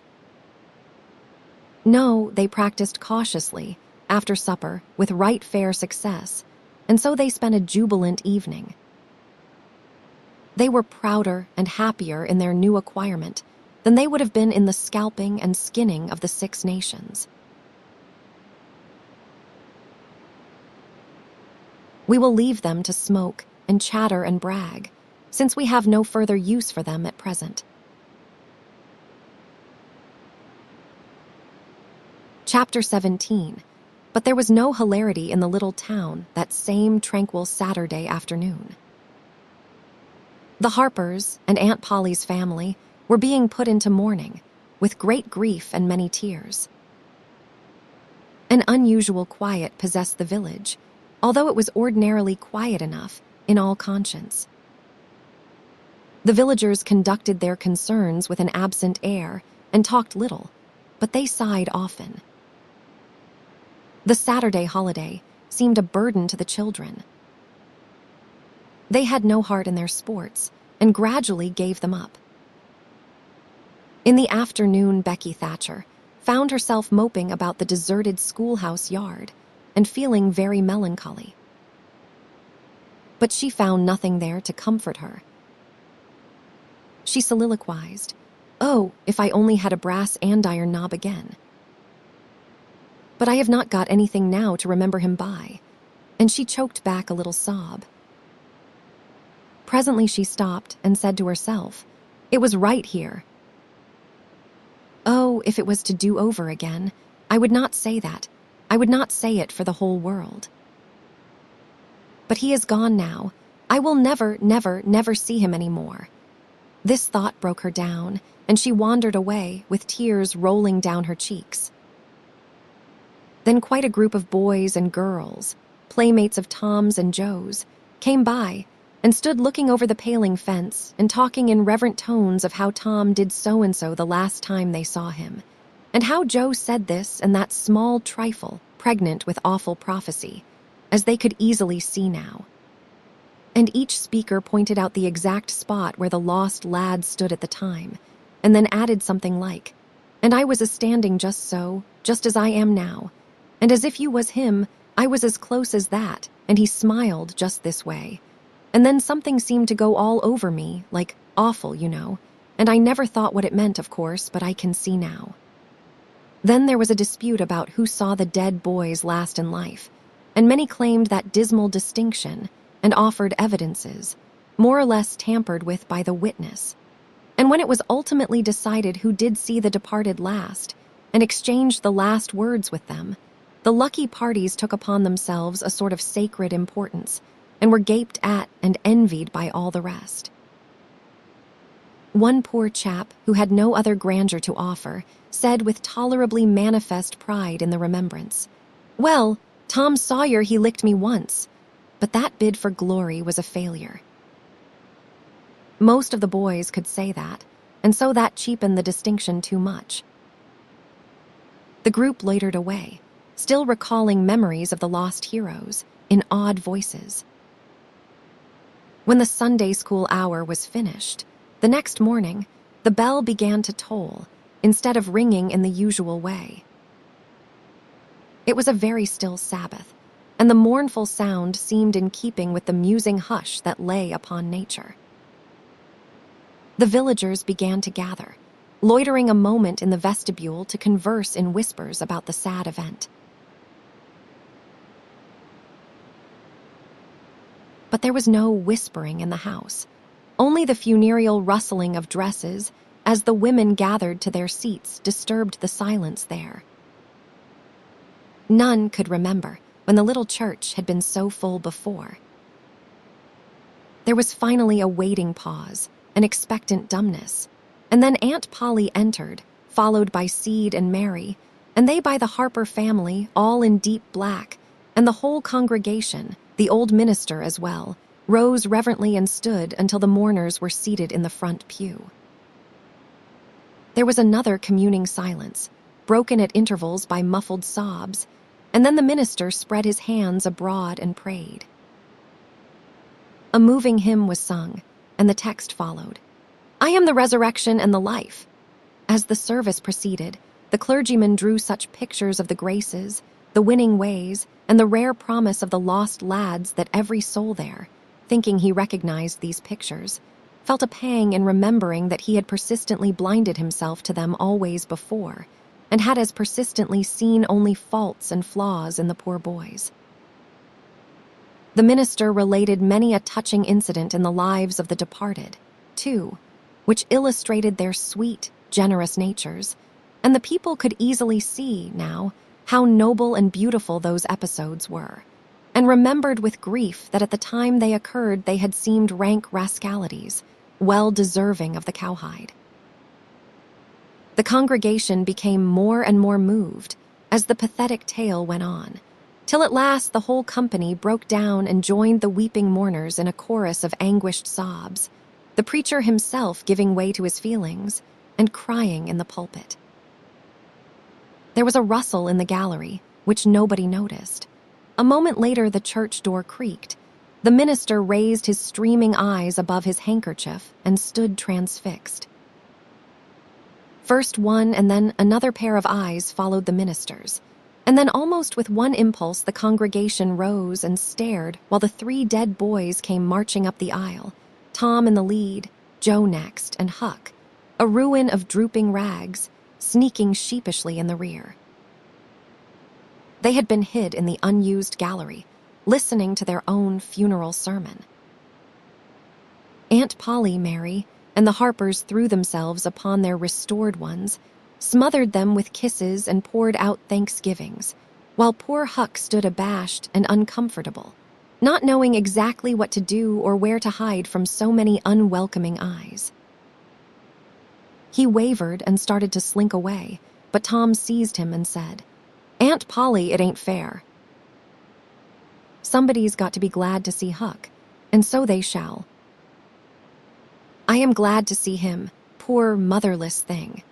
And the loving attentions Aunt Polly lavished upon him were the one thing capable of making him more uncomfortable than he was before.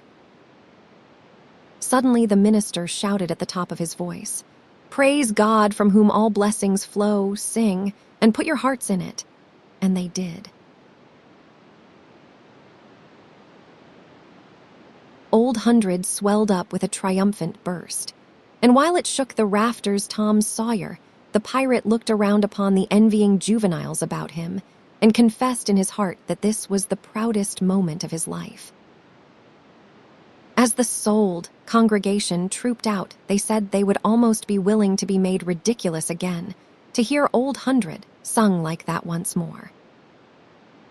Tom got more cuffs and kisses that day, according to Aunt Polly's varying moods, than he had earned before in a year, and he hardly knew which expressed the most gratefulness to God and affection for himself.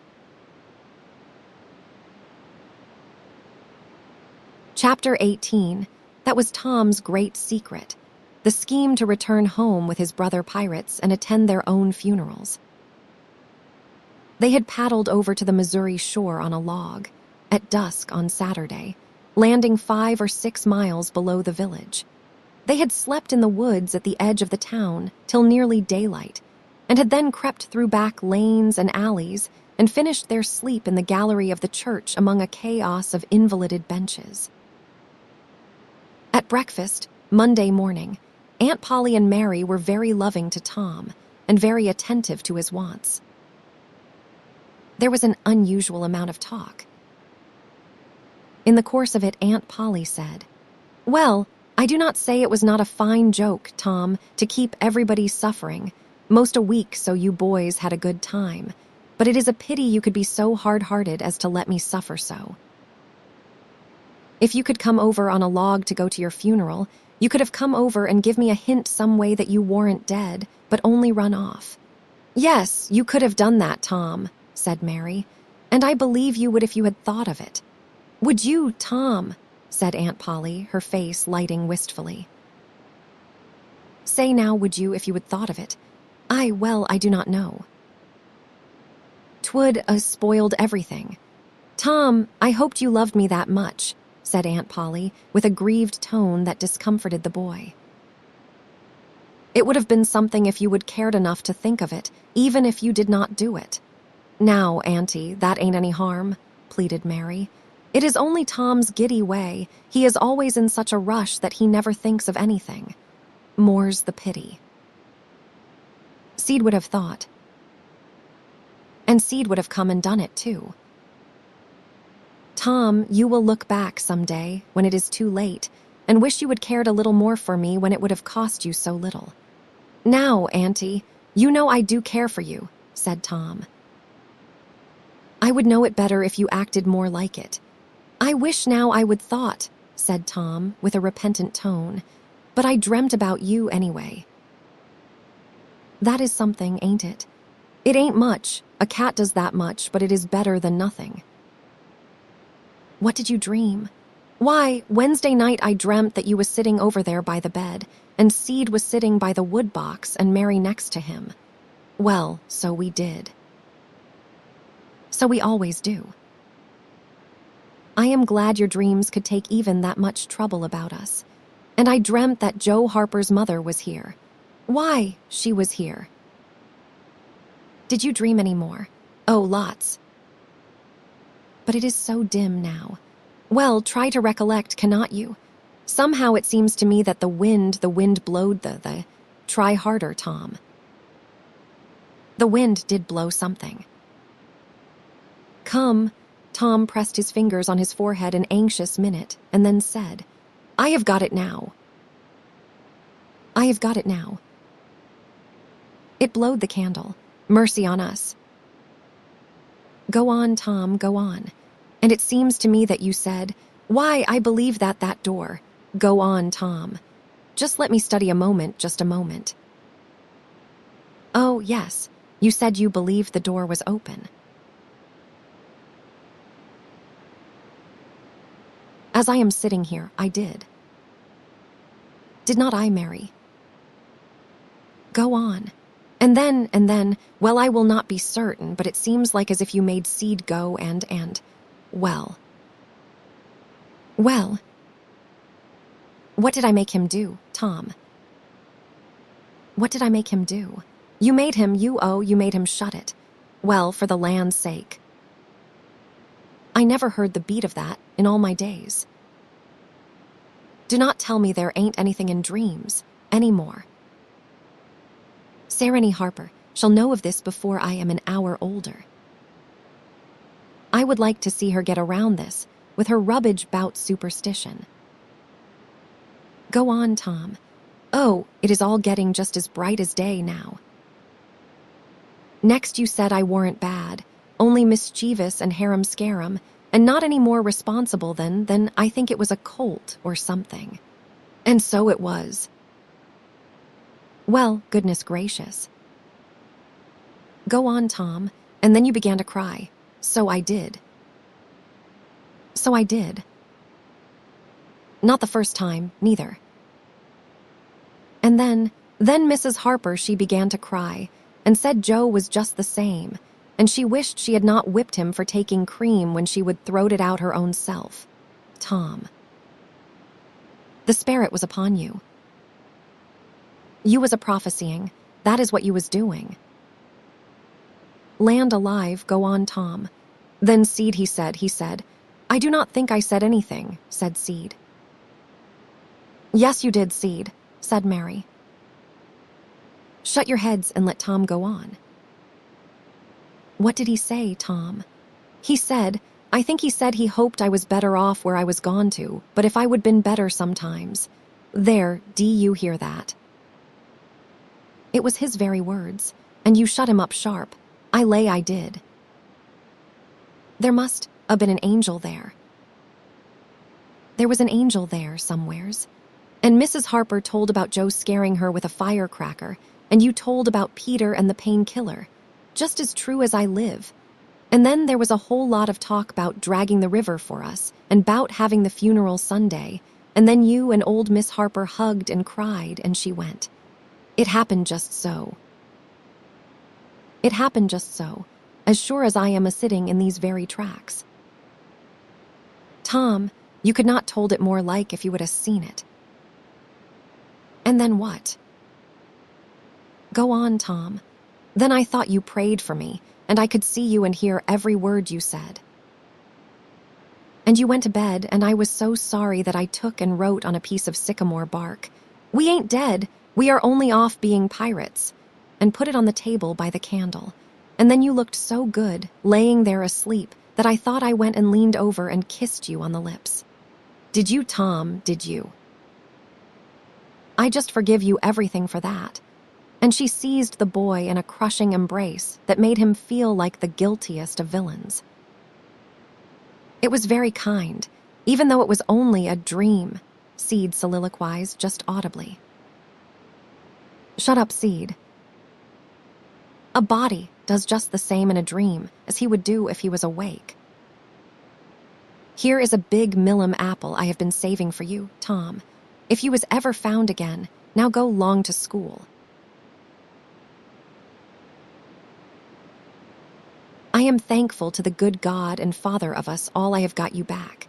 That is long-suffering and merciful to them that believe on him and keep his word, though goodness knows I am unworthy of it. But if only the worthy ones got his blessings and had his hand to help them over the rough places, there is few enough would smile here or ever enter into his rest when the long night comes. Go long Seed, Mary, Tom, take yourselves off. You have hindered me long enough." The children left for school, and the old lady to call on Mrs. Harper and vanquish her realism with Tom's marvelous dream. Seed had better judgment than to utter the thought that was in his mind as he left the house. It was this, pretty thin, as long a dream as that without any mistakes in it, what a hero Tom was become now. He did not go skipping and prancing, but moved with a dignified swagger as became a pirate who felt that the public eye was on him. And indeed it was. He tried not to seem to see the looks or hear the remarks as he passed along, but they were food and drink to him. Smaller boys than himself flocked at his heels, as proud to be seen with him and tolerated by him, as if he had been the drummer at the head of a procession or the elephant leading a menagerie into town. Boys of his own size pretended not to know he had been away at all, but they were consuming with envy, nevertheless.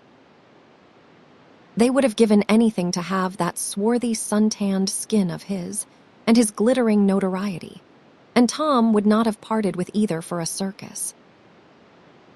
At school, the children made so much of him and of Joe, and delivered such eloquent admiration from their eyes, that the two heroes were not long in becoming insufferably stuck up. They began to tell their adventures to hungry listeners, but they only began.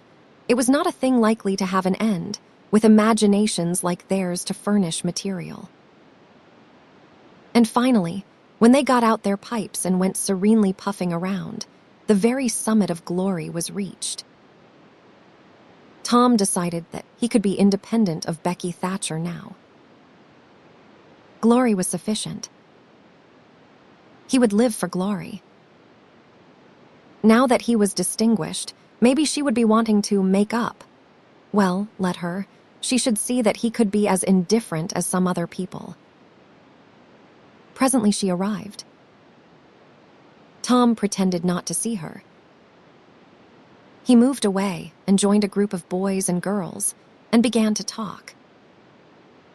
Soon he observed that she was tripping gaily back and forth with flushed face and dancing eyes, pretending to be busy chasing schoolmates and screaming with laughter when she made a capture.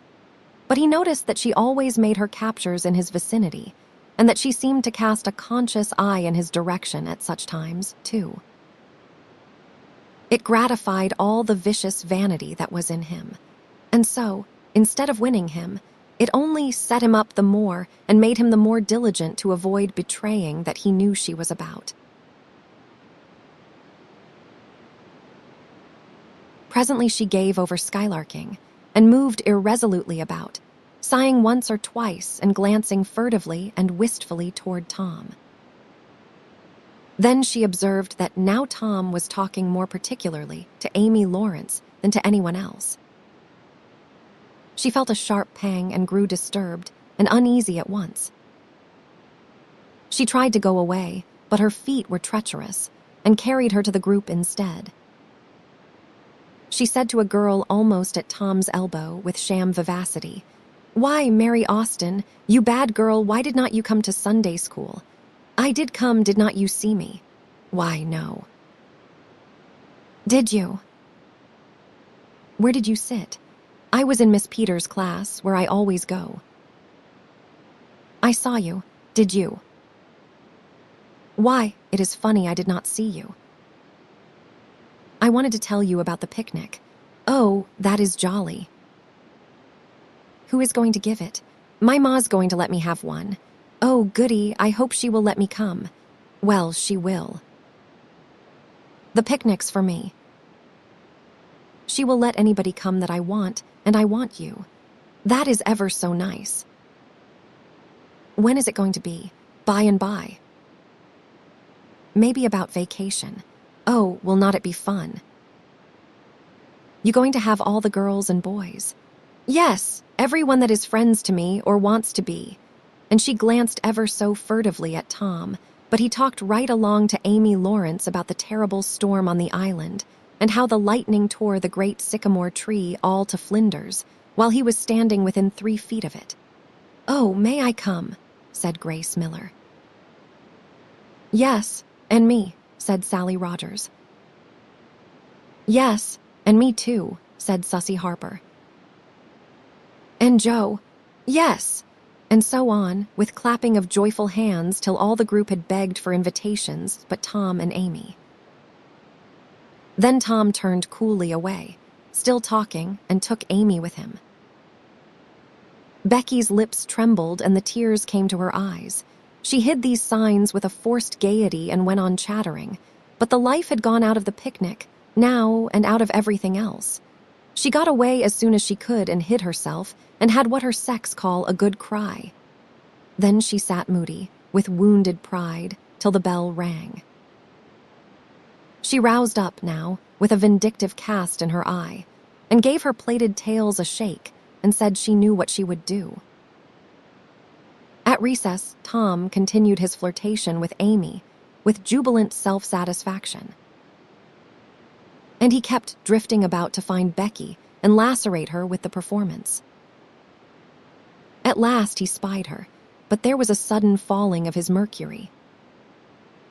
She was sitting cozily on a little bench behind the schoolhouse looking at a picture book with Alfred Temple, and so absorbed were they, and their heads so close together over the book, that they did not seem to be conscious of anything in the world besides. Jealousy ran red-hot through Tom's veins. He began to hate himself for throwing away the chance Becky had offered for a reconciliation. He called himself a fool, and all the hard names he could think of. He wanted to cry with vexation. Amy chatted happily along as they walked, for her heart was singing, but Tom's tongue had lost its function. He did not hear what Amy was saying, and whenever she paused expectantly, he could only stammer an awkward assent, which was as often misplaced as otherwise. He kept drifting to the rear of the schoolhouse, again and again, to sear his eyeballs with the hateful spectacle there. He could not help it. And it maddened him to see, as he thought he saw, that Becky Thatcher never once suspected that he was even in the land of the living. But she did see, nevertheless, and she knew she was winning her fight, too, and was glad to see him suffer as she had suffered. Amy's happy prattle became intolerable. Tom hinted at things he had to attend to, things that must be done, and time was fleeting. But in vain, the girl chirped on. Tom thought, "Oh, hang her, ain't I ever going to get rid of her?" At last, he must be attending to those things, and she said artlessly that she would be around when school let out. And he hastened away, hating her for it. Any other boy, Tom thought, grating his teeth. Any boy in the whole town, but that St. Louis smarty that thinks he dresses so fine, and is aristocracy. "Oh, all right. I licked you the first day you ever saw this town, mister, and I will lick you again. You just wait till I catch you out. I will just take and he went through the motions of thrashing an imaginary boy, pummeling the air, and kicking and gouging. Oh, you do you? You holler enough, do you? Now then, let that learn you. And so the imaginary flogging was finished to his satisfaction. Tom fled home at noon. His conscience could not endure any more of Amy's grateful happiness, and his jealousy could bear no more of the other distress. Becky resumed her picture inspections with Alfred, but as the minutes dragged along and no Tom came to suffer, her triumph began to cloud and she lost interest. Gravity and absent-mindedness followed, and then melancholy. 2 or 3 times she pricked up her ear at a footstep, but it was a false hope. No Tom came. At last, she grew entirely miserable, and wished she had not carried it so far. When poor Alfred, seeing that he was losing her, he did not know how, kept exclaiming, "Oh, here is a jolly one, look at this." She lost patience at last and said, "Oh, do not bother me. I do not care for them," and burst into tears and got up and walked away. Alfred dropped alongside and was going to try to comfort her, but she said, "Go away and leave me alone, cannot you? I hate you." So the boy halted, wondering what he could have done, for she had said she would look at pictures all through the nooning, and she walked on, crying. Then Alfred went musing into the deserted schoolhouse. He was humiliated and angry. He easily guessed his way to the truth.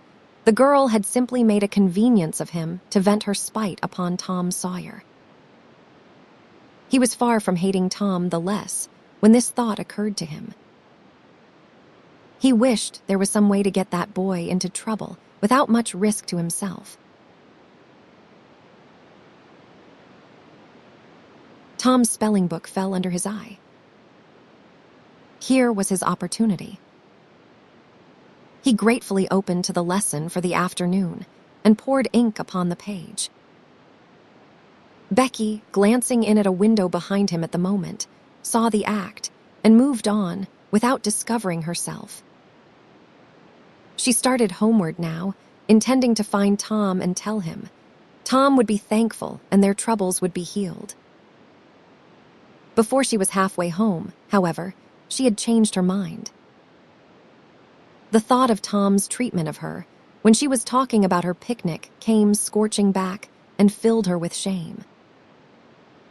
She resolved to let him get whipped on the damaged spelling book's account, and to hate him forever into the bargain. Chapter 19, Tom arrived at home in a dreary mood, and the first thing his aunt said to him showed him that he had brought his sorrows to an unpromising market. "Tom, I have a notion to skin you alive."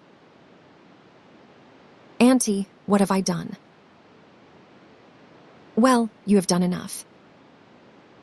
Here I go over to Serenity Harper, like an old softy, expecting I am going to make her believe all that rubbish about that dream, when lo and behold she would found out from Joe that you was over here and heard all the talk we had that night. Tom, I do not know what is to become of a boy that will act like that. It makes me feel so bad to think you could let me go to Serenity Harper and make such a fool of myself and never say a word." This was a new aspect of the thing. His smartness of the morning had seemed to Tom a good joke before, and very ingenious. It merely looked mean and shabby now. He hung his head and could not think of anything to say for a moment. Then he said, "Auntie, I wish I had not done it, but I did not think." "Oh, child, you never think. You never think of anything but your own selfishness.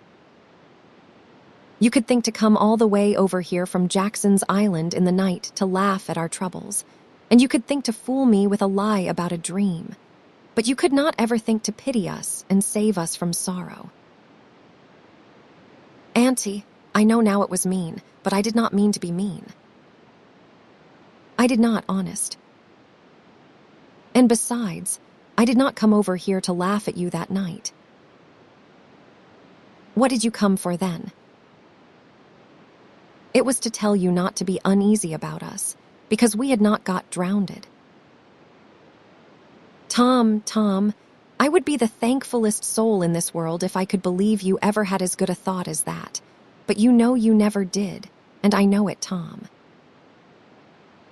Indeed I did, Auntie. I wish I may never stir if I did not. Oh, Tom, do not lie, do not do it. It only makes things 100 times worse. It ain't a lie, Auntie. It is the truth. I wanted to keep you from grieving. That was all that made me come. I would give the whole world to believe that. It would cover up a power of sins, Tom. I would most be glad you would run off and acted so bad. But it ain't reasonable, because why did not you tell me, child? Why, you see, when you got to talking about the funeral, I just got all full of the idea of our coming and hiding in the church, and I could not somehow bear to spoil it. So I just put the bark back in my pocket and kept mum. What bark? The bark I had wrote on to tell you we would gone pirating. I wish, now, you would waked up when I kissed you, I do, honest. The hard lines in his aunt's face relaxed, and a sudden tenderness dawned in her eyes. Did you kiss me, Tom? Why, yes, I did. Are you sure you did, Tom? Why, yes, I did, Auntie, certain sure. What did you kiss me for, Tom? Because I loved you so, and you laid there moaning, and I was so sorry. The words sounded like truth. The old lady could not hide a tremor in her voice when she said, "Kiss me again, Tom, and be off with you to school now, and do not bother me any more." The moment he was gone, she ran to a closet and got out the ruin of a jacket which Tom had gone pirating in. Then she stopped with it in her hand and said to herself, "No, I do not dare. Poor boy, I reckon he has lied about it, but it is a blessed lie. There is such a comfort come from it. I know the Lord will forgive him, because it was such good-heartedness in him to tell it. But I do not want to find out it is a lie. I will not look." She put the jacket away and stood by musing a minute.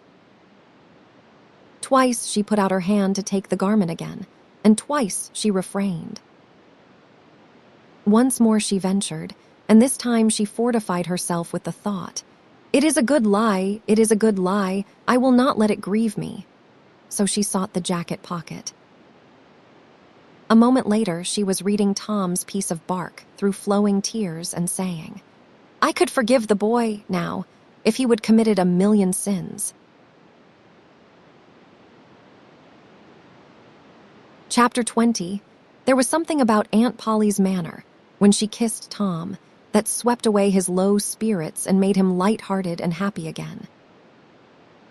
He started to school, and had the luck of coming upon Becky Thatcher at the head of Meadow Lane. His mood always determined his manner. Without a moment's hesitation, he ran to her and said, "I acted mighty mean today, Becky, and I am so sorry. I will not ever do that way again. As long as ever I live, please make up, will not you?" The girl stopped and looked him scornfully in the face. "I will thank you to keep yourself to yourself, Mr. Thomas Sawyer. I will never speak to you again." She tossed her head and passed on. Tom was so stunned that he had not even presence of mind enough to say, "Who cares, Miss Smarty?" until the right time to say it had gone by. So he said nothing.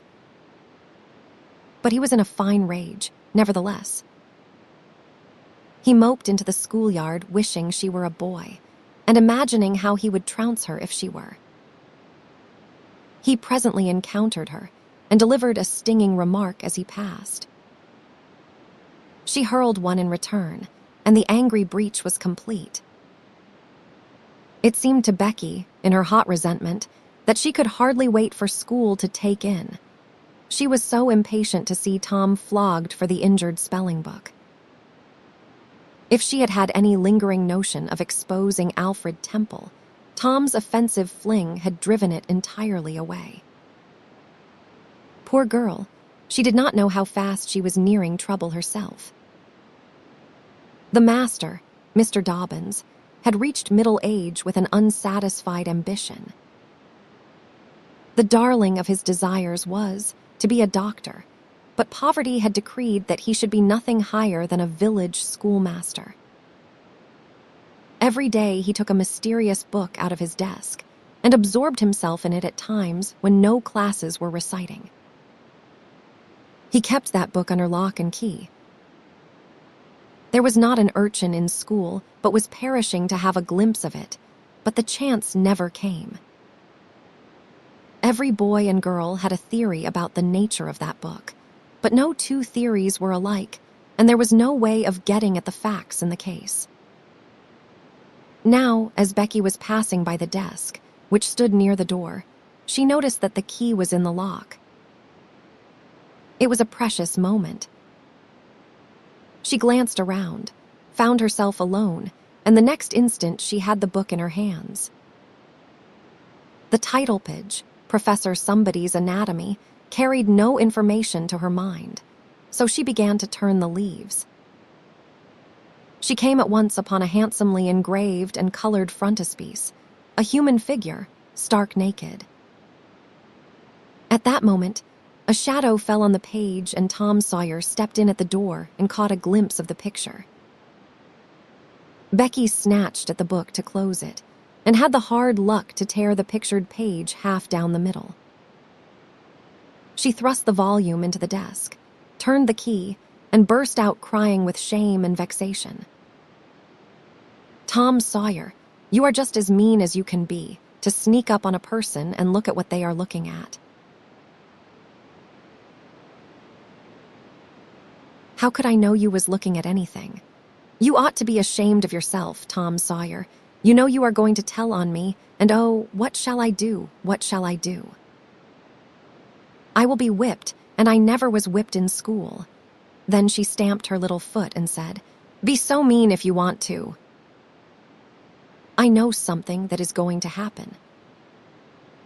You just wait and you will see. Hateful, hateful, hateful. And she flung out of the house with a new explosion of crying. Tom stood still, rather flustered by this onslaught. Presently he said to himself, What a curious kind of a fool a girl is. Never been licked in school. Jacques. What is a licking?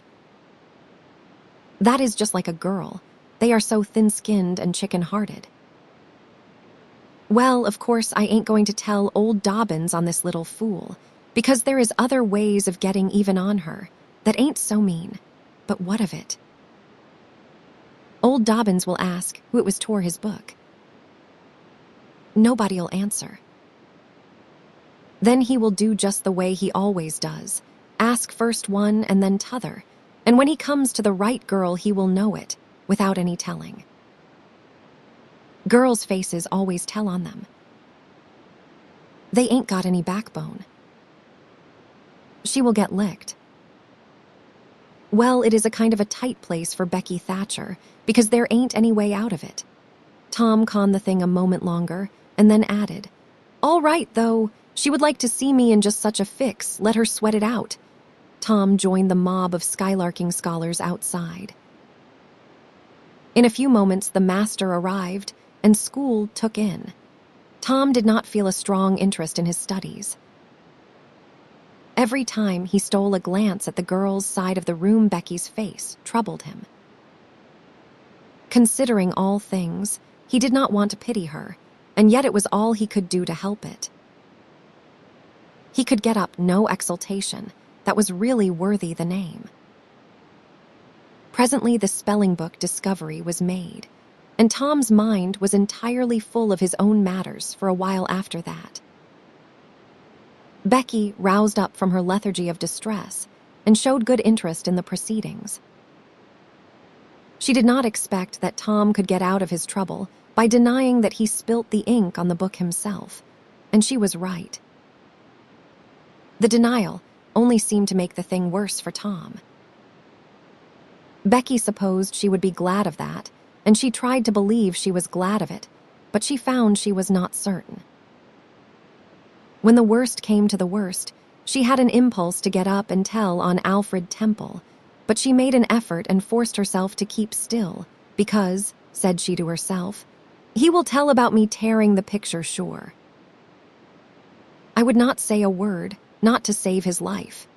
Tom took his whipping and went back to his seat not at all broken-hearted, for he thought it was possible that he had unknowingly upset the ink on the spelling book himself. In some skylarking bout, he had denied it for form's sake, and because it was custom, and had stuck to the denial from principle. A whole hour drifted by. The master sat nodding in his throne. The air was drowsy with the hum of study.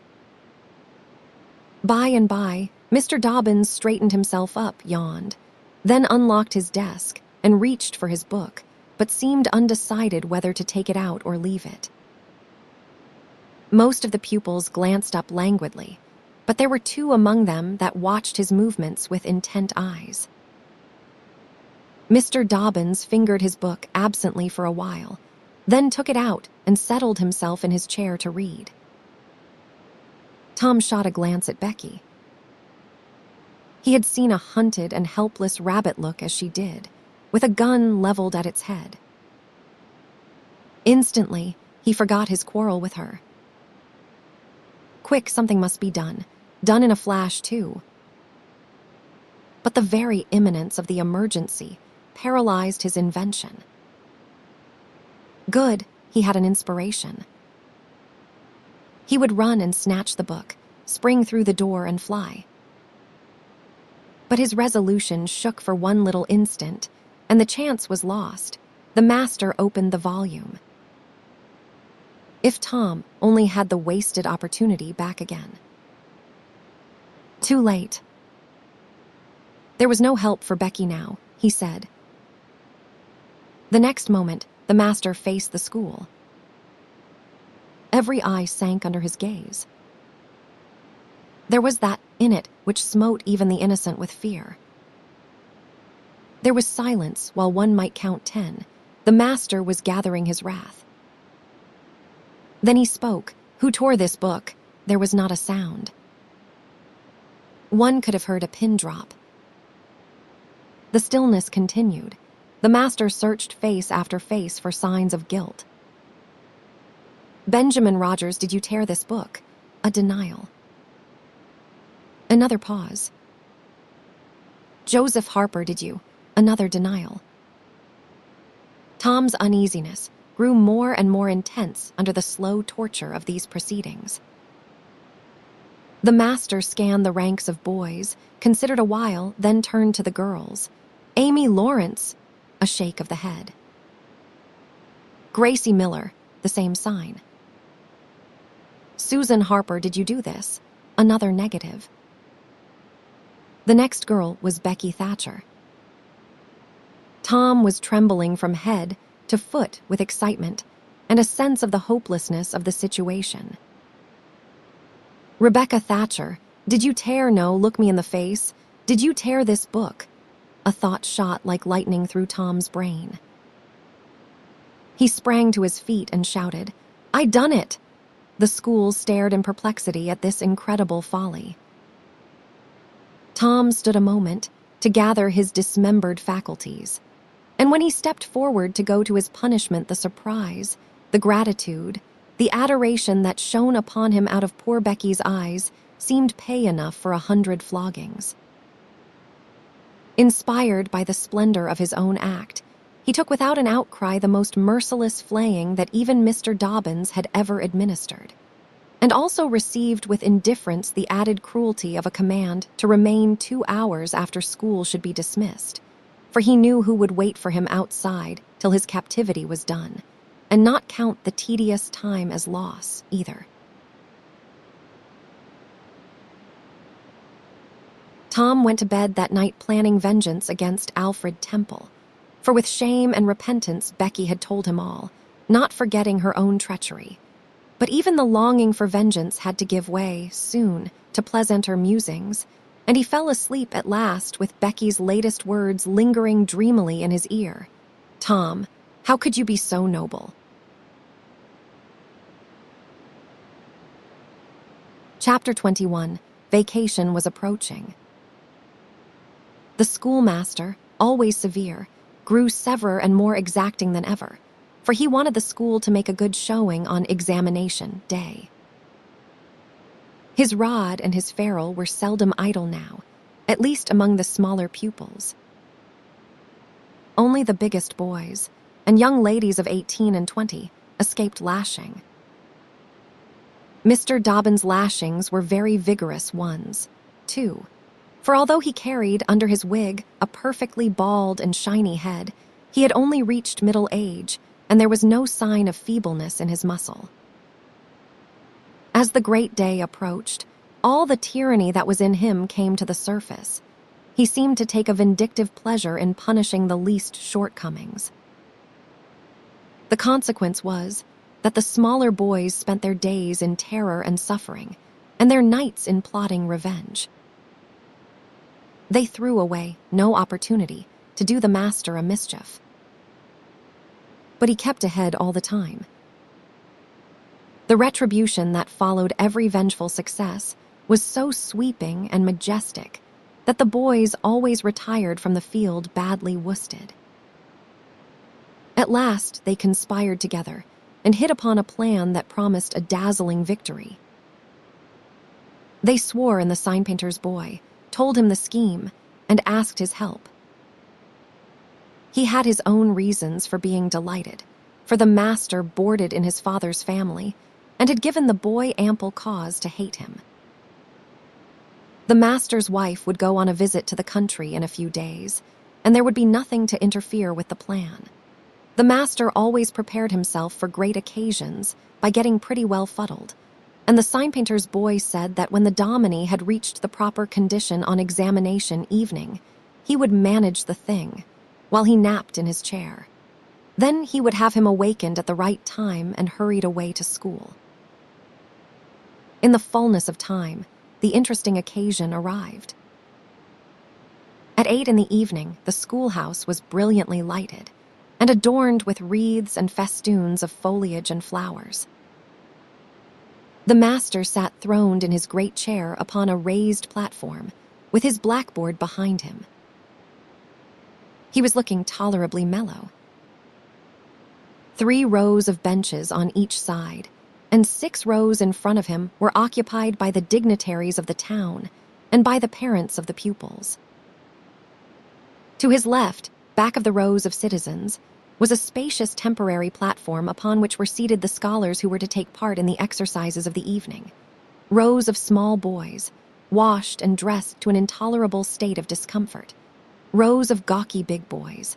Snowbanks of girls and young ladies clad in lawn and muslin and conspicuously conscious of their bare arms, their grandmother's ancient trinkets, their bits of pink and blue ribbon and the flowers in their hair.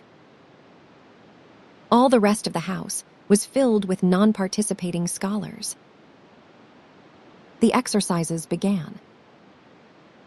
A very little boy stood up and sheepishly recited, "You would scarce expect one of my age to speak in public on the stage," etc., accompanying himself with the painfully exact and spasmodic gestures which a machine might have used, supposing the machine to be a trifle out of order. But he got through safely, though cruelly scared, and got a fine round of applause when he made his manufactured bow and retired. A little shamefaced girl lisped, "Mary had a little lamb," etc., performed a compassion-inspiring curtsy, got her meed of applause, and sat down flushed and happy. Tom Sawyer stepped forward with conceited confidence and soared into the unquenchable and indestructible "Give me liberty or give me death" speech, with fine fury and frantic gesticulation, and broke down in the middle of it. A ghastly stage fright seized him. His legs quaked under him, and he was like to choke. True, he had the manifest sympathy of the house, but he had the house's silence, too, which was even worse than its sympathy. The master frowned, and this completed the disaster. Tom struggled a while and then retired, utterly defeated. There was a weak attempt at applause, but it died early. The boy stood on the burning deck, followed. Also, the Assyrian came down, and other declamatory gems. Then there were reading exercises and a spelling fight.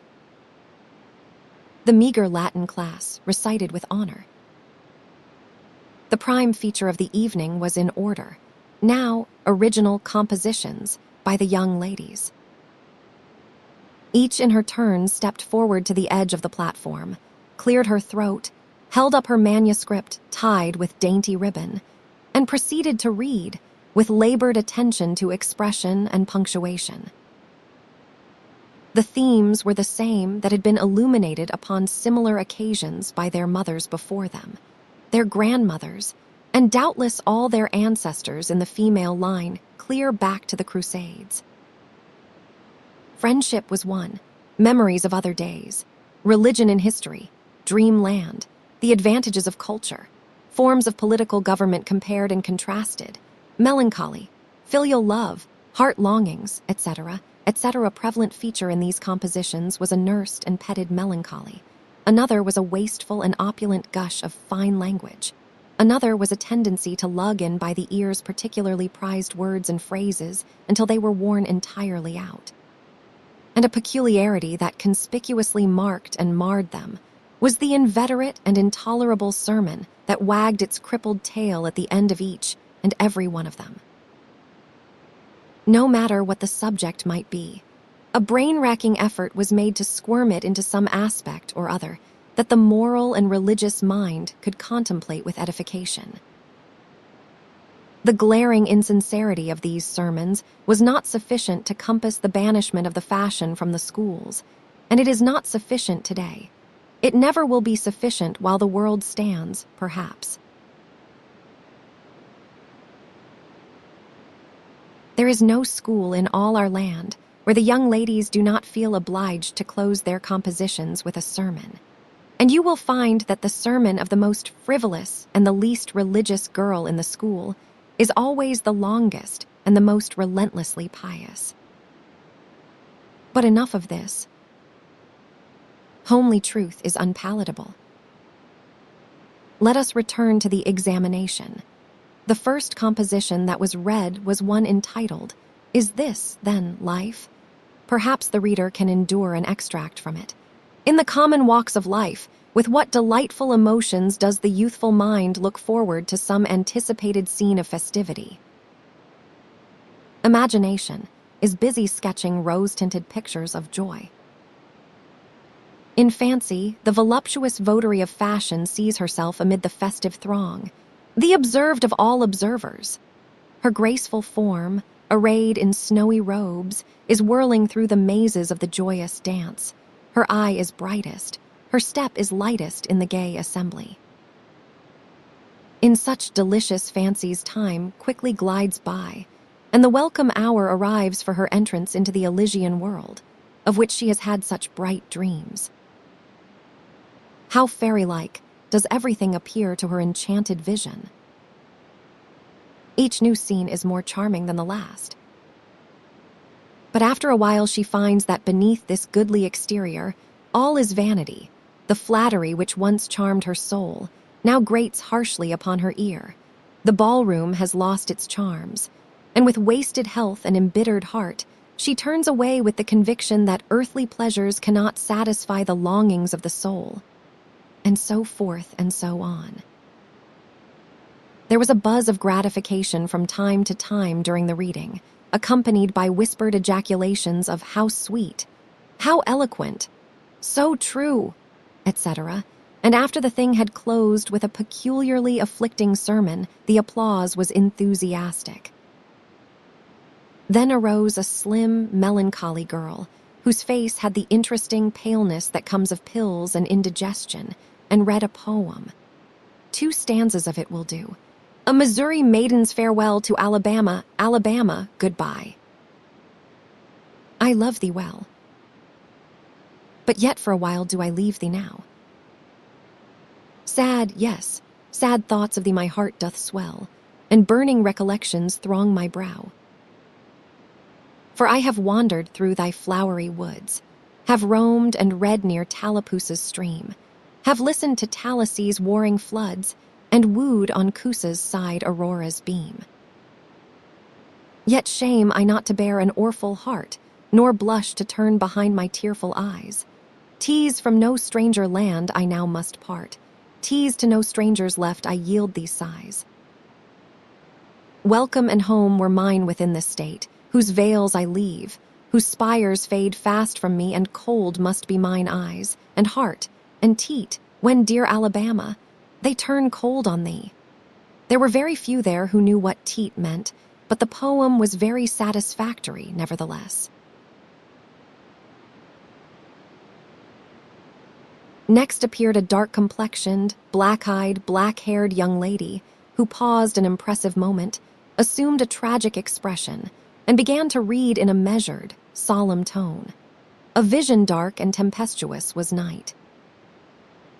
Around the throne, on high not a single star quivered, but the deep intonations of the heavy thunder constantly vibrated upon the ear, whilst the terrific lightning reveled in angry mood through the cloudy chambers of heaven, seeming to scorn the power exerted over its terror by the illustrious Franklin. Even the boisterous winds unanimously came forth from their mystic homes, and blustered about as if to enhance by their aid the wildness of the scene. At such a time, so dark, so dreary, for human sympathy my very spirit sighed. But instead thereof, my dearest friend, my counselor, my comforter and guide, my joy in grief, my second bliss in joy, came to my side. She moved like one of those bright beings pictured in the sunny walks of fancies, eaten by the romantic and young, a queen of beauty unadorned save by her own transcendent loveliness.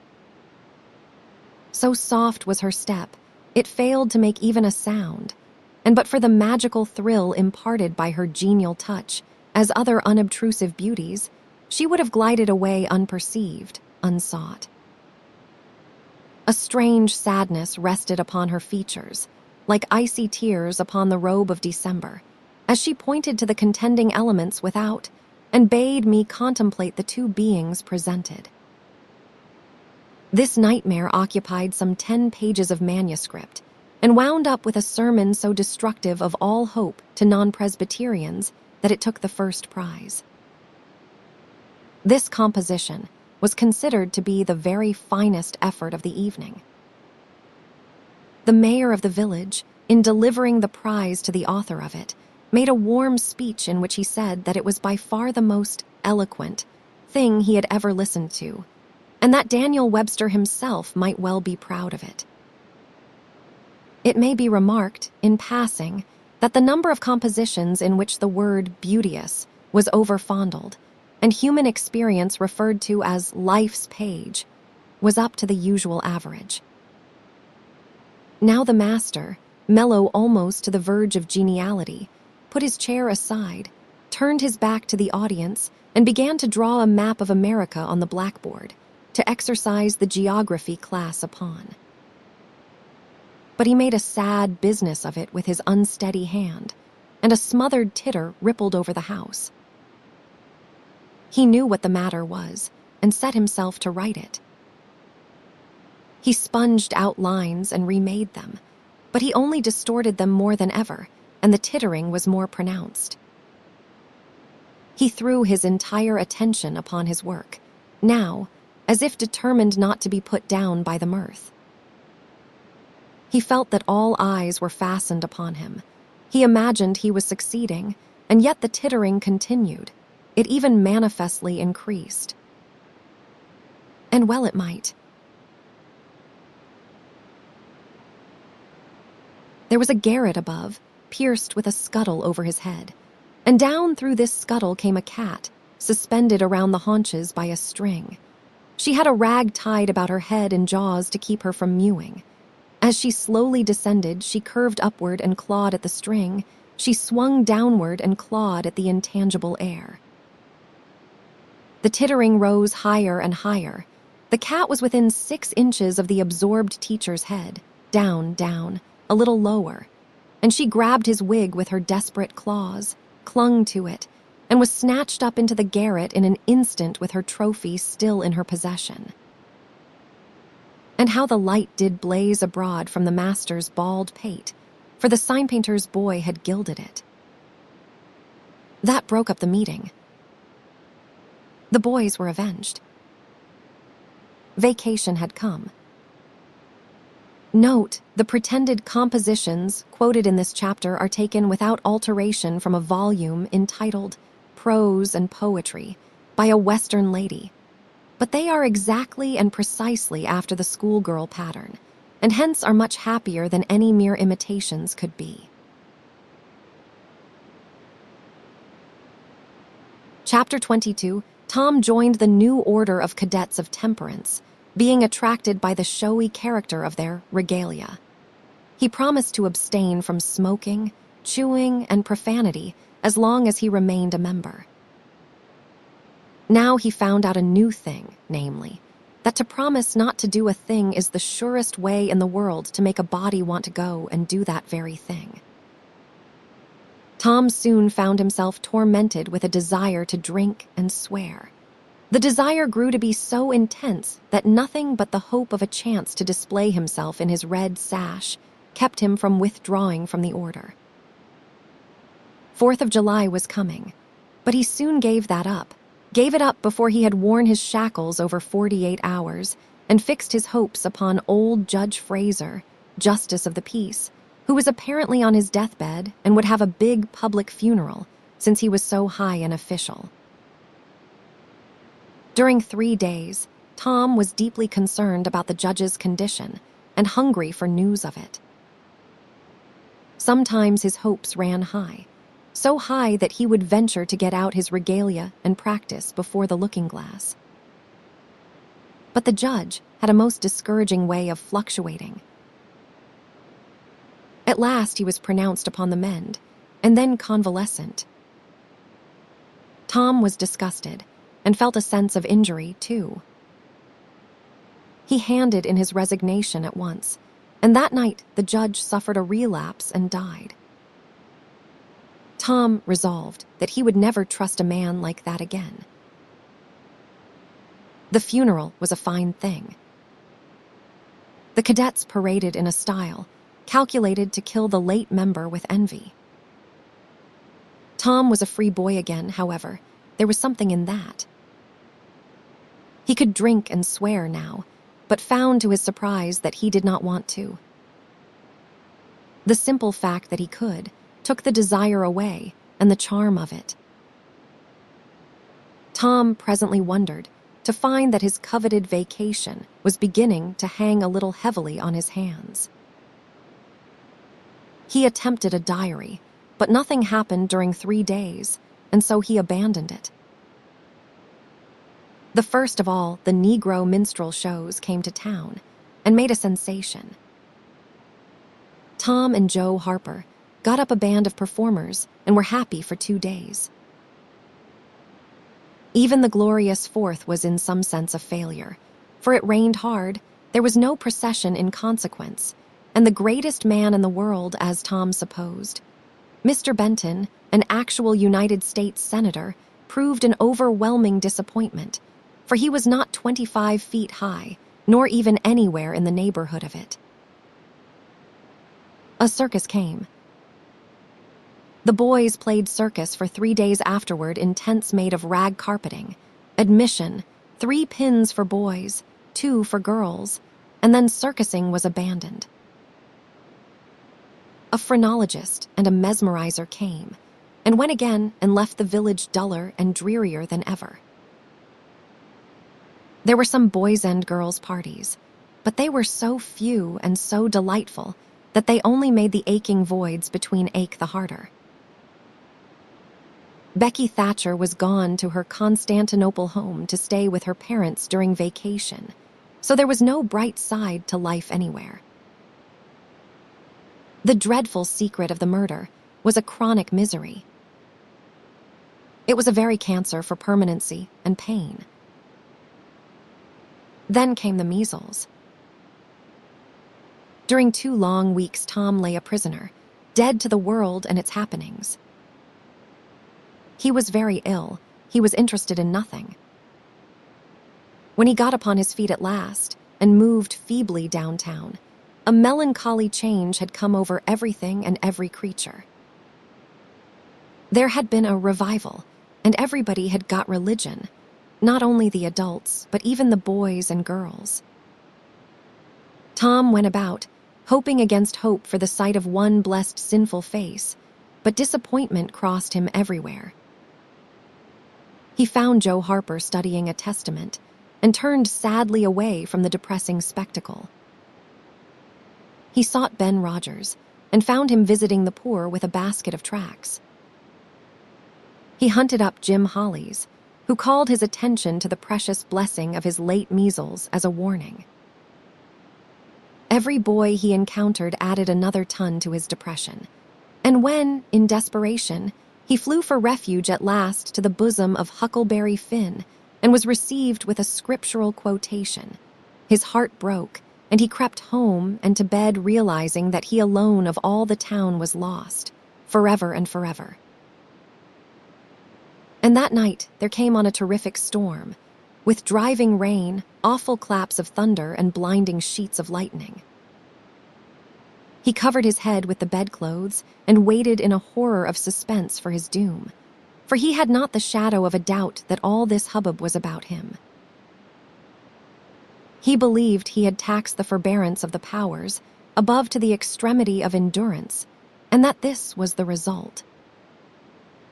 It might have seemed to him a waste of pomp and ammunition to kill a bug with a battery of artillery, but there seemed nothing incongruous about the getting up such an expensive thunderstorm as this to knock the turf from under an insect like himself. By and by the tempest spent itself and died without accomplishing its object. The boy's first impulse was to be grateful and reform. His second was to wait, for there might not be any more storms.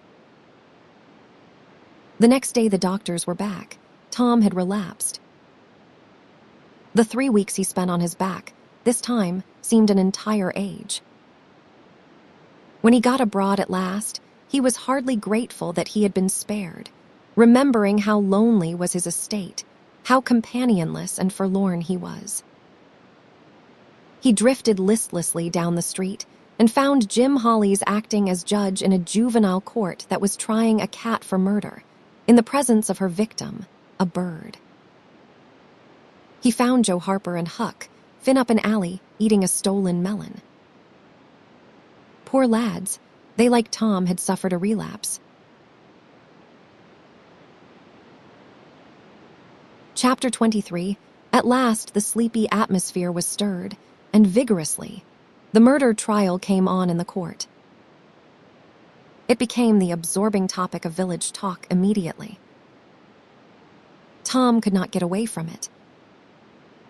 Every reference to the murder sent a shudder to his heart, for his troubled conscience and fears almost persuaded him that these remarks were put forth in his hearing as feelers. He did not see how he could be suspected of knowing anything about the murder, but still, he could not be comfortable in the midst of this gossip. It kept him in a cold shiver all the time. He took Huck to a lonely place to have a talk with him. It would be some relief to unseal his tongue for a little while, to divide his burden of distress with another sufferer. Moreover, he wanted to assure himself that Huck had remained discreet. Huck, have you ever told anybody about that? About what? You know what? Oh, course I have not. Never a word. Never a solitary word, so help me. What makes you ask? Well, I was afeard. Why, Tom Sawyer, we would not be alive 2 days if that got found out. You know that. Tom felt more comfortable. After a pause, Huck, they could not anybody get you to tell, could they? Get me to tell. Why, if I wanted that half-breed devil to drown me, they could get me to tell. They ain't no different way. Well, that is all right then. I reckon we are safe as long as we keep mum. But let us swear again, anyway. It is more surer. I am agreed. So they swore again with dread solemnities. What is the talk around Huck? I have heard a power of it. Talk. Well, it is just Muff Potter, Muff Potter, Muff Potter all the time. It keeps me in a sweat, constant, so's I want to hide Sommers. That is just the same way they go on round me. I reckon he is a goner. Do not you feel sorry for him sometimes? Most always, most always. He ain't no account, but then he hain't ever done anything to hurt anybody. Just fishes a little, to get money to get drunk on, and loafs around considerable. But Lord, we all do that, leastways most of us, preachers and such like. But he is kind of good. He give me half a fish once when there warn't enough for 2, and lots of times he has kind of stood by me when I was out of luck. Well, he has mended kites for me, Huck, and knitted hooks onto my line. I wish we could get him out of there. My, we could not get him out, Tom.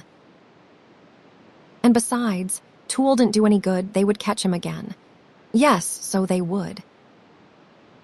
But I hate to hear 'em abuse him so like the Dickens when he never done that. I do too, Tom.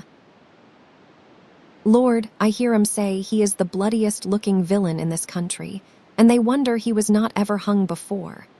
Yes, they talk like that all the time. I have heard 'em say that if he was to get free, they would lynch him. And they would do it, too. The boys had a long talk, but it brought them little comfort. As the twilight drew on, they found themselves hanging about the neighborhood of the little isolated jail, perhaps with an undefined hope that something would happen that might clear away their difficulties. But nothing happened. There seemed to be no angels or fairies interested in this luckless captive. The boys did as they had often done before, went to the cell grating and gave Potter some tobacco and matches. He was on the ground floor, and there were no guards. His gratitude for their gifts had always smote their consciences before. It cut deeper than ever, this time.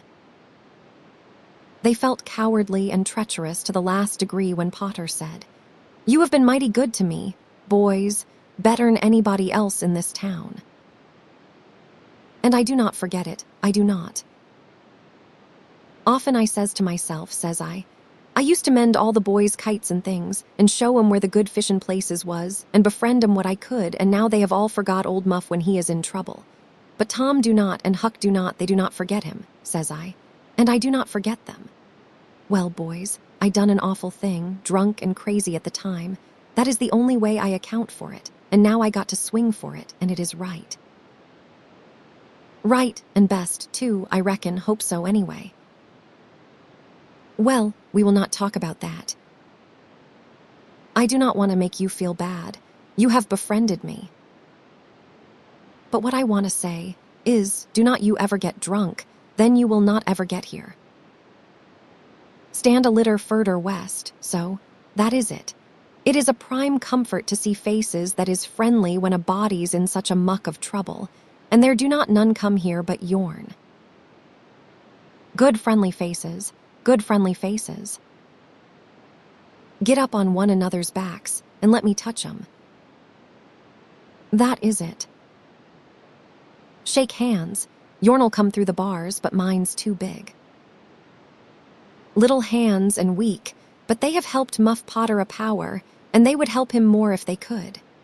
Tom went home miserable, and his dreams that night were full of horrors. The next day and the day after, he hung about the courtroom, drawn by an almost irresistible impulse to go in, but forcing himself to stay out. Huck was having the same experience. They studiously avoided each other. Each wandered away from time to time, but the same dismal fascination always brought them back presently. Tom kept his ears open when idlers sauntered out of the courtroom, but invariably heard distressing news. The toils were closing more and more relentlessly around poor Potter. At the end of the second day, the village talk was to the effect that Injun Joe's evidence stood firm and unshaken, and that there was not the slightest question as to what the jury's verdict would be. Tom was out late that night and came to bed through the window. He was in a tremendous state of excitement. It was hours before he got to sleep. All the village flocked to the courthouse the next morning, for this was to be the great day. Both sexes were about equally represented in the packed audience. After a long wait, the jury filed in and took their places. Shortly afterward, Potter, pale and haggard, timid and hopeless, was brought in, with chains upon him, and seated where all the curious eyes could stare at him. No less conspicuous was Injun Joe, stolid as ever. There was another pause, and then the judge arrived, and the sheriff proclaimed the opening of the court. The usual whisperings among the lawyers and gathering together of papers followed. These details and accompanying delays worked up an atmosphere of preparation that was as impressive as it was fascinating. Now a witness was called who testified that he found Muff Potter washing in the brook at an early hour of the morning that the murder was discovered, and that he immediately sneaked away. After some further questioning, counsel for the prosecution said, "Take the witness." The prisoner raised his eyes for a moment, but dropped them again when his own counsel said, "I have no questions to ask him." The next witness proved the finding of the knife near the corpse. Counsel for the prosecution said, "Take the witness." "I have no questions to ask him," Potter's lawyer replied. A third witness swore he had often seen the knife in Potter's possession. "Take the witness." Counsel for Potter declined to question him. The faces of the audience began to betray annoyance. Did this attorney mean to throw away his client's life without an effort? Several witnesses deposed concerning Potter's guilty behavior when brought to the scene of the murder. They were allowed to leave the stand without being cross-questioned. Every detail of the damaging circumstances that occurred in the graveyard upon that morning, which all present remembered so well, was brought out by credible witnesses, but none of them were cross-examined by Potter's lawyer. The perplexity and dissatisfaction of the House expressed itself in murmurs and provoked a reproof from the bench. Counsel for the prosecution now said, "By the oaths of citizens whose simple word is above suspicion, we have fastened this awful crime, beyond all possibility of question, upon the unhappy prisoner at the bar. We rest our case here." A groan escaped from poor Potter, and he put his face in his hands and rocked his body softly to and fro, while a painful silence reigned in the courtroom. Many men were moved, and many women's compassion testified itself in tears. Counsel for the defense rose and said, "Your Honor, in our remarks at the opening of this trial, we foreshadowed our purpose to prove that our client did this fearful deed while under the influence of a blind and irresponsible delirium produced by drink. We have changed our mind. We shall not offer that plea. Call Thomas Sawyer." A puzzled amazement awoke in every face in the house, not even excepting Potter's. Every eye fastened itself with wondering interest upon Tom as he rose and took his place upon the stand. The boy looked wild enough, for he was badly scared. The oath was administered. "Thomas Sawyer, where were you on the 17th of June, about the hour of midnight?" Tom glanced at Injun Joe's iron face, and his tongue failed him. The audience listened breathless, but the words refused to come. After a few moments, however, the boy got a little of his strength back and managed to put enough of it into his voice to make part of the house here. "In the graveyard. A little bit louder, please. Do not be afraid." "You were in the graveyard."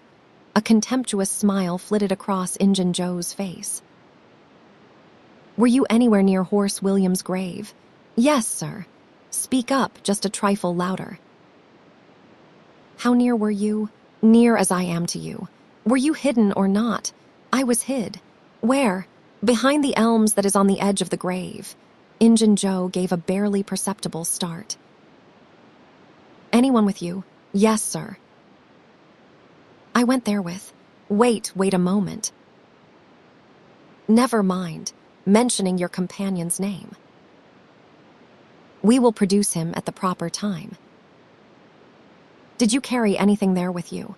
Tom hesitated and looked confused. "Speak out, my boy. Do not be diffident. The truth is always respectable." "What did you take there?" "Only a dead cat." There was a ripple of mirth which the court checked. "We will produce the skeleton of that cat.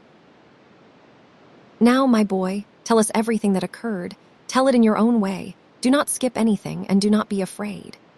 Tom began hesitatingly at first, but as he warmed to his subject, his words flowed more and more easily. In a little while, every sound ceased but his own voice. Every eye fixed itself upon him. With parted lips and bated breath, the audience hung upon his words, taking no note of time, wrapped in the ghastly fascinations of the tale. The strain upon pent emotion reached its climax when the boy said, "And as the doctor fetched the board around and Muff Potter fell, Injun Joe jumped with the knife and—" Crash. Quick as lightning, the half-breed sprang for a window, tore his way through all opposers, and was gone. Chapter 24. Tom was a glittering hero once more, the pet of the old, the envy of the young. His name even went into immortal print, for the village paper magnified him. There were some that believed he would be president, yet if he escaped hanging. As usual, the fickle, unreasoning world took Muff Potter to its bosom and fondled him as lavishly as it had abused him before. But that sort of conduct is to the world's credit, therefore it is not well to find fault with it. Tom's days were days of splendor and exultation to him, but his nights were seasons of horror. Injun Joe infested all his dreams, and always with doom in his eye. Hardly any temptation could persuade the boy to stir abroad after nightfall. Poor Huck was in the same state of wretchedness and terror, for Tom had told the whole story to the lawyer the night before the great day of the trial, and Huck was sore afraid that his share in the business might leak out. Yet, notwithstanding Injun Joe's flight had saved him the suffering of testifying in court. The poor fellow had got the attorney to promise secrecy, but what of that? Since Tom's harassed conscience had managed to drive him to the lawyer's house by night and wring a dread tale from lips that had been sealed with the dismalest and most formidable of oaths, Huck's confidence in the human race was well-nigh obliterated. Daily Muff Potter's gratitude made Tom glad he had spoken, but nightly he wished he had sealed up his tongue. Half the time Tom was afraid Injun Joe would never be captured. The other half he was afraid he would be. He felt sure he never could draw a safe breath again until that man was dead and he had seen the corpse. Rewards had been offered, the country had been scoured, but no Injun Joe was found. One of those omniscient and awe-inspiring marvels, a detective, came up from St. Louis, moused around, shook his head, looked wise, and made that sort of astounding success which members of that craft usually achieve. That is to say, he found a clue. But you cannot hang a clue for murder, and so after that detective had got through and gone home, Tom felt just as insecure as he was before. The slow days drifted on, and each left behind it a slightly lightened weight of apprehension. Chapter 25. There comes a time in every rightly constructed boy's life when he has a raging desire to go somewhere and dig for hidden treasure. This desire suddenly came upon Tom one day. He sallied out to find Joe Harper, but failed of success. Next he sought Ben Rogers. He had gone fishing. Presently he stumbled upon Huck Finn, the red-handed. Huck would answer. Tom took him to a private place and opened the matter to him confidentially. Huck was willing. Huck was always willing to take a hand in any enterprise that offered entertainment and required no capital, for he had a troublesome superabundance of that sort of time, which is not money. "Where'll we dig?" said Huck. "Oh, most anywhere. Why, is it hid all around?" "No, indeed it ain't. It is hid in mighty particular places, Huck, sometimes on islands, sometimes in rotten chests under the end of a limb of an old dead tree, just where the shadow falls at midnight, but mostly under the floor in haunted houses." "Who hides it?" "Why, robbers, of course. Who would you reckon?" "Sunday school superintendents. I do not know. If 'twas mine, I would not hide it. I would spend it and have a good time." "So would I. But robbers do not do that way. They always hide it and leave it there. Do not they come after it any more? No, they think they will, but they generally forget the marks or else they die.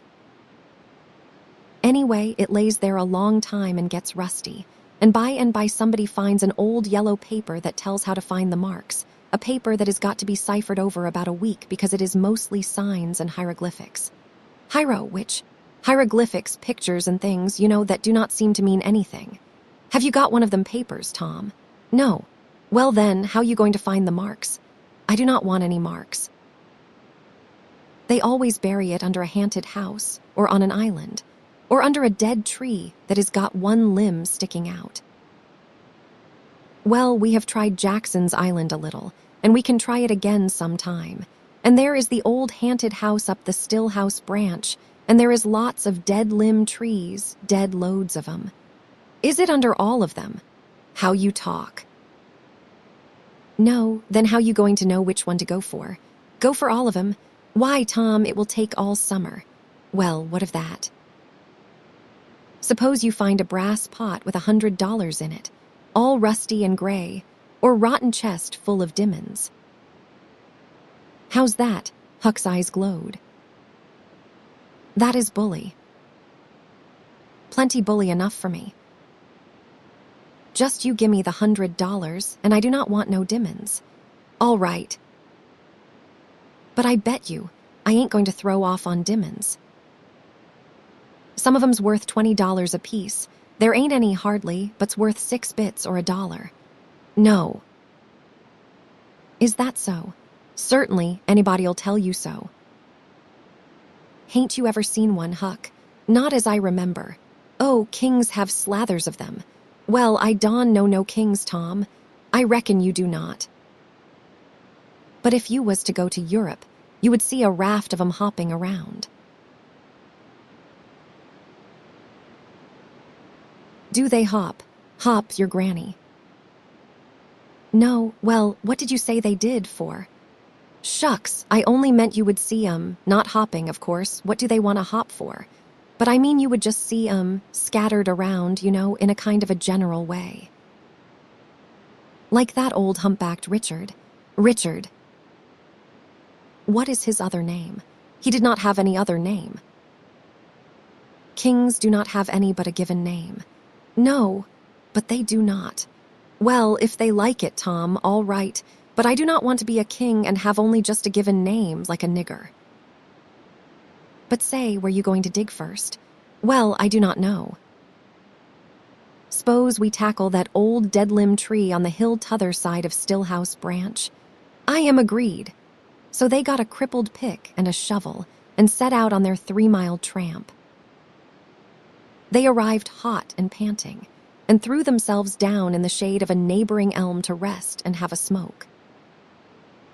I like this, said Tom. So do I. Say, Huck, if we find a treasure here, what you going to do with your share? Well, I will have pie and a glass of soda every day, and I will go to every circus that comes along. I bet I will have a gay time. Well, ain't you going to save any of it? Save it. What for? Why, so as to have something to live on by and by. Oh, that ain't any use. Pap would come back to Thishere town some day and get his claws on it if I did not hurry up, and I tell you he would clean it out pretty quick. What you going to do with yourn, Tom? I am going to buy a new drum and a sure-'nough sword and a red necktie and a bull pup and get married. Married? That is it.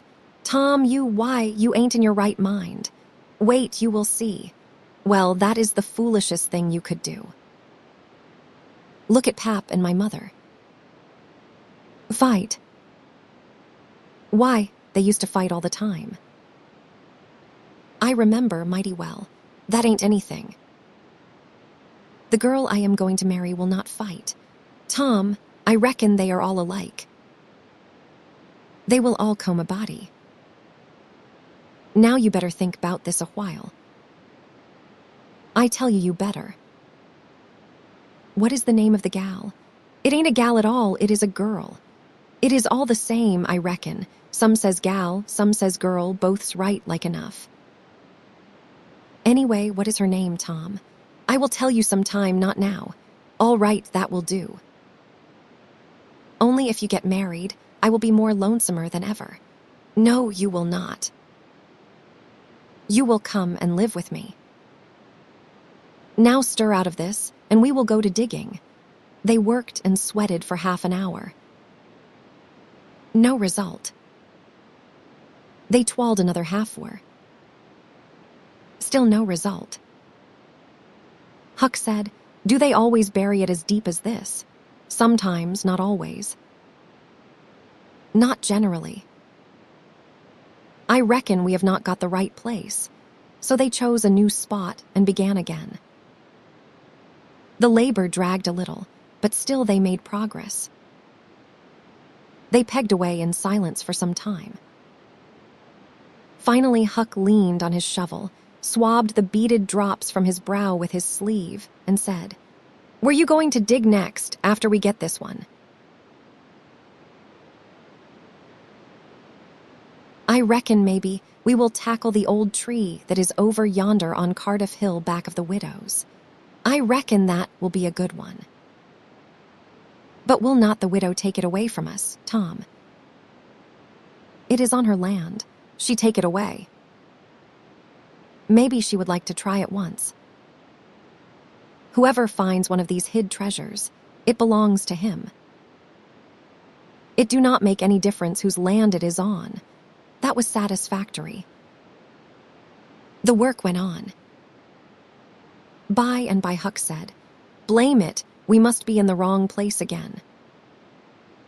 What do you think? It is mighty curious, Huck. I do not understand it. Sometimes witches interfere. I reckon maybe that is what is the trouble now. Shucks. Witches ain't got no power in the daytime. Well, that is so. I did not think of that. Oh, I know what the matter is. What a blamed lot of fools we are. You got to find out where the shadow of the limb falls at midnight, and that is where you dig. Then consound it, we have fooled away all this work for nothing. Now hang it all, we got to come back in the night. It is an awful long way. Can you get out? I bet I will. We have got to do it tonight, too, because if somebody sees these holes, they will know in a minute what is here and they will go for it. Well, I will come around and mow tonight. All right. Let us hide the tools in the bushes. The boys were there that night, about the appointed time. They sat in the shadow waiting. It was a lonely place, and an hour made solemn by old traditions. Spirits whispered in the rustling leaves, ghosts lurked in the murky nooks, the deep baying of a hound floated up out of the distance, an owl answered with his sepulchral note. The boys were subdued by these solemnities, and talked little. By and by they judged that 12 had come. They marked where the shadow fell and began to dig. Their hopes commenced to rise. Their interest grew stronger, and their industry kept pace with it. The hole deepened and still deepened, but every time their hearts jumped to hear the pick strike upon something, they only suffered a new disappointment. It was only a stone or a chunk. At last Tom said, "It ain't any use, Huck, we are wrong again." Well, but we cannot be wrong. We spotted the shatter to a dot. I know it, but then there is another thing. What is that? Why, we only guessed at the time. Like enough it was too late or too early. Huck dropped his shovel. "That is it," said he. "That is the very trouble. We got to give this one up. We cannot ever tell the right time. And besides, this kind of thing's too awful. Here this time of night with witches and ghosts a-fluttering around so. I feel as if something's behind me all the time. And I am afeared to turn around, because maybe there is others in front awaiting for a chance. I've been creeping all over ever since I got here. Well, I have been pretty much so, too, Huck. They most always put in a dead man when they bury a treasure under a tree to look out for it. Lordy! Yes, they do. I have always heard that. Tom, I do not like to fool around much where there is dead people. A body's bound to get into trouble with 'em, sure. I do not like to stir 'em up either. S'pose this one here was to stick his skull out and say something. Do not, Tom. It is awful. Well, it just is. Huck, I do not feel comfortable a bit. Say, Tom, let us give this place up and try somewheres else. All right, I reckon we better. What will it be? Tom considered a while and then said, The haunted house. That is it. Blame it, I do not like haunted houses, Tom. Why, they are a darn sight worse than dead people. Dead people might talk, maybe, but they do not come sliding around in a shroud when you ain't noticing and peep over your shoulder all of a sudden and grit their teeth, the way a ghost does. I could not stand such a thing as that, Tom, nobody could. Yes, but Huck, ghosts do not travel around only at night. They will not hinder us from digging there in the daytime. Well, that is so. But you know mighty well people do not go about that haunted house in the day nor the night. Well, that is mostly because they do not like to go where a man's been murdered anyway, but nothing's ever been seen around that house except in the night, just some blue lights slipping by the windows, no regular ghosts. Well, where you see one of them blue lights flickering around, Tom, you can bet there is a ghost mighty close behind it. It stands to reason. Because you know that they do not anybody but ghosts use 'em. Yes, that is so. But anyway, they do not come around in the daytime, so what is the use of our being afeared? Well, all right. We will tackle the haunted house if you say so, but I reckon it is taking chances. They had started down the hill by this time. There in the middle of the moonlit valley below them stood the haunted house, utterly isolated, its fences gone long ago, rank weeds smothering the very doorsteps, the chimney crumbled to ruin, the window sashes vacant, a corner of the roof caved in. The boys gazed a while, half expecting to see a blue light flit past a window. Then, talking in a low tone, as befitted the time and the circumstances, they struck far off to the right, to give the haunted house a wide berth, and took their way homeward through the woods that adorned the rearward side of Cardiff Hill. Chapter 26. About noon the next day, the boys arrived at the dead tree. They had come for their tools. Tom was impatient to go to the haunted house. Huck was measurably so also, but suddenly said, "Looky her, Tom, do you know what day it is?" Tom mentally ran over the days of the week, and then quickly lifted his eyes with a startled look in them. "My." "I never once thought of it, Huck." "Well, I did not neither, but all at once it popped onto me that it was Friday." "Blame it, a body cannot be too careful, Huck." "We might have got into an awful scrape, tackling such a thing on a Friday." "Might." "Better say we would." "There is some lucky days, maybe, but Friday ain't. Any fool knows that." "I do not reckon you was the first that found it out, Huck." "Well, I never said I was, did I?" "And Friday ain't all, neither." "I had a rotten bad dream last night, dreamt about rats." "No." "Sure sign of trouble." "Did they fight?" "No." "Well, that is good, Huck. When they do not fight, it is only a sign that there is trouble around, you know. All we got to do is to look mighty sharp and keep out of it. We will drop this thing for today and play. Do you know Robin Hood, Huck?" "No, who is Robin Hood?" "Why, he was one of the greatest men that was ever in England, and the best." "He was a robber. Cracky, I wished I was." "Who did he rob?" "Only sheriffs and bishops and rich people and kings and such like." "But he never bothered the poor." "He loved 'em. He always divided up with 'em perfectly square." "Well, he must have been a brick. I bet you he was, Huck." "Oh, he was the noblest man that ever was." "They ain't any such men now, I can tell you." "He could lick any man in England with one hand tied behind him, and he could take his U-bow and plug a 10-cent piece every time, a mile and a half." "What is a U-bow?" "I do not know." "It is some kind of a bow, of course." "And if he hit that dime only on the edge, he would set down and cry and curse." "But we will play Robin Hood. It is nobby fun." "I will learn you." "I am agreed."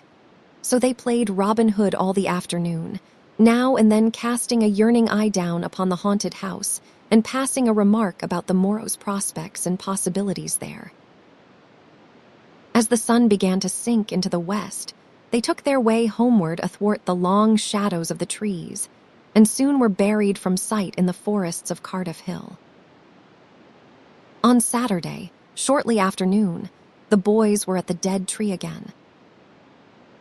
They had a smoke and a chat in the shade, and then dug a little in their last hole, not with great hope, but merely because Tom said there were so many cases where people had given up a treasure after getting down within 6 inches of it, and then somebody else had come along and turned it up with a single thrust of a shovel. The thing failed this time, however, so the boys shouldered their tools and went away feeling that they had not trifled with fortune, but had fulfilled all the requirements that belong to the business of treasure hunting. When they reached the haunted house, there was something so weird and grisly about the dead silence that reigned there under the baking sun, and something so depressing about the loneliness and desolation of the place, that they were afraid, for a moment, to venture in. Then they crept to the door and took a trembling peep. They saw a weed-grown, floorless room, unplastered, an ancient fireplace, vacant windows, a ruinous staircase, and here, there, and everywhere hung ragged and abandoned cobwebs. They presently entered, softly, with quickened pulses, talking in whispers, ears alert to catch the slightest sound, and muscles tense and ready for instant retreat. In a little while, familiarity modified their fears, and they gave the place a critical and interested examination, rather admiring their own boldness and wondering at it, too. Next, they wanted to look upstairs. This was something like cutting off retreat, but they got to daring each other, and of course there could be but one result. They threw their tools into a corner and made the ascent. Up there were the same signs of decay. In one corner, they found a closet that promised mystery, but the promise was a fraud. There was nothing in it. Their courage was up now and well in hand. They were about to go down and begin work when, "SH," said Tom. "What is it?" whispered Huck, blanching with fright. "SH, there, hear it. Yes, oh my. Let us run. Keep still. Do not you budge. They are coming right toward the door." The boys stretched themselves upon the floor with their eyes to knotholes in the planking and lay waiting in a misery of fear. "They have stopped." "No, coming." "Here they are." "Do not whisper another word, Huck." "My goodness, I wish I was out of this." 2 men entered. Each boy said to himself, "There is the old deaf and dumb Spaniard that has been about town once or twice lately. Never saw t'other man before." T'other was a ragged, unkempt creature with nothing very pleasant in his face. The Spaniard was wrapped in a serape. He had bushy white whiskers, long white hair flowed from under his sombrero, and he wore green goggles. When they came in, T'other was talking in a low voice. They sat down on the ground, facing the door with their backs to the wall, and the speaker continued his remarks. His manner became less guarded and his words more distinct as he proceeded. "No," said he, "I have thought it all over and I do not like it." "It is dangerous. Dangerous," grunted the deaf and dumb Spaniard to the vast surprise of the boys. "Milksop." This voice made the boys gasp and quake. It was Injun Joe's. There was silence for some time. Then Joe said, "What is any more dangerous than that job up yonder, but nothing's come of it? That is different. Away up the river so, and not another house about. 'Twon't ever be known that we tried anyway, long as we did not succeed. Well, what is more dangerous than coming here in the daytime? Anybody would suspicion us that saw us." "I know that. But there warn't any other place as handy after that fool of a job. I want to quit this shanty. I wanted to yesterday, only it warn't any use trying to stir out of here, with those infernal boys playing over there on the hill right in full view." Those infernal boys quaked again under the inspiration of this remark, and thought how lucky it was that they had remembered it was Friday and concluded to wait a day. They wished in their hearts they had waited a year. The 2 men got out some food and made a luncheon. After a long and thoughtful silence, Injun Joe said, "Look here, lad, you go back up the river where you belong. Wait there till you hear from me. I will take the chances on dropping into this town just once more, for a look. We will do that dangerous job after I have spied around a little and think things look well for it. Then for Texas. We will leg it together." This was satisfactory. Both men presently fell to yawning, and Injun Joe said, "I am dead for sleep. It is your turn to watch." He curled down in the weeds and soon began to snore. His comrades stirred him once or twice, and he became quiet. Presently the watcher began to nod. His head drooped lower and lower, Both men began to snore now. The boys drew a long, grateful breath. Tom whispered, "Now's our chance, come," Huck said. "I cannot, I would die if they was to wake." Tom urged. Huck held back. At last Tom rose slowly and softly and started alone. But the first step he made rung such a hideous creak from the crazy floor that he sank down almost dead with fright. He never made a second attempt. The boys lay there counting the dragging moments till it seemed to them that time must be done and eternity growing gray. And then they were grateful to note that at last the sun was setting. Now one snore ceased. Injun Joe sat up, stared around, smiled grimly upon his comrade, whose head was drooping upon his knees, stirred him up with his foot and said, "Here. You are a watchman, ain't you?" "All right, though nothing's happened. My, have I been asleep? Oh, partly. Nearly time for us to be moving, pard. What will we do with what little swag we have got left? I do not know. Leave it here as we have always done, I reckon. No use to take it away till we start south. 650 in silver something to carry. Well, all right, it will not matter to come here once more. No, but I would say come in the night as we used to do, it is better. Yes, but look here, it may be a good while before I get the right chance at that job. Accidents might happen. Tain't in such a very good place. We will just regularly bury it and bury it deep." "Good idea," said the comrade, who walked across the room, knelt down, raised one of the rearward hearthstones and took out a bag that jingled pleasantly. He subtracted from it $20 or $30 for himself and as much for Injun Joe, and passed the bag to the latter, who was on his knees in the corner now, digging with his Bowie knife. The boys forgot all their fears, all their miseries in an instant. With gloating eyes, they watched every movement. Luck, the splendor of it was beyond all imagination. $600 was money enough to make half a dozen boys rich. Here was treasure hunting under the happiest auspices. There would not be any bothersome uncertainty as to where to dig. They nudged each other every moment, eloquent nudges and easily understood, for they simply meant, "Oh, but ain't you glad now we are here?" Joe's knife struck upon something. "Hello," said he. "What is it?" said his comrade. "Half-rotten plank. No, it is a box, I believe." "Here, bear a hand, and we will see what it is here for." "Never mind, I have broke a hole." He reached his hand in and drew it out. "Man, it is money." The two men examined the handful of coins. They were gold. The boys above were as excited as themselves, and as delighted.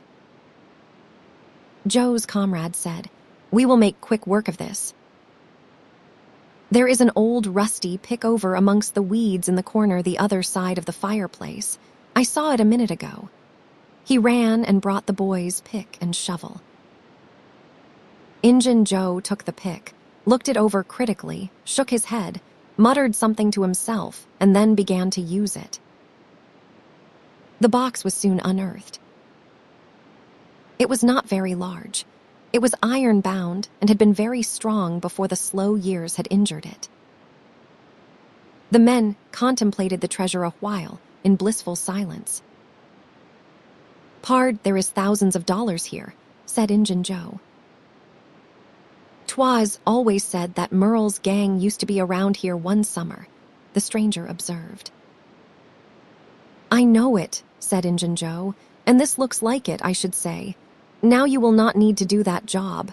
The half-breed frowned. Said he, "You do not know me. Least, you do not know all about that thing. 'Tain't robbery altogether, it is revenge," and a wicked light flamed in his eyes. "I will need your help in it. When it is finished, then Texas. Go home to your Nance and your kids and stand by till you hear from me. Well, if you say so, what will we do with this? Bury it again? Yes.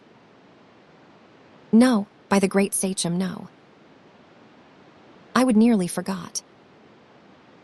That pick had fresh earth on it. What business has a pick and a shovel here? What business with fresh earth on them? Who brought them here, and where are they gone? Have you heard anybody, seen anybody?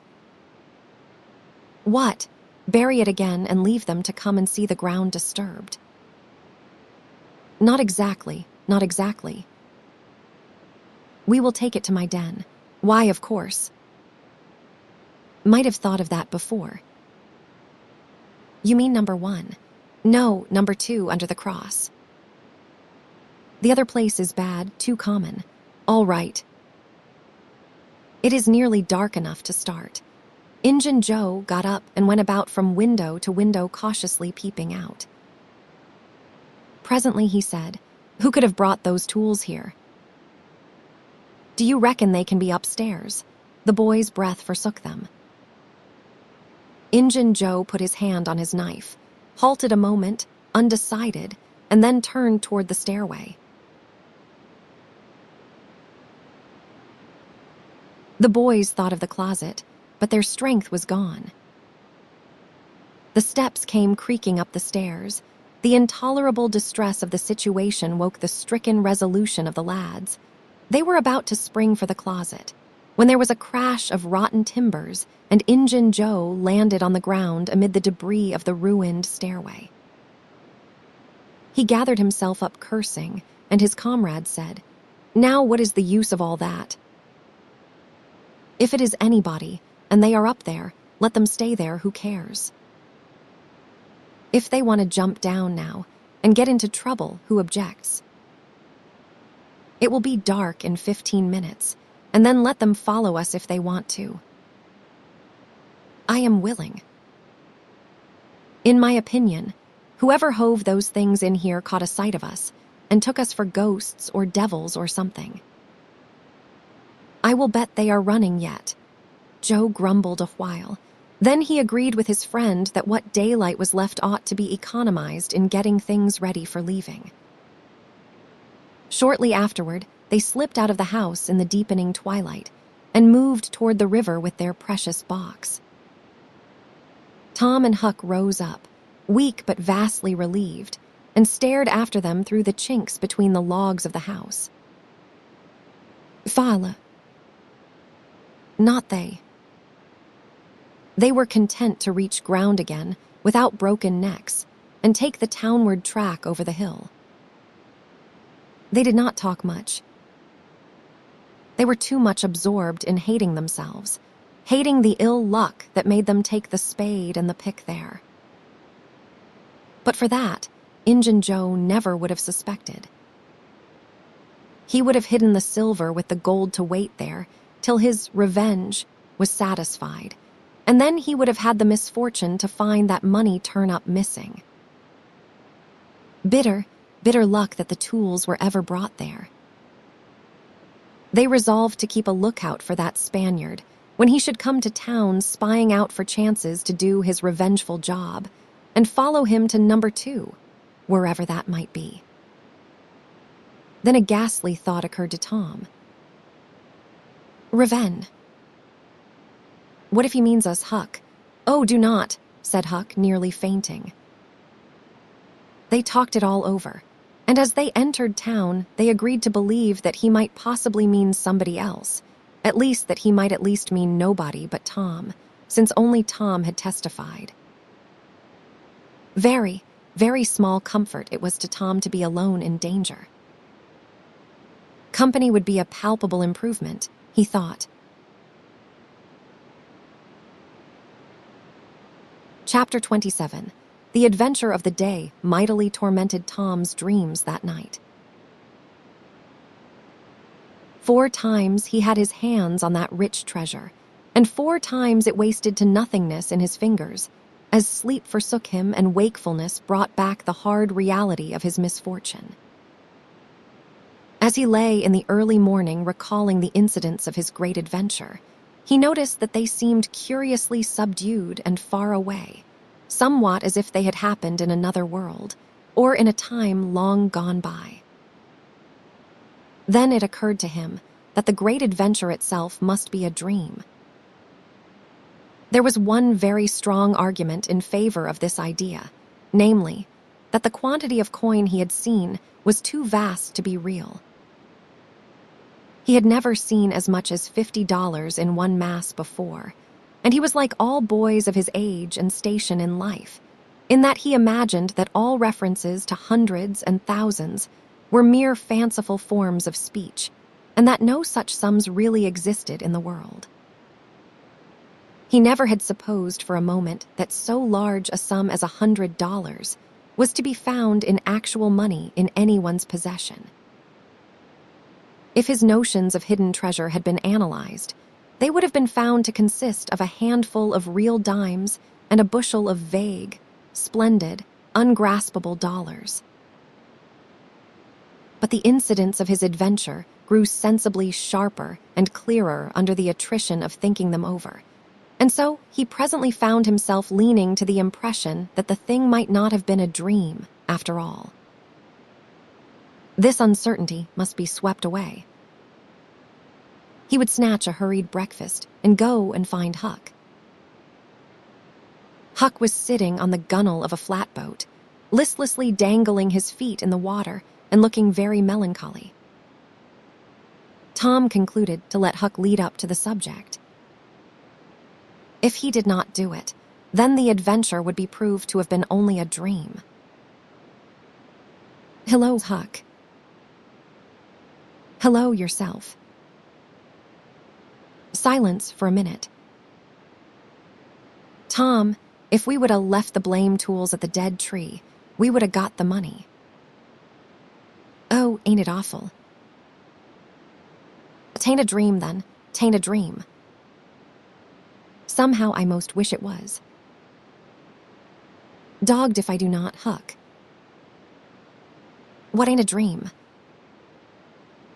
"Oh, that thing yesterday. I been half thinking it was." "Dream." If them stairs had not broke down, you would have seen how much dream it was. "I have had dreams enough all night, with that patch-eyed Spanish devil going for me all through 'em. Rot him." "No, not rot him. Find him. Track the money." "Tom, we will never find him. A feller do not have only one chance for such a pile, and that one's lost. I would feel mighty shaky if I was to see him, anyway."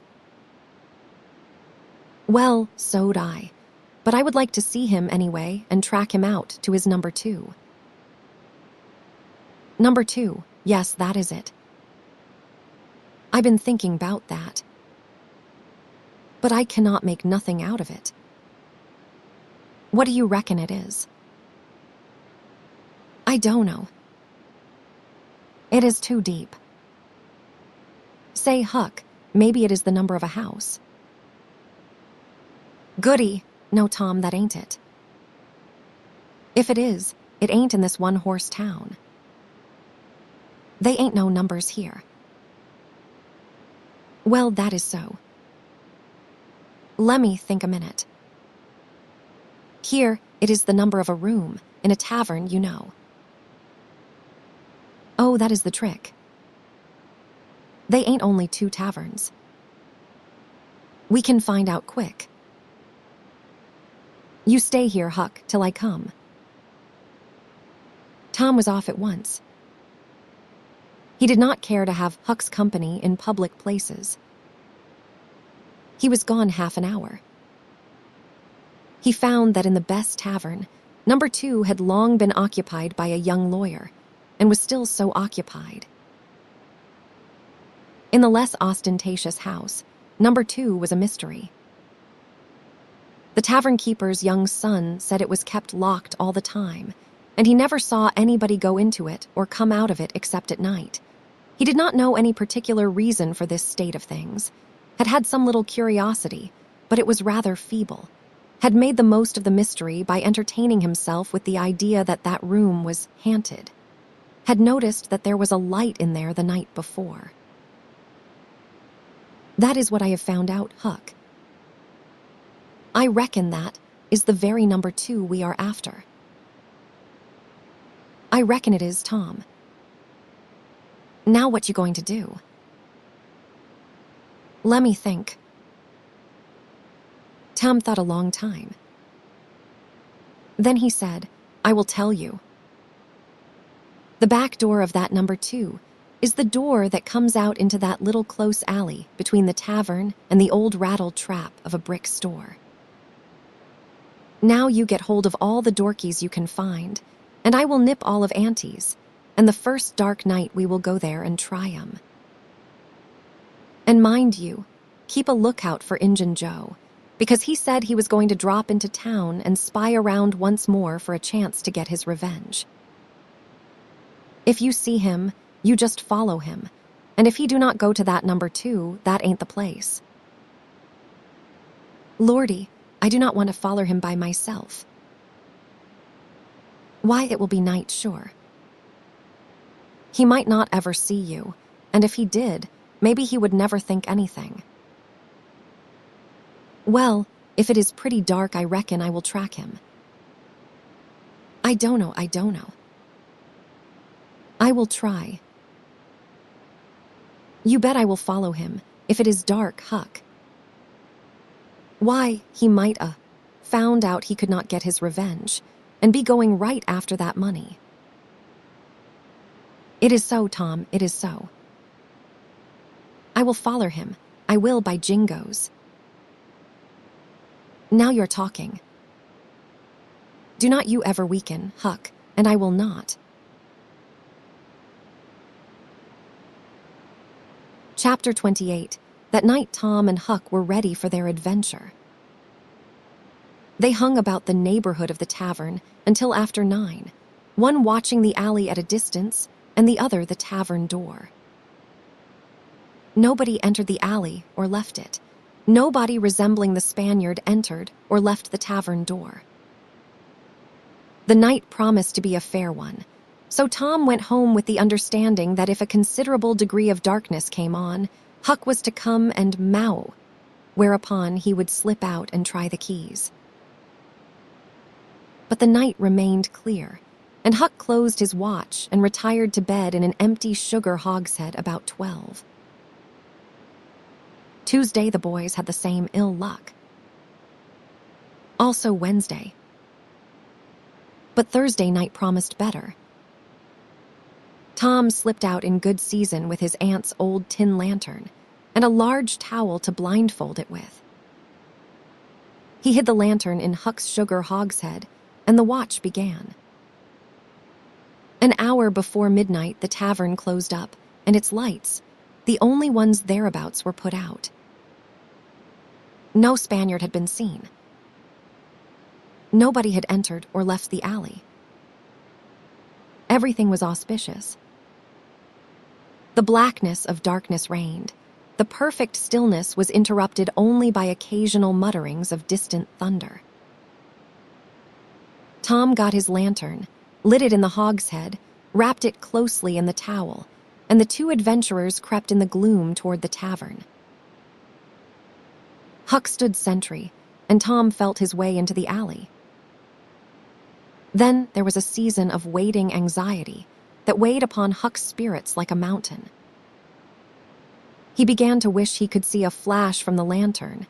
It would frighten him, but it would at least tell him that Tom was alive yet. It seemed hours since Tom had disappeared. Surely he must have fainted. Maybe he was dead. Maybe his heart had burst under terror and excitement. In his uneasiness, Huck found himself drawing closer and closer to the alley, fearing all sorts of dreadful things, and momentarily expecting some catastrophe to happen that would take away his breath. There was not much to take away, for he seemed only able to inhale it by thimblefuls, and his heart would soon wear itself out, the way it was beating.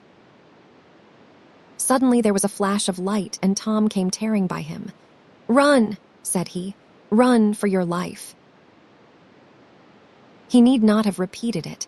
Once was enough. Huck was making 30 or 40 miles an hour before the repetition was uttered. The boys never stopped till they reached the shed of a deserted slaughterhouse at the lower end of the village. Just as they got within its shelter, the storm burst and the rain poured down. As soon as Tom got his breath, he said, "Huck, it was awful. I tried 2 of the keys, just as soft as I could, but they seemed to make such a power of racket that I could not hardly get my breath. I was so scared. They would not turn in the lock, either. Well, without noticing what I was doing, I took hold of the knob, and open comes the door. It weren't locked. I hopped in and shook off the towel and Great Caesar's ghost. What you see, Tom?" "Huck, I most stepped onto Injun Joe's hand." "No." "Yes." He was lying there, sound asleep on the floor, with his old patch on his eye and his arms spread out. "Lordy, what did you do?" "Did he wake up?" "No, never budged. Drunk, I reckon. I just grabbed that towel and started. I would never thought of the towel, I bet." "Well, I would. My aunt would make me mighty sick if I lost it." "Say, Tom, did you see that box?" "Huck, I did not wait to look around. I did not see the box. I did not see the cross. I did not see anything but a bottle and a tin cup on the floor by Injun Joe. Yes, I saw 2 barrels and lots more bottles in the room. Do not you see? Now, what is the matter with that haunted room?" "How?" "Why, it is haunted with whiskey. Maybe all the temperance taverns have got a haunted room. Hey, Huck." "Well, I reckon maybe that is so. Who would have thought such a thing? But say, Tom, now's a mighty good time to get that box, if Injun Joe's drunk." "It is that. You try it." Huck shuddered. "Well, no, I reckon not." "And I reckon not, Huck. Only 1 bottle alongside of Injun Joe ain't enough. If there would been 3, he would be drunk enough and I would do it." There was a long pause for reflection, and then Tom said, "Looky her, Huck, let's not try that thing any more till we know Injun Joe's not in there. It is too scary. Now, if we watch every night, we will be dead sure to see him go out, some time or other, and then we will snatch that box quicker'n lightning." "Well, I'm agreed. I will watch the whole night long, and I will do it every night too, if you will do the other part of the job." "All right, I will. All you got to do is to trot up Hooper Street a block and mow, and if I am asleep, you throw some gravel at the window and that will fetch me." "Agreed, and good as wheat. Now, Huck, the storm's over and I will go home. It will begin to be daylight in a couple of hours. You go back and watch that long, will you?" "I said I would, Tom, and I will. I will haunt that tavern every night for a year. I will sleep all day, and I will stand watch all night." "That is all right. Now, where you going to sleep?" "In Ben Rogers' hayloft. He lets me, and so does his pap's nigger man, Uncle Jake. I tote water for Uncle Jake whenever he wants me to, and any time I ask him, he gives me a little something to eat if he can spare it. That is a mighty good nigger, Tom. He likes me, because I do not ever act as if I was above him. Sometime I have sat right down and eat with him. But you need not tell that. A body's got to do things. When he is awful hungry, he would not want to do as a steady thing. Well, if I do not want you in the daytime, I will let you sleep. I will not come bothering around. Anytime you see something's up, in the night, just skip right around and meow. Chapter 29. The first thing Tom heard on Friday morning was a glad piece of news. Judge Thatcher's family had come back to town the night before. Both Injun Joe and the treasure sunk into secondary importance for a moment, and Becky took the chief place in the boy's interest. He saw her, and they had an exhausting good time playing Hispy and Gully Keeper with a crowd of their schoolmates. The day was completed and crowned in a peculiarly satisfactory way.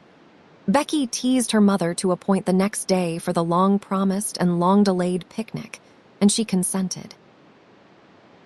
The child's delight was boundless, and Tom's not more moderate. The invitations were sent out before sunset, and straightway the young folks of the village were thrown into a fever of preparation and pleasurable anticipation. Tom's excitement enabled him to keep awake until a pretty late hour, and he had good hopes of hearing Huck's meow, and of having his treasure to astonish Becky and the picnickers with next day, but he was disappointed. No signal came that night. Morning came, eventually, and by 10 or 11 o'clock, a giddy and rollicking company were gathered at Judge Thatcher's, and everything was ready for a start. It was not the custom for elderly people to mar the picnics with their presence. The children were considered safe enough under the wings of a few young ladies of 18 and a few young gentlemen of 23 or thereabouts. The old steam ferry boat was chartered for the occasion. Presently the gay throng filed up the main street laden with provision baskets. Seed was sick and had to miss the fun. Mary remained at home to entertain him. The last thing Mrs. Thatcher said to Becky was, "You will not get back till late. Perhaps you would better stay all night with some of the girls that live near the ferry landing, child." "Then I will stay with Sussy Harper, Mama." "Very well. And mind and behave yourself and do not be any trouble." Presently, as they tripped along, Tom said to Becky, "Say, I will tell you what we will do. Instead of going to Joe Harper's, we will climb right up the hill and stop at the Widow Douglas. She will have ice cream. She has it most every day, dead loads of it. And she will be awful glad to have us." "Oh, that will be fun." Then Becky reflected a moment and said, "But what will Mama say? How will she ever know?" The girl turned the idea over in her mind and said reluctantly, "I reckon it is wrong, but shucks. Your mother will not know, and so what is the harm? All she wants is that you will be safe, and I bet you she would-a said go there if she would-a thought of it." I know she would. The Widow Douglas' splendid hospitality was a tempting bait. It and Tom's persuasions presently carried the day. So it was decided to say nothing to anybody about the night's program. Presently it occurred to Tom that maybe Huck might come this very night and give the signal. The thought took a deal of the spirit out of his anticipations. Still, he could not bear to give up the fun at Widow Douglas. And why should he give it up? He reasoned. The signal did not come the night before, so why should it be any more likely to come tonight? The sure fun of the evening outweighed the uncertain treasure, and, boylike, he determined to yield to the stronger inclination and not allow himself to think of the box of money another time that day. 3 miles below town, the ferry boat stopped at the mouth of a woody hollow and tied up. The crowd swarmed ashore, and soon the forest distances and craggy heights echoed far and near with shoutings and laughter. All the different ways of getting hot and tired were gone through with, and by the rovers straggled back to camp fortified with responsible appetites, and then the destruction of the good things began. After the feast, there was a refreshing season of rest and chat in the shade of spreading oaks. By somebody shouted, "Who is ready for the cave?" Everybody was. Bundles of candles were procured, and straightway there was a general scamper up the hill. The mouth of the cave was up the hillside, an opening shaped like a letter A. Its massive oaken door stood unbarred. Within was a small chamber, chilly as an ice house, and walled by nature with solid limestone that was dewy with a cold sweat. It was romantic and mysterious to stand here in the deep gloom and look out upon the green valley shining in the sun. But the impressiveness of the situation quickly wore off, and the romping began again. The moment a candle was lighted, there was a general rush upon the owner of it. A struggle and a gallant defense followed, but the candle was soon knocked down or blown out, and then there was a glad clamor of laughter and a new chase. But all things have an end. By the procession went filing down the steep descent of the main avenue, the flickering rank of lights dimly revealing the lofty walls of rock almost to their point of junction, 60 feet overhead. This main avenue was not more than 8 or 10 feet wide. Every few steps other lofty and still narrower crevices branched from it on either hand, for MacDougall's cave was but a vast labyrinth of crooked aisles that ran into each other and out again and led nowhere. It was said that one might wander days and nights together through its intricate tangle of rifts and chasms and never find the end of the cave, and that he might go down and still down into the earth, and it was just the same, labyrinth under labyrinth and no end to any of them. No man knew the cave. That was an impossible thing. Most of the young men knew a portion of it, and it was not customary to venture much beyond this known portion. Tom Sawyer knew as much of the cave as anyone. The procession moved along the main avenue some 3/4 of a mile, and then groups and couples began to slip aside into branch avenues, fly along the dismal corridors, and take each other by surprise at points where the corridors joined again. Parties were able to elude each other for the space of half an hour without going beyond the known ground. By, one group after another came straggling back to the mouth of the cave, panting, hilarious, smeared from head to foot with tallow drippings, daubed with clay, and entirely delighted with the success of the day. Then they were astonished to find that they had been taking no note of time, and that night was about at hand. The clanging bell had been calling for half an hour. However, this sort of close to the day's adventures was romantic and therefore satisfactory. When the ferry boat with her wild freight pushed into the stream, nobody cared sixpence for the wasted time but the captain of the craft. Huck was already upon his watch when the ferryboat's lights went glinting past the wharf. He heard no noise on board, for the young people were as subdued and still as people usually are who are nearly tired to death. He wondered what boat it was and why she did not stop at the wharf, and then he dropped her out of his mind and put his attention upon his business. The night was growing cloudy and dark. 10 o'clock came, and the noise of vehicles ceased. Scattered lights began to wink out. All straggling foot passengers disappeared. The village betook itself to its slumbers and left the small watcher alone with the silence and the ghosts. 11 o'clock came, and the tavern lights were put out, darkness everywhere now.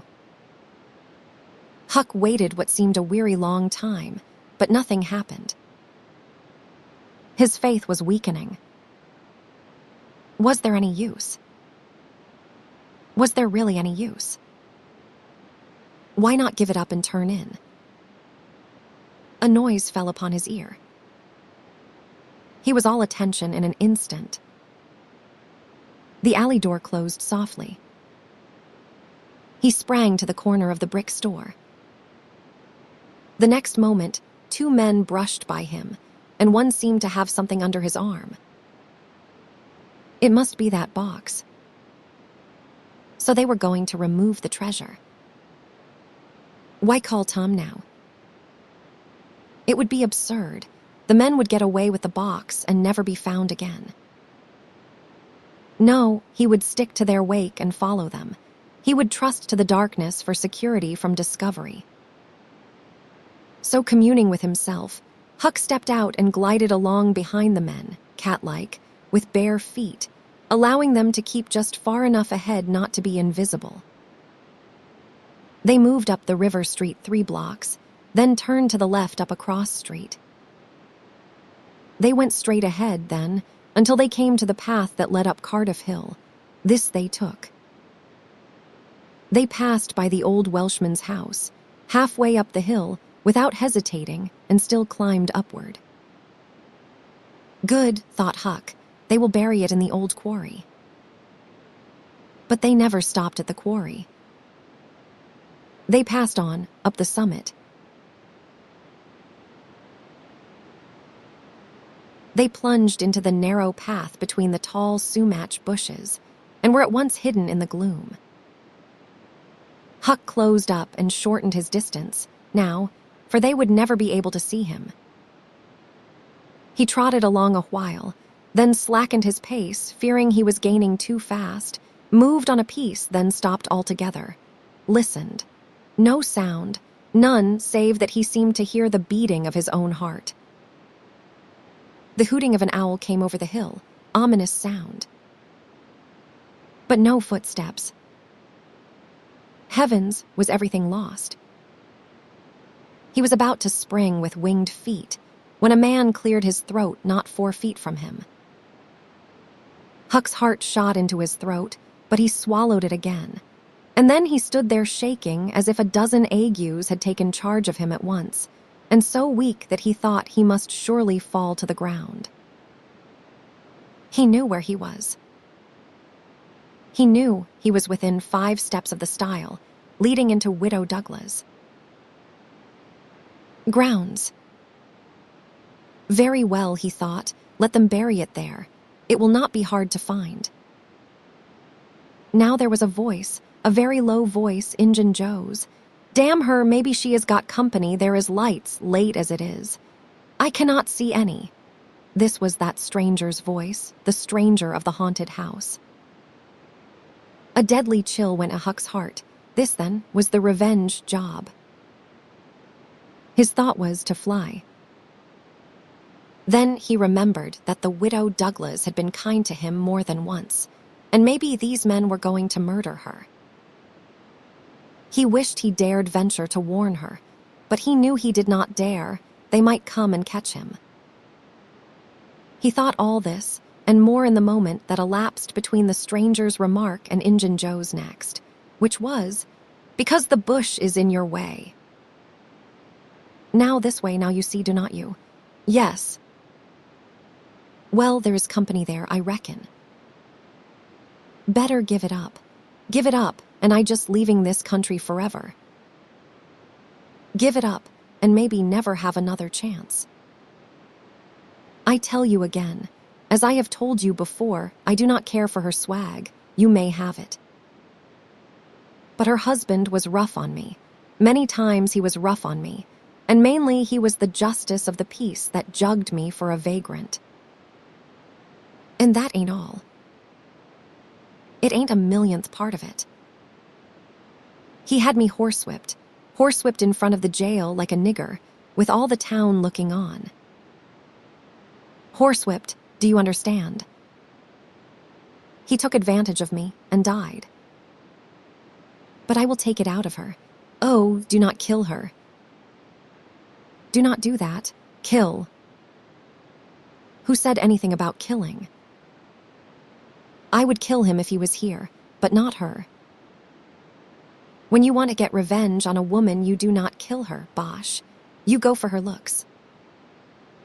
You slit her nostrils, you notch her ears like a sow. By God, that is. Keep your opinion to yourself. It will be safest for you. I will tie her to the bed. If she bleeds to death, is that my fault? I will not cry if she does. My friend, you will help me in this thing. For my sake, that is why you are here. I might not be able alone. If you flinch, I will kill you. Do you understand that? And if I have to kill you, I will kill her, and then I reckon nobody'll ever know much about who done this business. Well, if it is got to be done, let us get at it. The quicker the better. I am all in a shiver. Do it now. And company there. Look here, I will get suspicious of you, first thing you know. No, we will wait till the lights are out. There is no hurry. Huck felt that a silence was going to ensue, a thing still more awful than any amount of murderous talk. So he held his breath and stepped gingerly back, planted his foot carefully and firmly after balancing, one-legged, in a precarious way and almost toppling over, first on one side and then on the other. He took another step back, with the same elaboration and the same risks, then another, and a twig snapped under his foot. His breath stopped and he listened. There was no sound. The stillness was perfect. His gratitude was measureless. Now he turned in his tracks, between the walls of sumac bushes, turned himself as carefully as if he were a ship, and then stepped quickly but cautiously along. When he emerged at the quarry, he felt secure, and so he picked up his nimble heels and flew. Down he sped, till he reached the Welshman's. He banged at the door, and presently the heads of the old man and his two stalwart sons were thrust from windows. What is the row there? Who is banging? What do you want? Let me in, quick.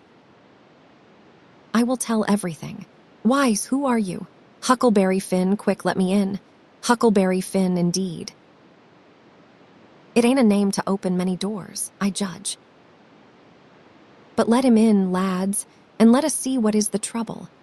Please do not ever tell I told you, were Huck's first words when he got in. Please do not. I would be killed, sure, but the widow's been good friends to me sometimes, and I want to tell. I will tell if you will promise you will not ever say it was me. By George, he has got something to tell, or he would not act so, exclaimed the old man.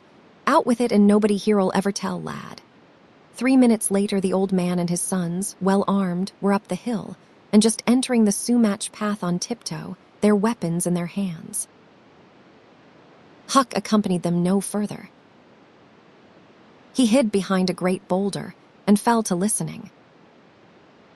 There was a lagging, anxious silence, and then all of a sudden there was an explosion of firearms and a cry. Huck waited for no particulars. He sprang away and sped down the hill as fast as his legs could carry him. Chapter XXX. As the earliest suspicion of dawn appeared on Sunday morning, Huck came groping up the hill and rapped gently at the old Welshman's door. The inmates were asleep, but it was a sleep that was set on a hair trigger, on account of the exciting episode of the night.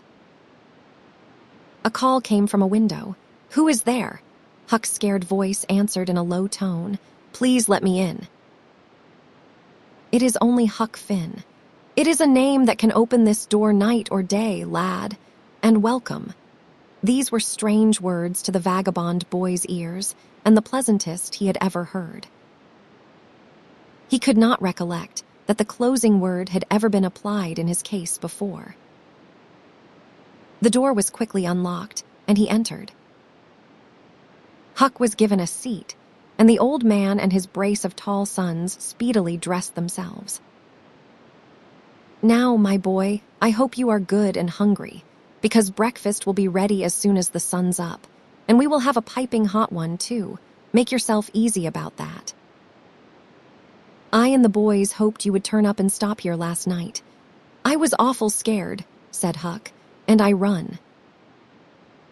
I took out when the pistols went off, and I did not stop for 3 miles.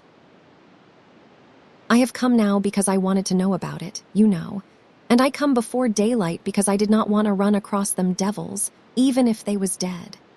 "Well, poor chap, you do look as if you would had a hard night of it, but there is a bed here for you when you have had your breakfast." "No, they ain't dead, lad. We are sorry enough for that. You see, we knew right where to put our hands on them, by your description. So we crept along on tiptoe till we got within 15 feet of them, dark as a cellar that sumac path was, and just then I found I was going to sneeze. It was the meanest kind of luck. I tried to keep it back, but no use. 'Twas bound to come, and it did come. I was in the lead with my pistol raised, and when the sneeze started those scoundrels a-rustling to get out of the path, I sung out, "Fire, boys!" and blazed away at the place where the rustling was. So did the boys. But they were off in a jiffy, those villains, and we after them down through the woods. I judge we never touched them. They fired a shot apiece as they started, but their bullets whizzed by and did not do us any harm. As soon as we lost the sound of their feet, we quit chasing and went down and stirred up the constables. They got a posse together and went off to guard the river bank, and as soon as it is light, the sheriff and a gang are going to beat up the woods. My boys will be with them presently. I wish we had some sort of description of those rascals. 'Twould help a good deal. But you could not see what they were like in the dark, lad, I suppose. Oh, yes, I saw them downtown and followed them. Splendid. Describe them, my boy. One's the old deaf and dumb Spaniard that has been around here once or twice, and t'other's a mean-looking, ragged. That is enough, lad. We know the men. Happened on them in the woods back of the widow's one day, and they slunk away. Off with you, boys, and tell the sheriff, get your breakfast tomorrow morning. The Welshman's sons departed at once. As they were leaving the room, Huck sprang up and exclaimed, "Oh, please do not tell anybody it was me that blowed on them." "Oh, please. All right if you say it, Huck, but you ought to have the credit of what you did." "Oh, no, no. Please do not tell." When the young men were gone, the old Welshman said, "They will not tell, and I will not." "But why do not you want it known?" Huck would not explain, further than to say that he already knew too much about one of those men, and would not have the man know that he knew anything against him for the whole world. He would be killed for knowing it, sure. The old man promised secrecy once more, and said, "How did you come to follow these fellows, lad?" Were they looking suspicious? Huck was silent while he framed a duly cautious reply. Then he said, "Well, you see, I am a kind of a hard lot, least everybody says so, and I do not see nothing agin it, and sometimes I cannot sleep much, on account of thinking about it and sort of trying to strike out a new way of doing. That was the way of it last night. I could not sleep, and so I come along up street 'bout midnight, a-turning it all over, and when I got to that old shackly brick store by the Temperance Tavern, I backed up agin the wall to have another think. Well, just then along comes these 2 chaps slipping along close by me, with something under their arm, and I reckoned they would stole it. One was a-smoking, and t'other one wanted a light, so they stopped right before me, and the cigars lit up their faces, and I see that the big one was the deaf and dumb Spaniard, by his white whiskers and the patch on his eye, and t'other one was a rusty, ragged-looking devil. Could you see the rags by the light of the cigars? This staggered Huck for a moment. Then he said, "Well, I do not know, but somehow it seems as if I did. Then they went on, and you follered 'em, yes. That was it. I wanted to see what was up. They sneaked along so. I dogged 'em to the widder's stile, and stood in the dark, and heard the ragged one beg for the widder, and the Spaniard swear he would spile her looks just as I told you and your two." "What?"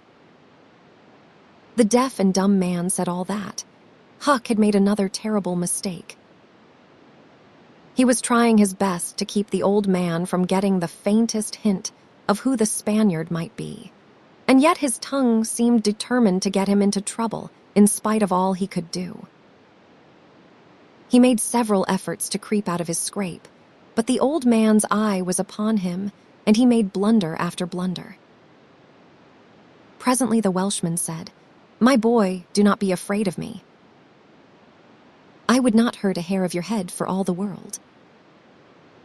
No, I would protect you. I would protect you. This Spaniard is not deaf and dumb. You have let that slip without intending it. You cannot cover that up now. You know something about that Spaniard that you want to keep dark. Now trust me, tell me what it is, and trust me, I will not betray you." Huck looked into the old man's honest eyes a moment, then bent over and whispered in his ear, "'Tain't a Spaniard, it is Injun Joe." The Welshman almost jumped out of his chair.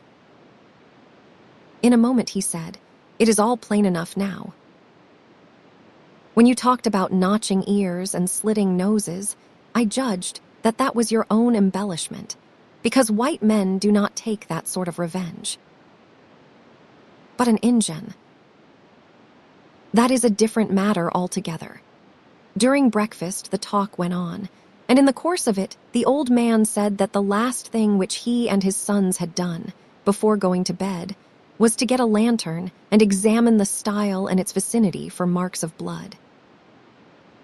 They found none, but captured a bulky bundle of what? If the words had been lightning, they could not have leaped with a more stunning suddenness from Huck's blanched lips. His eyes were staring wide now, and his breath suspended, waiting for the answer.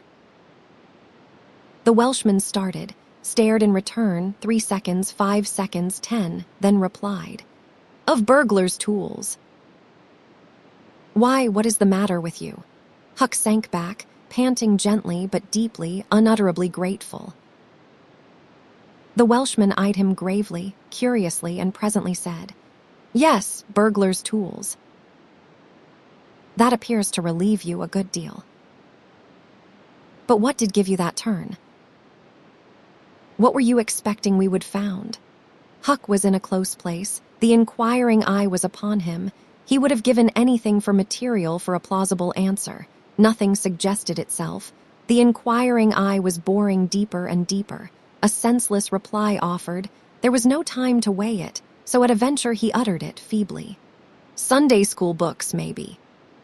Poor Huck was too distressed to smile, but the old man laughed loud and joyously, shook up the details of his anatomy from head to foot, and ended by saying that such a laugh was money in a man's pocket, because it cut down the doctor's bill like everything. Then he added, "Poor old chap, you are white and jaded. You ain't well a bit. No wonder you are a little flighty and off your balance. But you will come out of it. Rest and sleep will fetch you out all right, I hope." Huck was irritated to think he had been such a goose and betrayed such a suspicious excitement, for he had dropped the idea that the parcel brought from the tavern was the treasure, as soon as he had heard the talk at the widow's stile. He had only thought it was not the treasure, however. He had not known that it was not, and so the suggestion of a captured bundle was too much for his self-possession. But on the whole, he felt glad the little episode had happened, for now he knew beyond all question that that bundle was not the bundle, and so his mind was at rest and exceedingly comfortable. In fact, everything seemed to be drifting just in the right direction.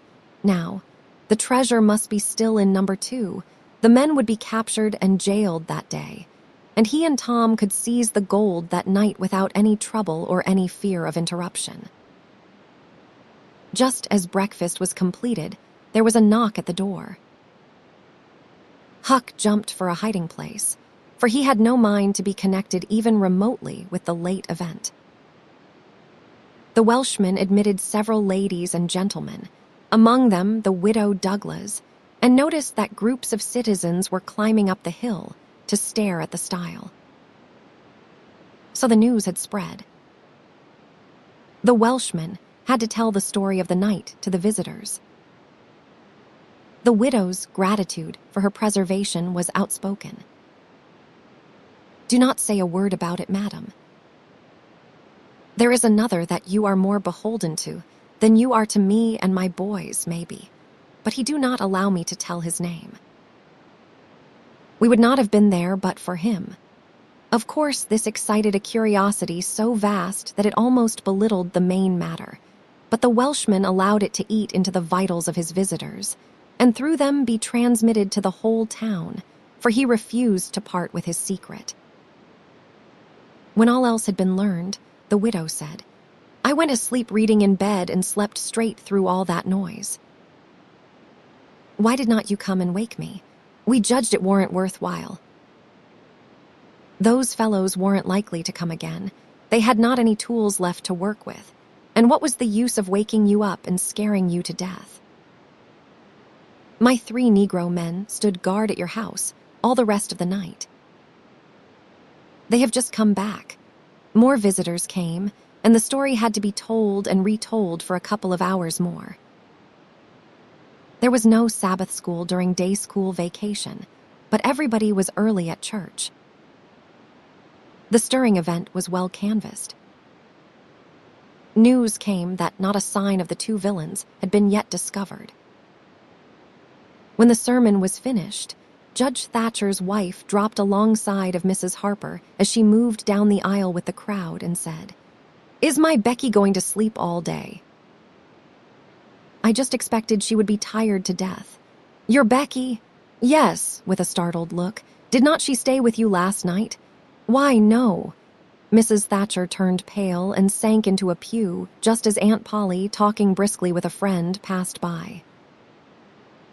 Aunt Polly said, "Good morning, Mrs. Thatcher."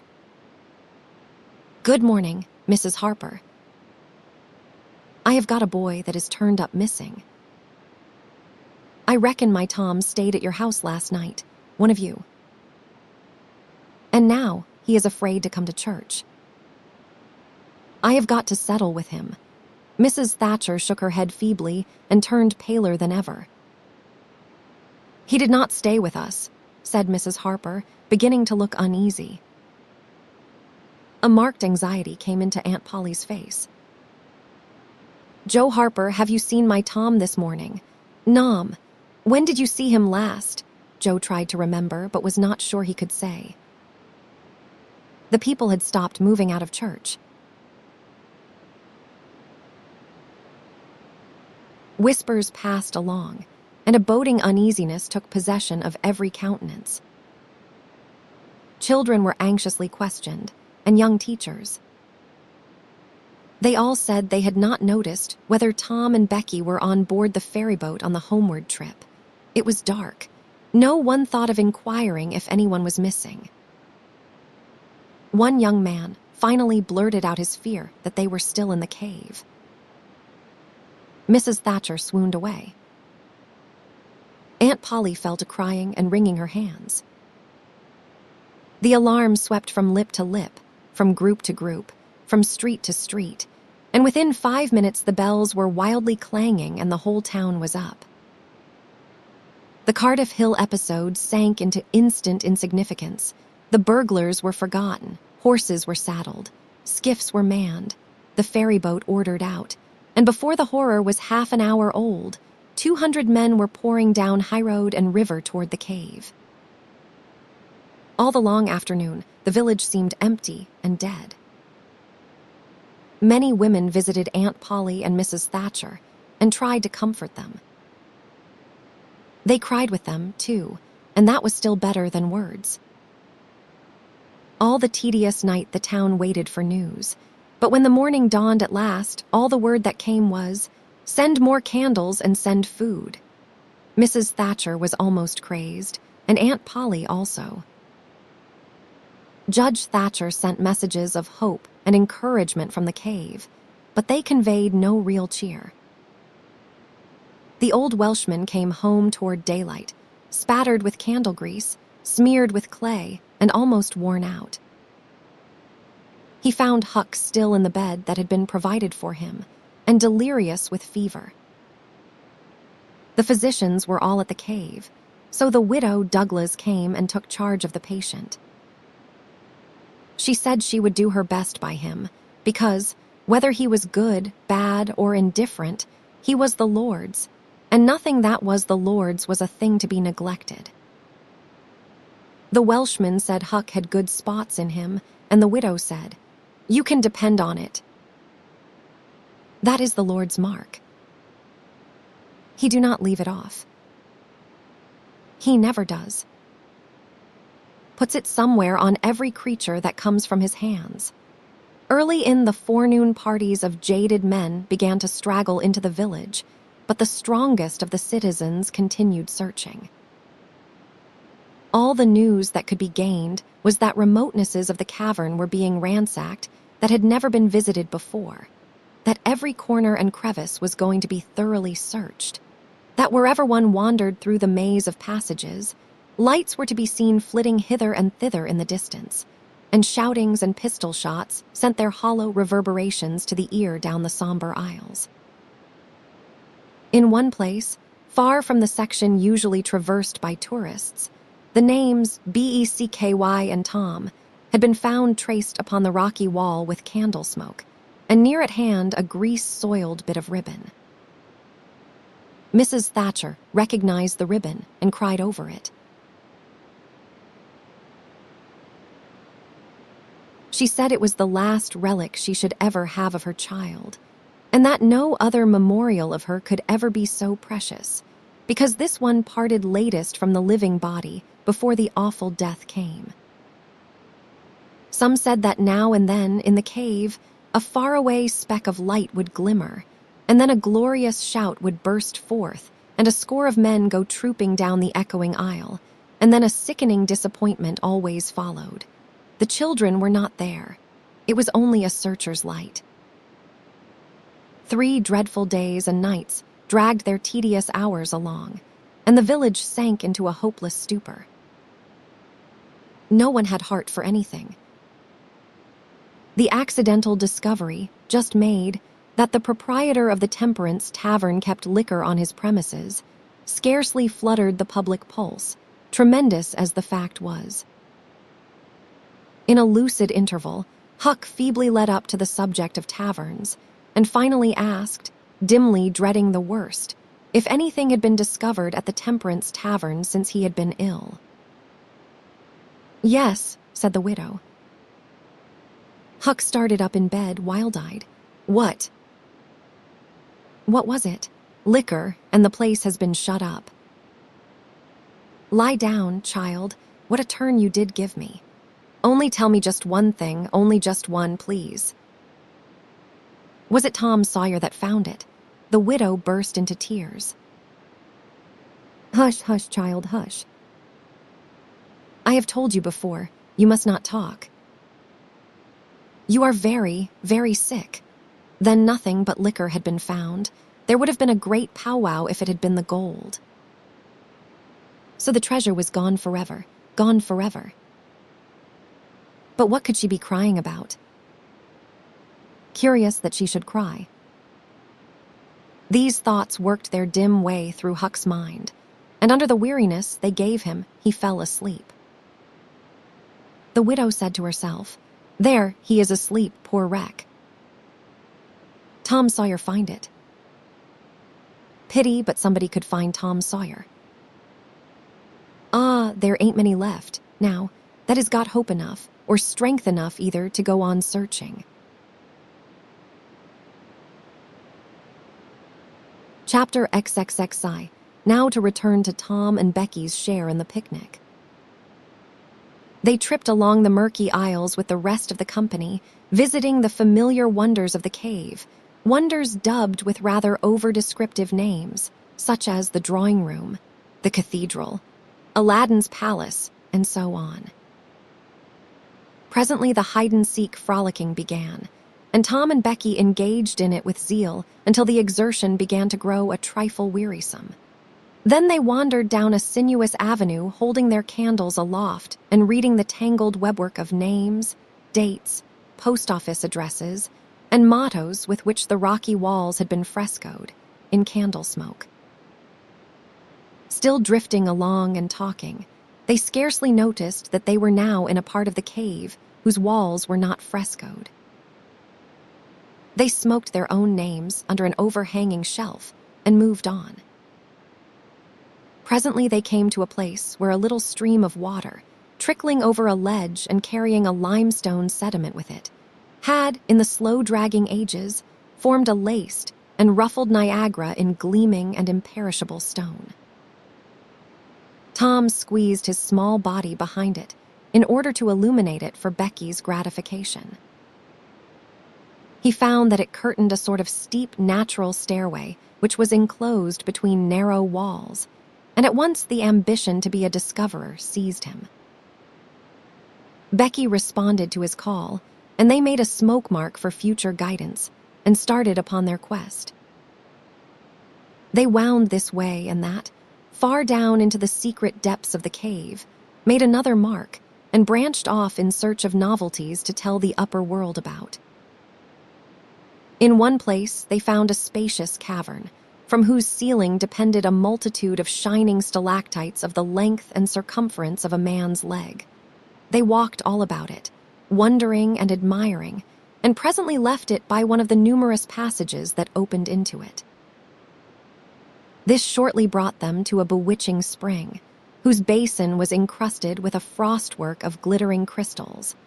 It was in the midst of a cavern whose walls were supported by many fantastic pillars which had been formed by the joining of great stalactites and stalagmites together, the result of the ceaseless water drip of centuries.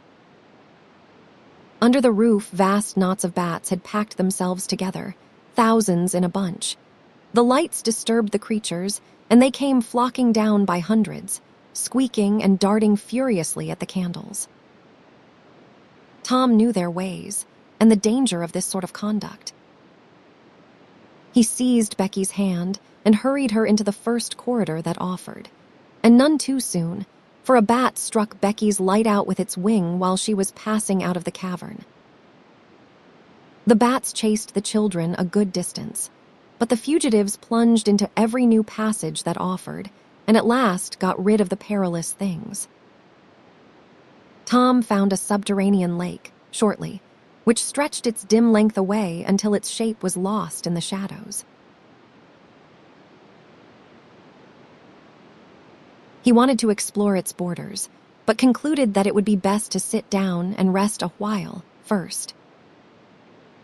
Now, for the first time, the deep stillness of the place laid a clammy hand upon the spirits of the children.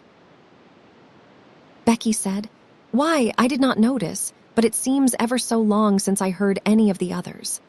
Come to think, Becky, we are away down below them, and I do not know how far away north or south or east or whichever it is." We could not hear them here. Becky grew apprehensive. "I wonder how long we have been down here, Tom." "We better start back." "Yes, I reckon we better." "P'raps we better. Can you find the way, Tom?"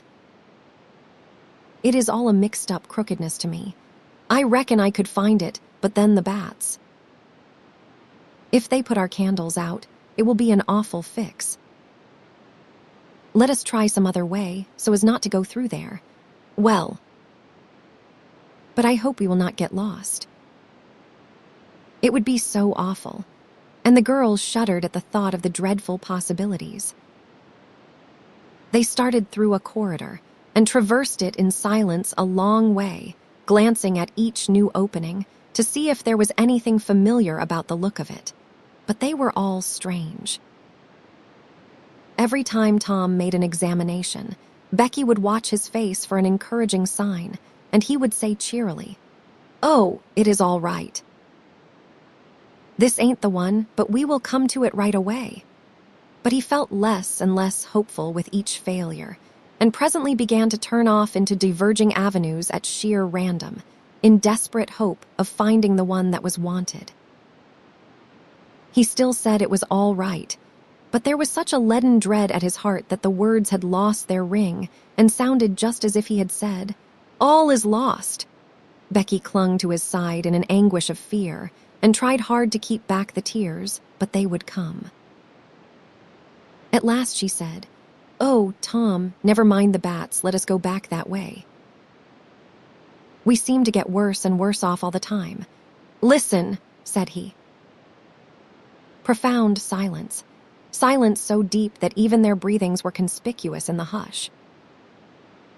Tom shouted. The call went echoing down the empty aisles and died out in the distance in a faint sound that resembled a ripple of mocking laughter. "Oh, do not do it again, Tom. It is too horrid," said Becky. "It is horrid, but I better, Becky. They might hear us, you know," and he shouted again. The might was even a chillier horror than the ghostly laughter. It so confessed a perishing hope.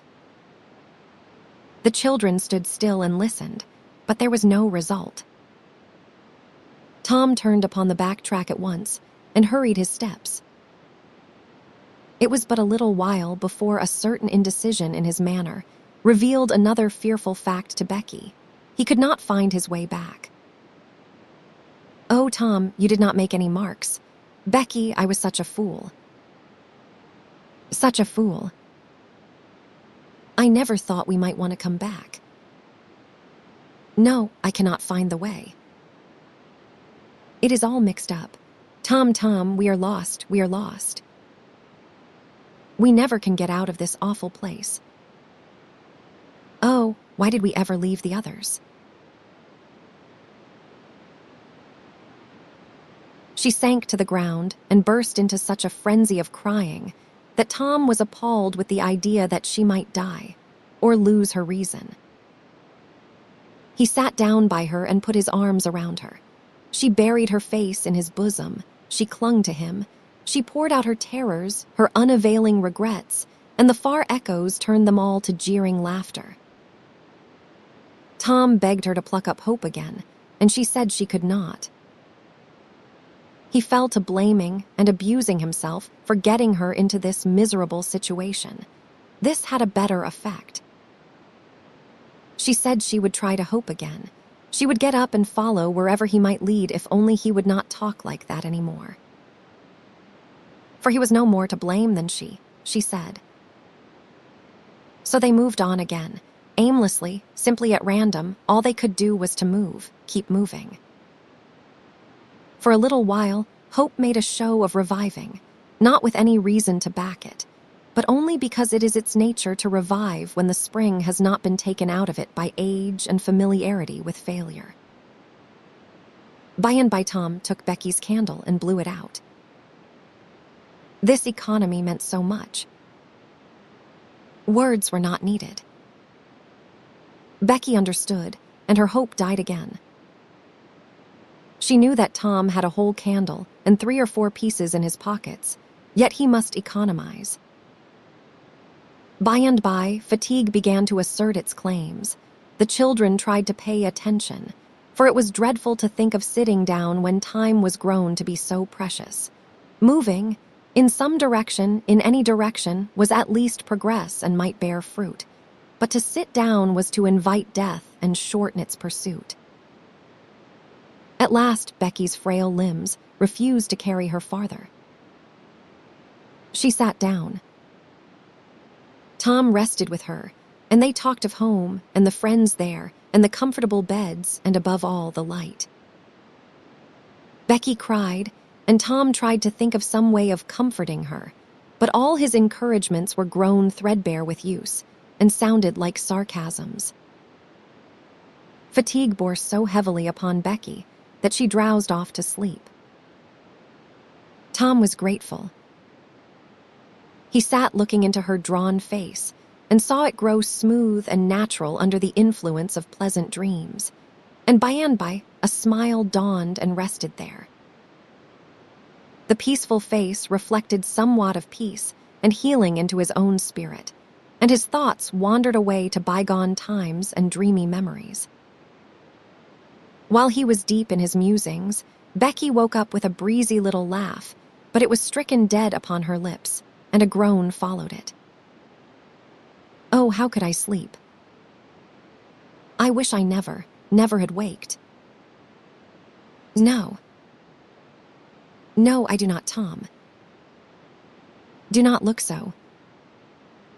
I will not say it again. I am glad you have slept, Becky. You will feel rested now, and we will find the way out. We can try, Tom, but I have seen such a beautiful country in my dream. I reckon we are going there. Maybe not, maybe not. Cheer up, Becky, and let us go on trying. They rose up and wandered along, hand in hand and hopeless.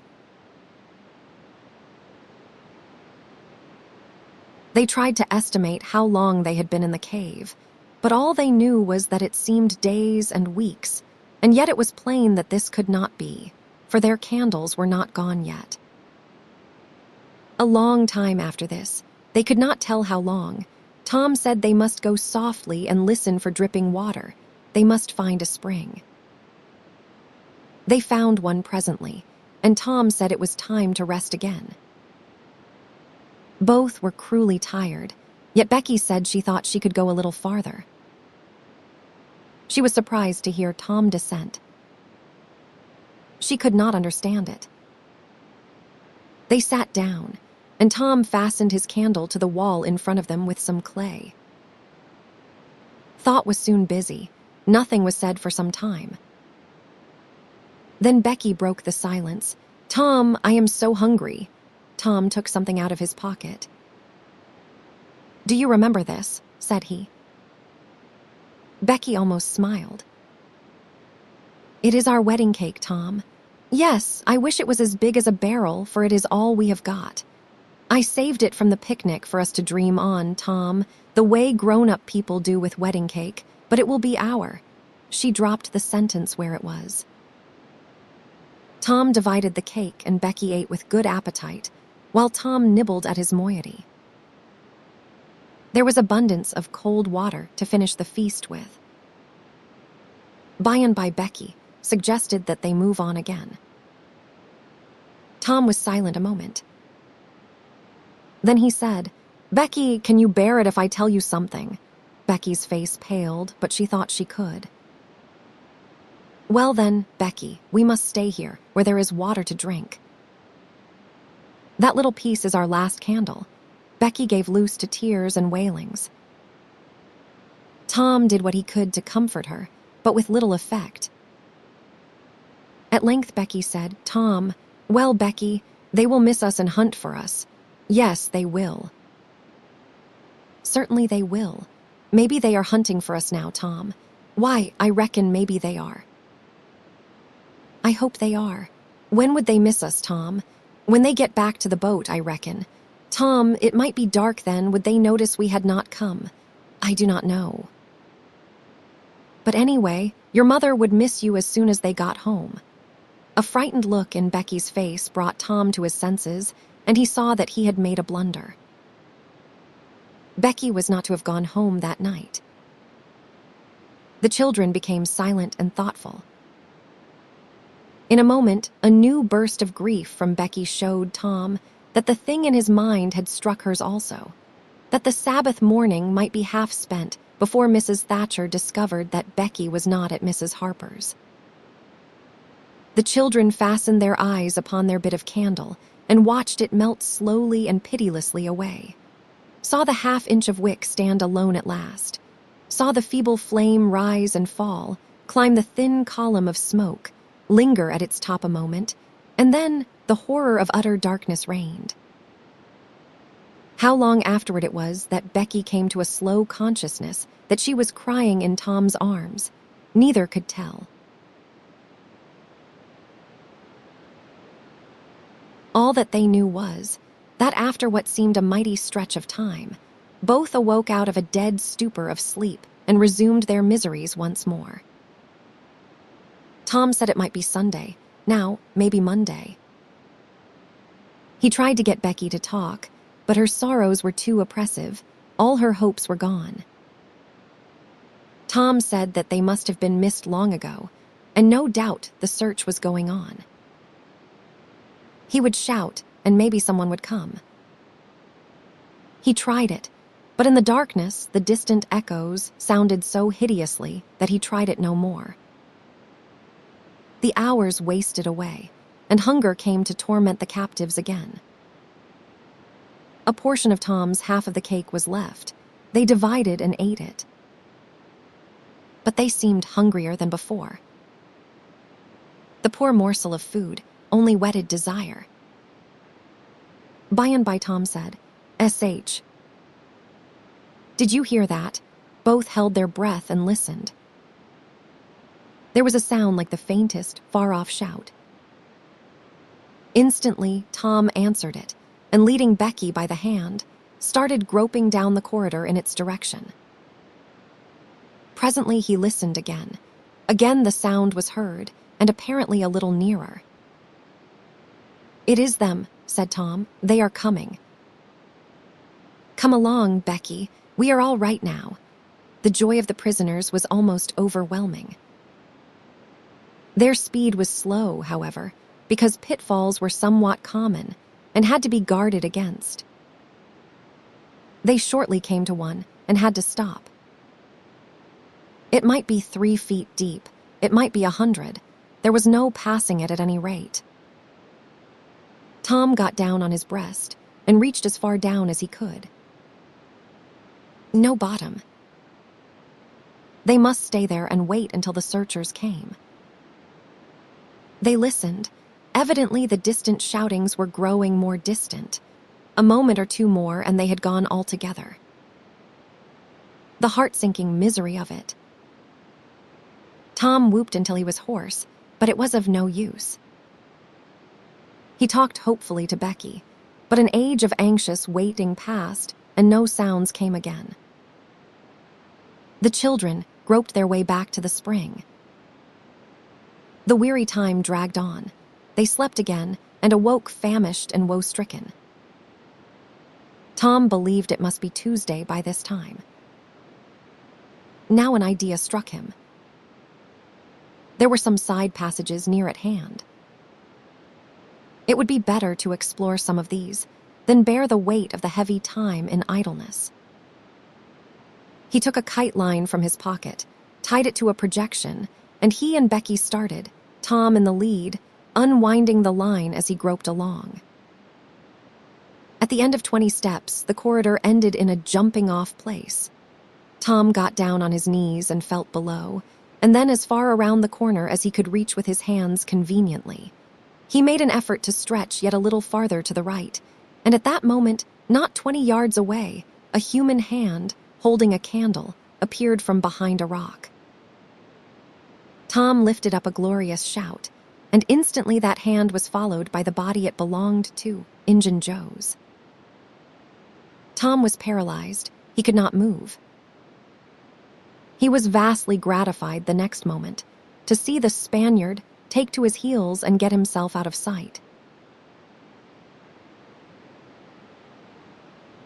Tom wondered that Joe had not recognized his voice and come over and killed him for testifying in court. But the echoes must have disguised the voice. Without doubt, that was it, he reasoned. Tom's fright weakened every muscle in his body.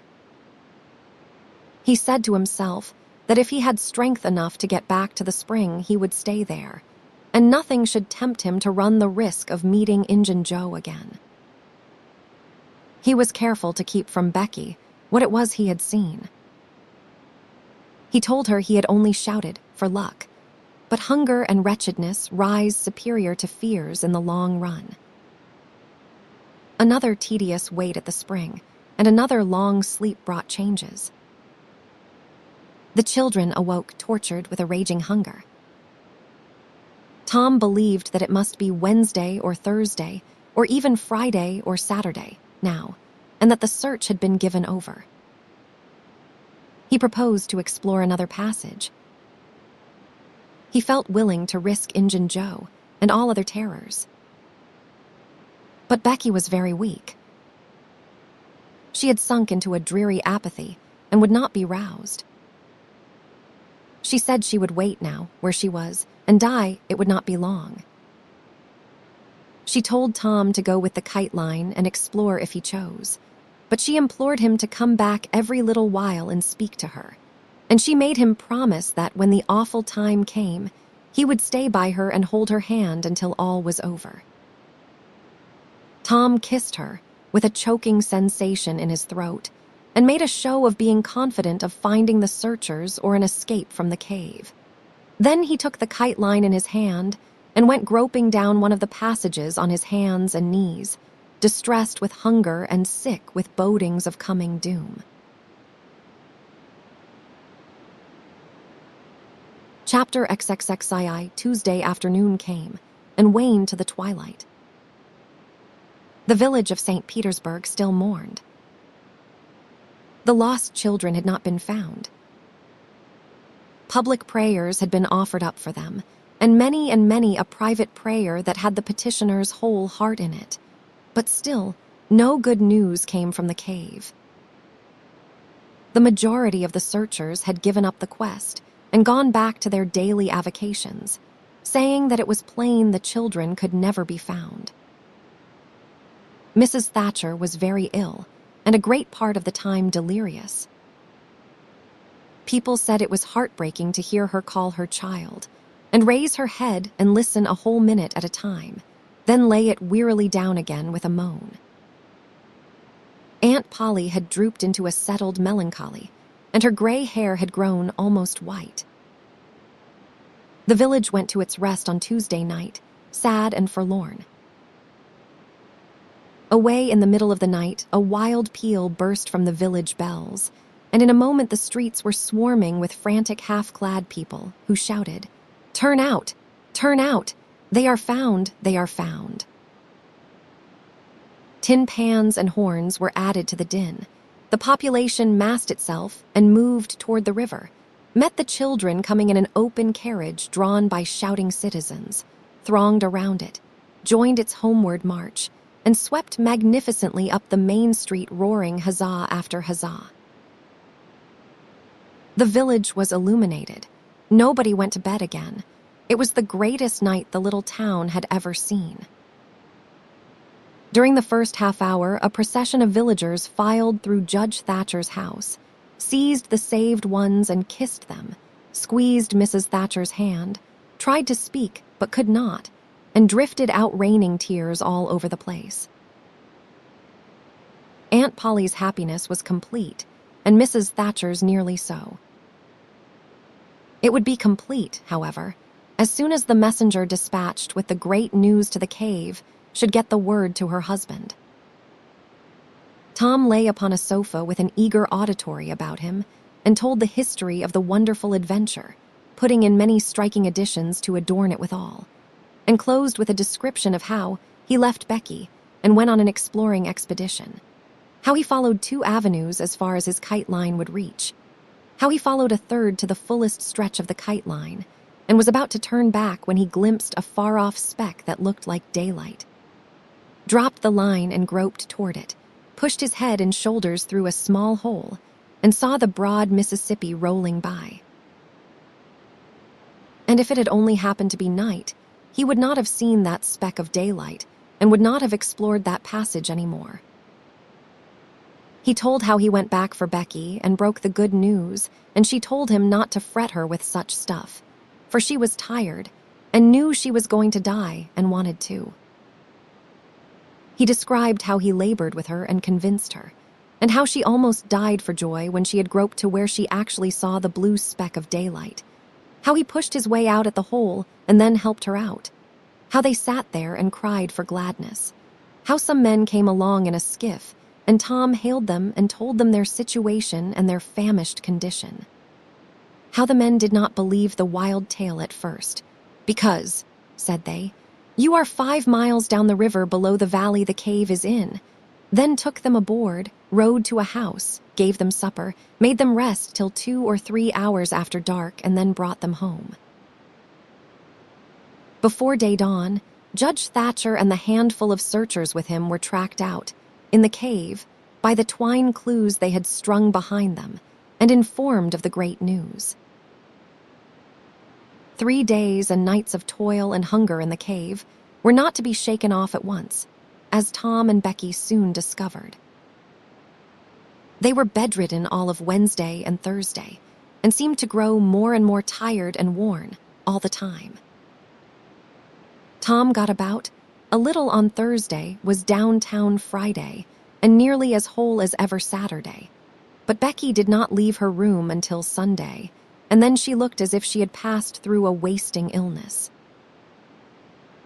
Tom learned of Huck's sickness and went to see him on Friday, but could not be admitted to the bedroom. Neither could he on Saturday or Sunday. He was admitted daily after that, but was warned to keep still about his adventure and introduce no exciting topic. The widow Douglas stayed by to see that he obeyed. At home, Tom learned of the Cardiff Hill event, also that the ragged man's body had eventually been found in the river near the ferry landing. He had been drowned while trying to escape, perhaps. About a fortnight after Tom's rescue from the cave, he started off to visit Huck, who had grown plenty strong enough now to hear exciting talk, and Tom had some that would interest him, he thought. Judge Thatcher's house was on Tom's way, and he stopped to see Becky. The judge and some friends set Tom to talking, and someone asked him ironically if he would not like to go to the cave again. Tom said he thought he would not mind it. The judge said, well, there are others just like you, Tom. I have not the least doubt. But we have taken care of that. Nobody will get lost in that cave anymore. Why? Because I had its big door sheathed with boiler iron 2 weeks ago and triple locked, and I have got the keys. Tom turned as white as a sheet. What is the matter, boy? Here, run, somebody. Fetch a glass of water. The water was brought and thrown into Tom's face. Now you're all right. What was the matter with you, Tom? Oh, Judge, Injun Joe's in the cave. Chapter XXXIII. Within a few minutes, the news had spread, and a dozen skiff-loads of men were on their way to McDougal's cave, and the ferry boat, well filled with passengers, soon followed. Tom Sawyer was in the skiff that bore Judge Thatcher. When the cave door was unlocked, a sorrowful sight presented itself in the dim twilight of the place. Injun Joe lay stretched upon the ground, dead, with his face close to the crack of the door, as if his longing eyes had been fixed, to the latest moment, upon the light and the cheer of the free world outside. Tom was touched, for he knew by his own experience how this wretch had suffered. His pity was moved, but nevertheless, he felt an abounding sense of relief and security, now, which revealed to him in a degree which he had not fully appreciated before how vast a weight of dread had been lying upon him since the day he lifted his voice against this bloody-minded outcast. Injun Joe's bowie knife lay close by, its blade broken in two. The great foundation beam of the door had been chipped and hacked through with tedious labor. Useless labor, too, it was, for the native rock formed a sill outside it, and upon that stubborn material the knife had wrought no effect. The only damage done was to the knife itself. But if there had been no stony obstruction, there the labor would have been useless still, For if the beam had been wholly cut away Injun, Joe could not have squeezed his body under the door, and he knew it. So he had only hacked that place in order to be doing something, in order to pass the weary time, in order to employ his tortured faculties. Ordinarily, one could find half a dozen bits of candle stuck around in the crevices of this vestibule, left there by tourists, but there were none now. The prisoner had searched them out and eaten them. He had also contrived to catch a few bats, and these also he had eaten, leaving only their claws. The poor unfortunate had starved to death. In one place, near at hand, a stalagmite had been slowly growing up from the ground for ages, builded by the water drip from a stalactite overhead. The captive had broken off the stalagmite, and upon the stump had placed a stone, wherein he had scooped a shallow hollow to catch the precious drop that fell once in every 3 minutes with the dreary regularity of a clock tick, a dessert spoonful once in 24 hours. That drop was falling when the pyramids were new, when Troy fell, when the foundations of Rome were laid, when Christ was crucified, when the conqueror created the British Empire, when Columbus sailed, when the massacre at Lexington was news. It is falling now. It will still be falling when all these things shall have sunk down the afternoon of history and the twilight of tradition and been swallowed up in the thick night of oblivion. Has everything a purpose and a mission? Did this drop fall patiently during 5,000 years to be ready for this flitting human insect's need? And has it another important object to accomplish 10,000 years to come? No matter. It is many and many a year since the hapless half-breed scooped out the stone to catch the priceless drops. But to this day, the tourist stares longest at that pathetic stone and that slow-dropping water when he comes to see the wonders of MacDougall's cave. Injun Joe's cup stands first in the list of the cavern's marvels. Even Aladdin's palace cannot rival it. Injun Joe was buried near the mouth of the cave, and people flocked there in boats and wagons from the towns and from all the farms and hamlets for 7 miles around. They brought their children and all sorts of provisions, and confessed that they had had almost as satisfactory a time at the funeral as they could have had at the hanging. This funeral stopped the further growth of one thing: the petition to the governor for Injun Joe's pardon. The petition had been largely signed. Many tearful and eloquent meetings had been held, and a committee of sappy women been appointed to go in deep mourning and wail around the governor, and implore him to be a merciful ass and trample his duty underfoot. Injun Joe was believed to have killed 5 citizens of the village, but what of that? If he had been Satan himself, there would have been plenty of weaklings ready to scribble their names to a pardon petition and drip a tear on it from their permanently impaired and leaky waterworks. The morning after the funeral, Tom took Huck to a private place to have an important talk.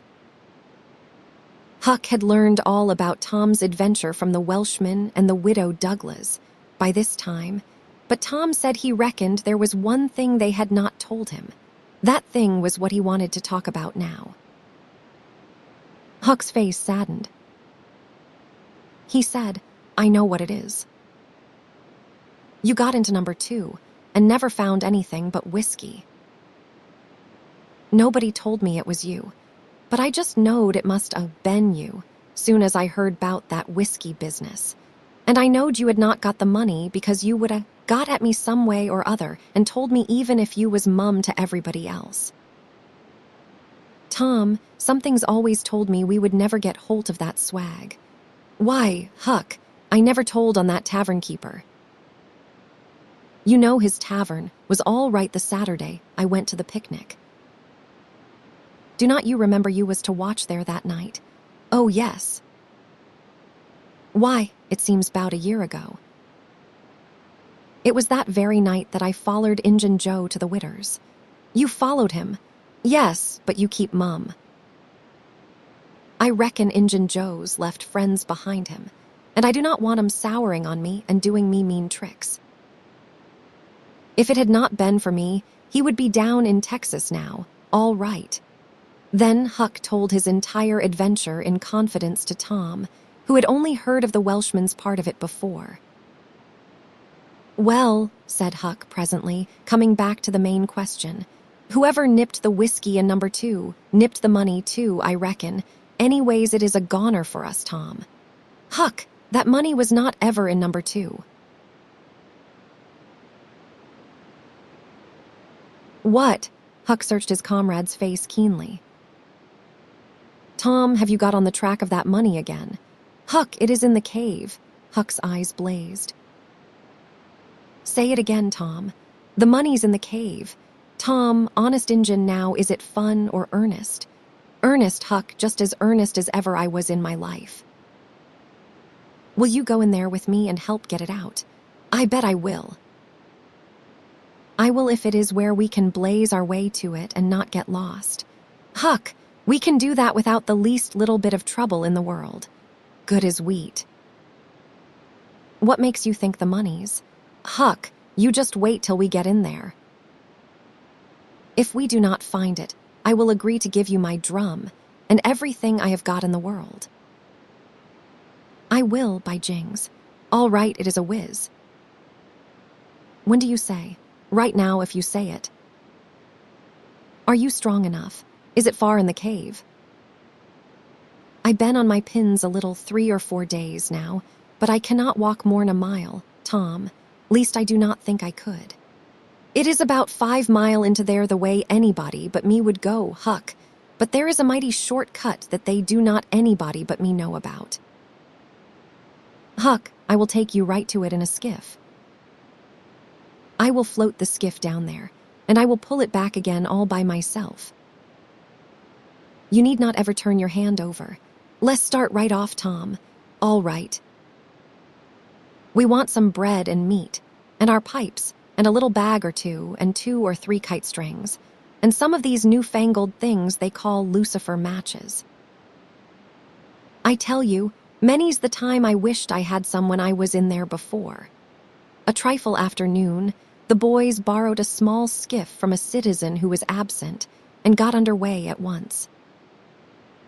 When they were several miles below Cave Hollow, Tom said, "Now you see this bluff here looks all alike all the way down from the Cave Hollow. No houses, no wood yards, bushes all alike. But do you see that white place up yonder, where there has been a landslide?"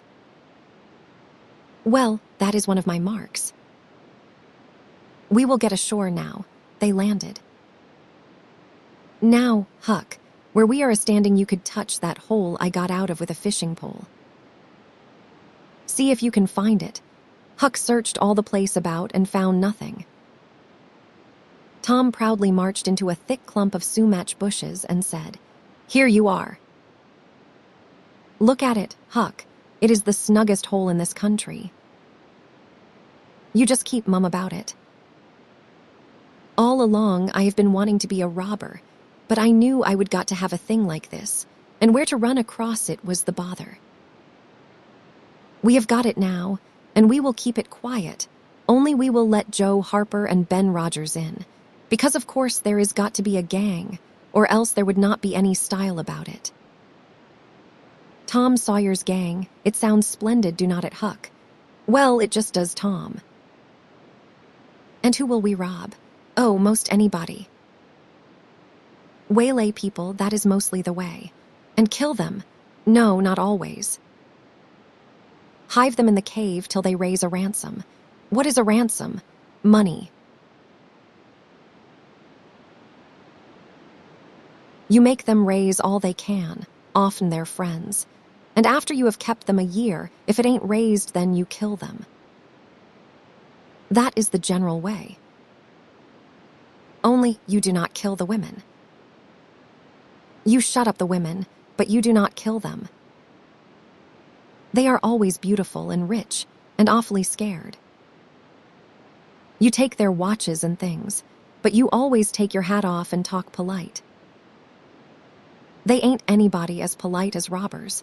You will see that in any book. Well, the women get to loving you, and after they have been in the cave a week or 2 weeks, they stop crying, and after that you could not get them to leave. If you drove them out, they would turn right around and come back. It is so in all the books. Why, it is real bully Tom. I believe it is better to be a pirate. Yes, it is better in some ways because it is close to home and circuses and all that. By this time, everything was ready and the boys entered the hole, Tom in the lead. They twirled their way to the farther end of the tunnel, then made their spliced kite strings fast and moved on. A few steps brought them to the spring, and Tom felt a shudder quiver all through him. He showed Huck the fragment of candlewick perched on a lump of clay against the wall, and described how he and Becky had watched the flames struggle and expire. The boys began to quiet down to whispers, now, for the stillness and gloom of the place oppressed their spirits. They went on and presently entered and followed Tom's other corridor until they reached the jumping-off place. The candles revealed the fact that it was not really a precipice, but only a steep clay hill 20 or 30 feet high.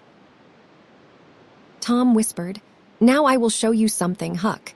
He held his candle aloft and said, "Look as far around the corner as you can." Do you see that? There on the big rock over yonder, done with candle smoke. Tom, it is a cross. Now where's your number 2? Under the cross, hey. Right yonder's where I saw Injun Joe poke up his candle, Huck. Huck stared at the mystic sign a while, and then said with a shaky voice, "Tom, let's get out of here. What, and leave the treasure?" "Yes, leave it."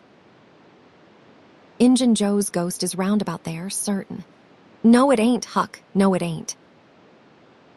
It would haunt the place where he died, away out at the mouth of the cave, 5 mile from here. No, Tom, it would not. It would hang round the money. I know the ways of ghosts, and so do you." Tom began to fear that Huck was right. Misgivings gathered in his mind. But presently an idea occurred to him. "Looky her, Huck, what fools we are making of ourselves. Injun Joe's ghost ain't a-going to come around where there is a cross." The point was well taken. It had its effect. "Tom, I did not think of that. But that is so. It is luck for us, that cross is. I reckon we will climb down there and have a hunt for that box." Tom went first, cutting rude steps in the clay hill as he descended. Huck followed. 4 avenues opened out of the small cavern, which the great rock stood in.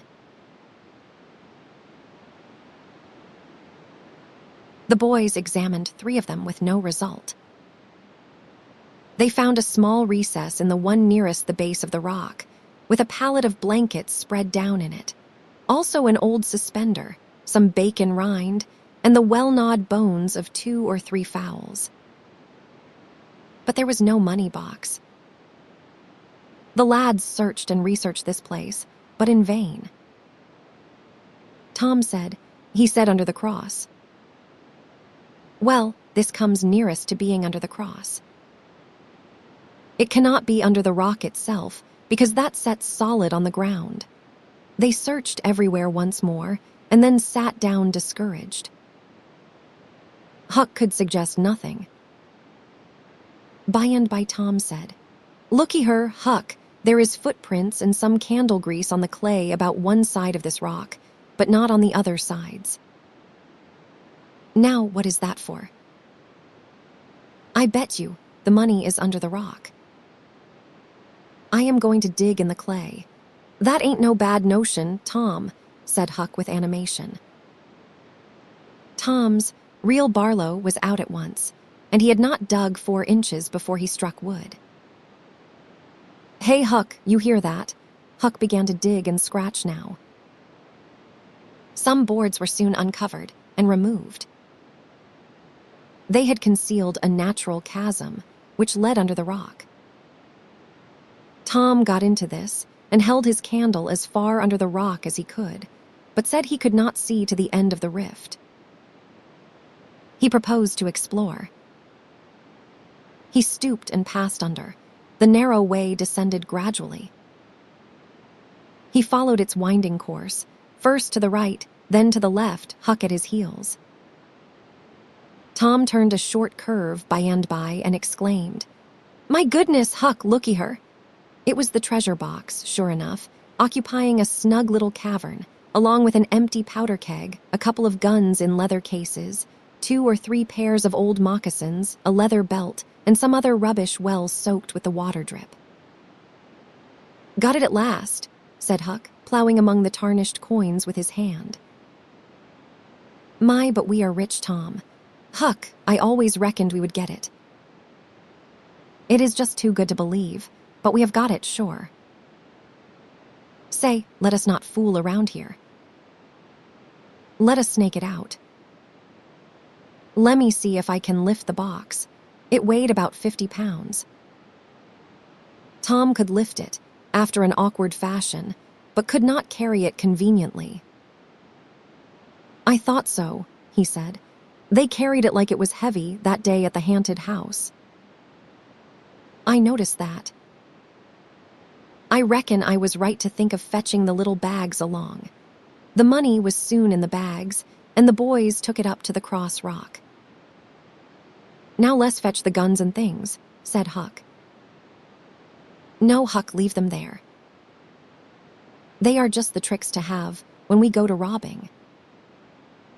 We will keep them there all the time, and we will hold our orgies there, too. It is an awful snug place for orgies. What orgies? I don't know. But robbers always have orgies, and of course we have got to have them, too. Come along, Huck. We have been in here a long time. It is getting late, I reckon. I am hungry, too. We will eat and smoke when we get to the skiff." They presently emerged into the clump of sumac bushes, looked warily out, found the coast clear, and were soon lunching and smoking in the skiff. As the sun dipped toward the horizon, they pushed out and got under way. Tom skimmed up the shore through the long twilight, chatting cheerily with Huck, and landed shortly after dark. "Now, Huck," said Tom, "we will hide the money in the loft of the widow's woodshed, and I will come up in the morning and we will count it and divide, and then we will hunt up a place out in the woods for it where it will be safe. Just you lay quiet here and watch the stuff till I run and hook Benny Taylor's little wagon. I will not be gone a minute." He disappeared, and presently returned with the wagon, put the 2 small sacks into it, threw some old rags on top of them, and started off, dragging his cargo behind him. When the boys reached the Welshman's house, they stopped to rest. Just as they were about to move on, the Welshman stepped out and said, "Hallo, who is that?" "Huck and Tom Sawyer." "Good. Come along with me, boys. You're keeping everybody waiting. Here, hurry up. Trot ahead. I will haul the wagon for you." "Why, it is not as light as it might be." "Got bricks in it, or old metal." "Old metal," said Tom. "I judged so. The boys in this town will take more trouble and fool away more time, hunting up 6 bits worth of old iron to sell to the foundry, than they would to make twice the money at regular work. But that is human nature. Hurry along, hurry along." The boys wanted to know what the hurry was about. "Never mind, you will see when we get to the Widow Douglas," Huck said with some apprehension, for he was long used to being falsely accused. "Mr. Jones, we have not been doing nothing." The Welshman laughed. "Well, I do not know, Huck, my boy. I do not know about that. Ain't you and the widow good friends?" "Yes." "Well, she has been good friends to me anyway." "All right, then."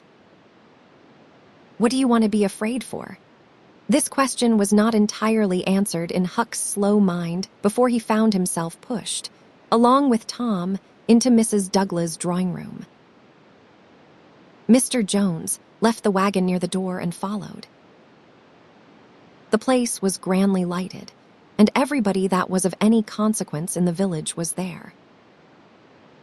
The Thatchers were there, the Harpers, the Rogerses, Aunt Polly, Seed, Mary, the minister, the editor, and a great many more, and all dressed in their best. The widow received the boys as heartily as anyone could well receive two such-looking beings. They were covered with clay and candle grease. Aunt Polly blushed crimson with humiliation and frowned and shook her head at Tom.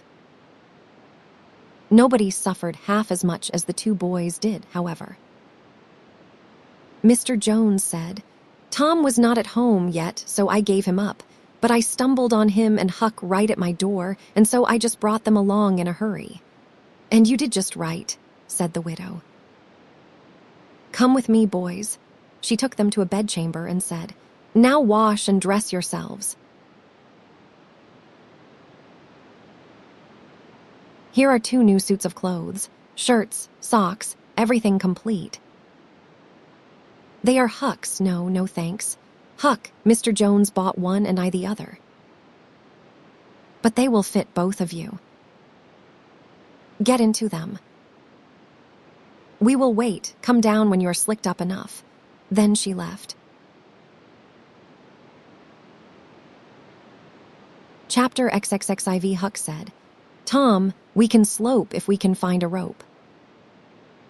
The window ain't high from the ground." "Shucks, what do you want to slope for?" "Well, I ain't used to that kind of a crowd. I cannot stand it. I ain't going down there, Tom." "Oh, bother. It ain't anything. I do not mind it a bit. I will take care of you."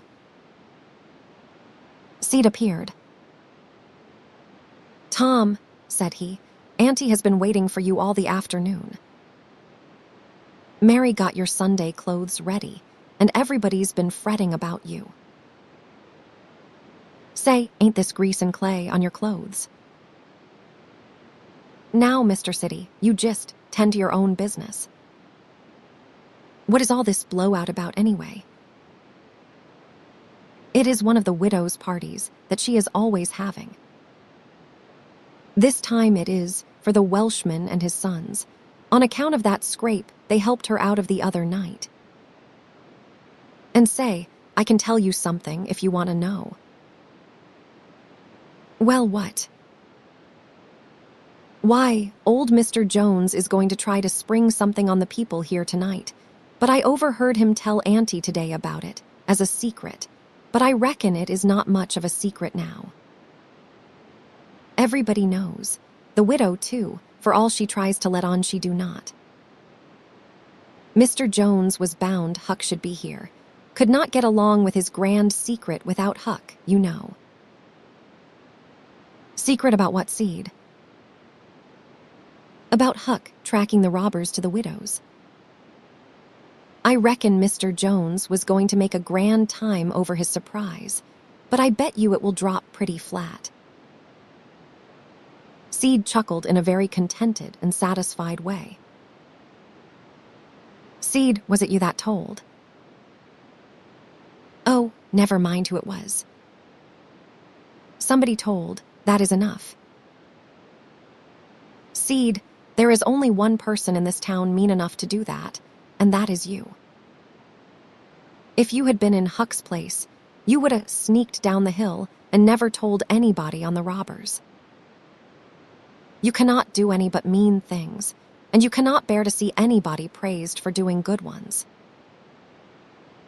There, no thanks, as the widow says," and Tom cuffed Seed's ears and helped him to the door with several kicks. "Now go and tell Auntie if you dare, and tomorrow you will catch it." Some minutes later, the widow's guests were at the supper table, and a dozen children were propped up at little side tables in the same room, after the fashion of that country and that day. At the proper time, Mr. Jones made his little speech, in which he thanked the widow for the honor she was doing himself and his sons, but said that there was another person whose modesty, and so forth and so on.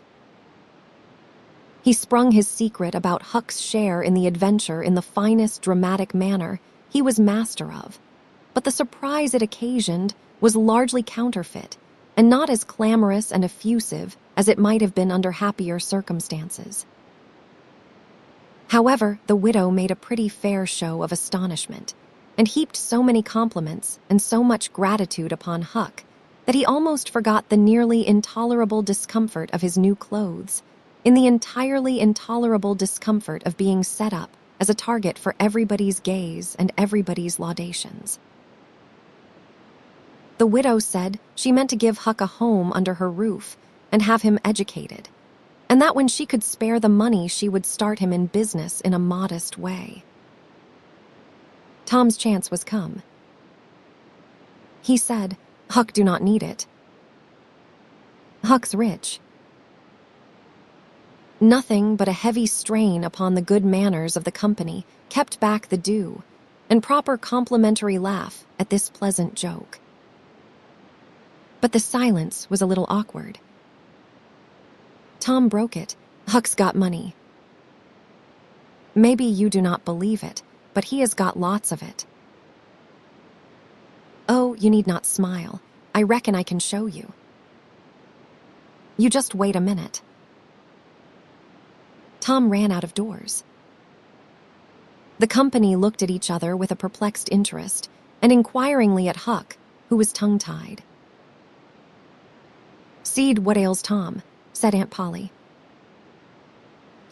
Well, there ain't ever any making of that boy out." "I never."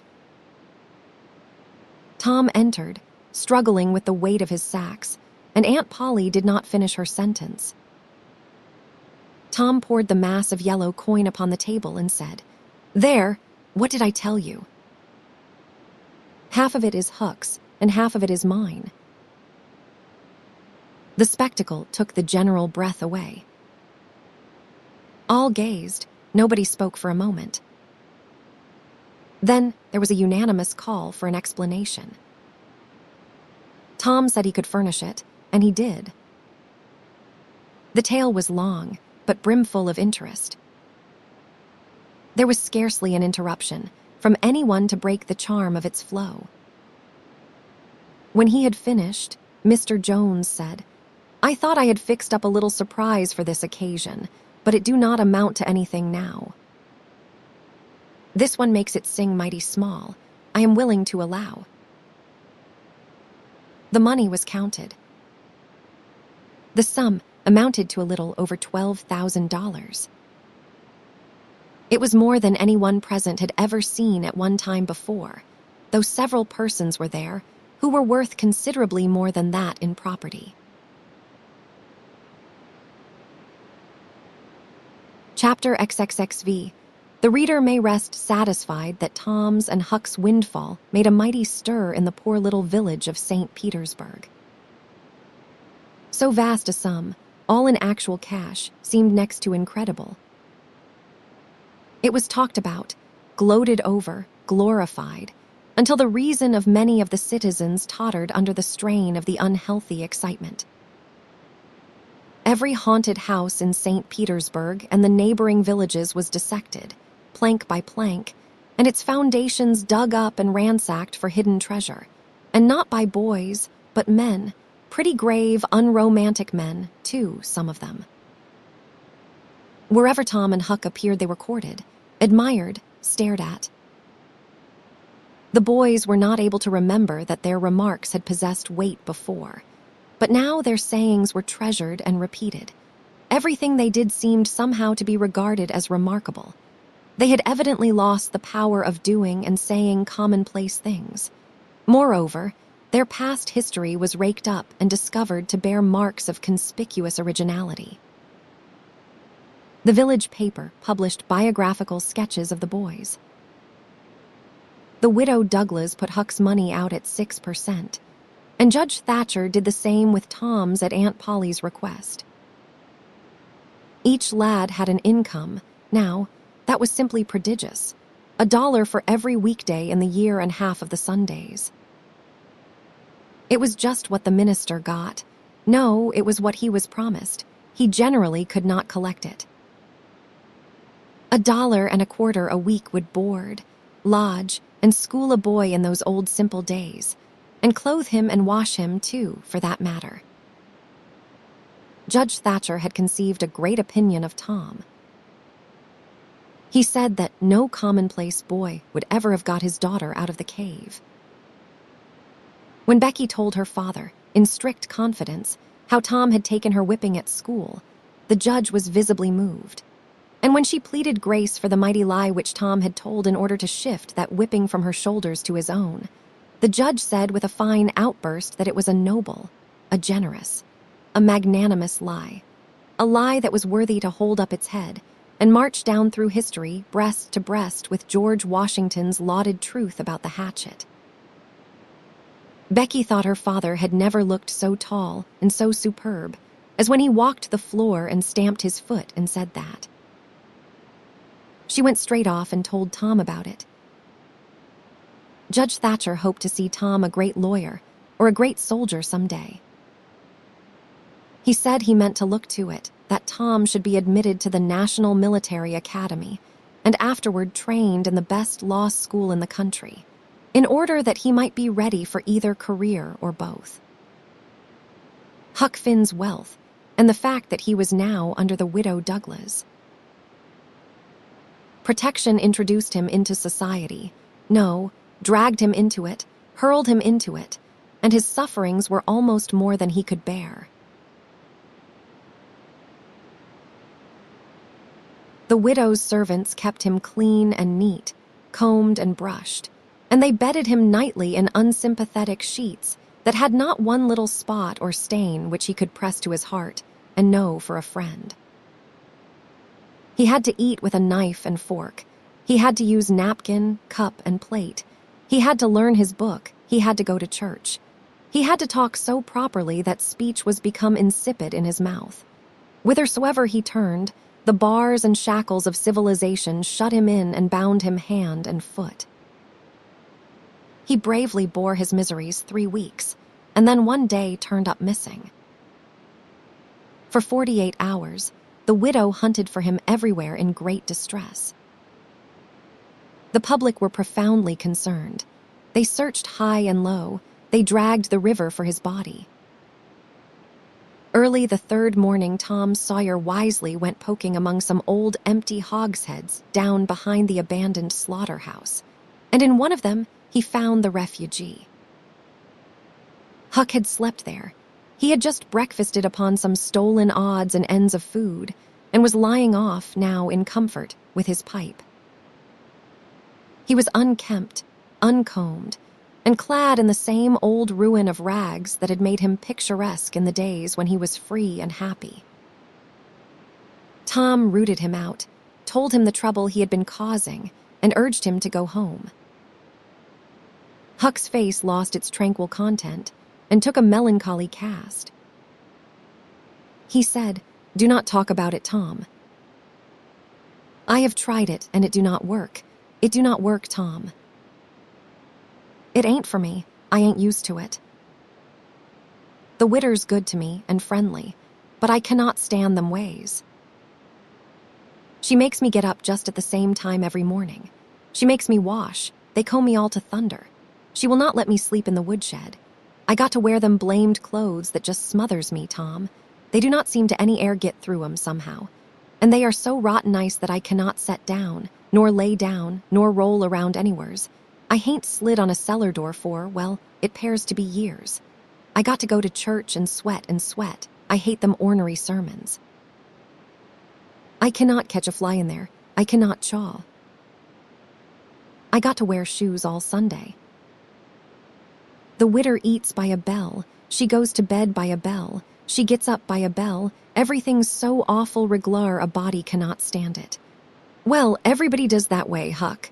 Tom, it do not make no difference. I ain't everybody, and I cannot stand it. It is awful to be tied up so. And grub comes too easy. I do not take no interest in victuals that way. I got to ask to go a-fishing. I got to ask to go in a-swimming. Derned if I hain't got to ask to do everything. Well, I would got to talk so nice it was not no comfort. I would got to go up in the attic and rip out a while, every day, to get a taste in my mouth, or I would 'a' died, Tom. The widder would not let me smoke. She would not let me yell. She would not let me gape, nor stretch, nor scratch before folks. And Dad fetch it, she prayed all the time. I never see such a woman. I had to shove, Tom. I just had to. And besides, that school's going to open, and I would have had to go to it. Well, I would not stand that, Tom. Looky here, Tom. Being rich ain't what it is cracked up to be. It is just worry, and sweat, and a wishing you was dead all the time. Now these clothes suits me, and this barrel suits me, and I ain't ever going to shake 'em any more. Tom, I would not ever got into all this trouble if it had not, been for that money. Now you just take my share of it along with yourn, and gimme a 10-center sometimes, not many times, because I do not give a dern for a thing thout it is tollable hard to get, and you go and beg off for me with the widder. Oh, Huck, you know I cannot do that. 'Tain't fair, and besides, if you will try this thing just a while longer, you will come to like it. Like it. Yes, the way I would like a hot stove, if I was to set on it long enough. No, Tom, I will not be rich, and I will not live in them cussed smothery houses. I like the woods, and the river and hogsheads, and I will stick to 'em too. Blame it all, just as we would got guns and a cave, and all just fixed to rob, here this dern foolishness has got to come up and spile it all. Tom saw his opportunity. Looky her, Huck, being rich ain't going to keep me back from turning robber. No. Oh, good licks. Are you in real deadwood earnest, Tom? Just as dead earnest as I am sitting here. But Huck, we cannot let you into the gang if you ain't respectable, you know. Huck's joy was quenched. Cannot let me in, Tom. Did not you let me go for a pirate?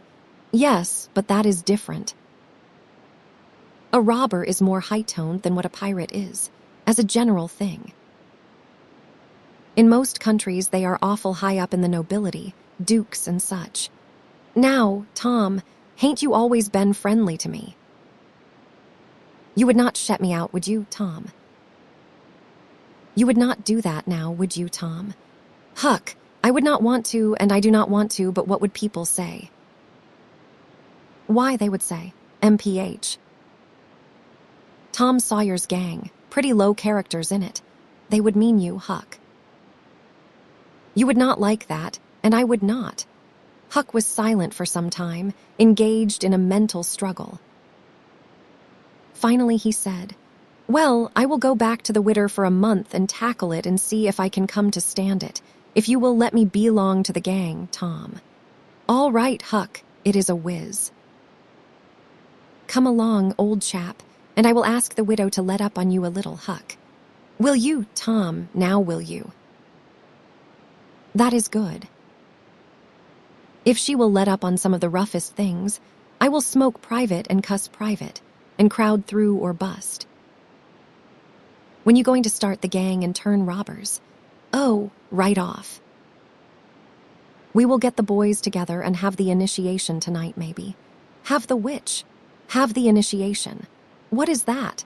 It is to swear to stand by one another and never tell the gang's secrets, even if you are chopped all to flinders, and kill anybody and all his family that hurts one of the gang.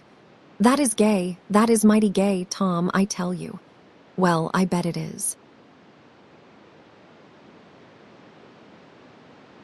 And all that swearing's got to be done at midnight, in the lonesomest, awfulest place you can find. A haunted house is the best, but they are all ripped up now. Well, midnight's good anyway, Tom. Yes, so it is. And you have got to swear on a coffin and sign it with blood. Now, that is something like.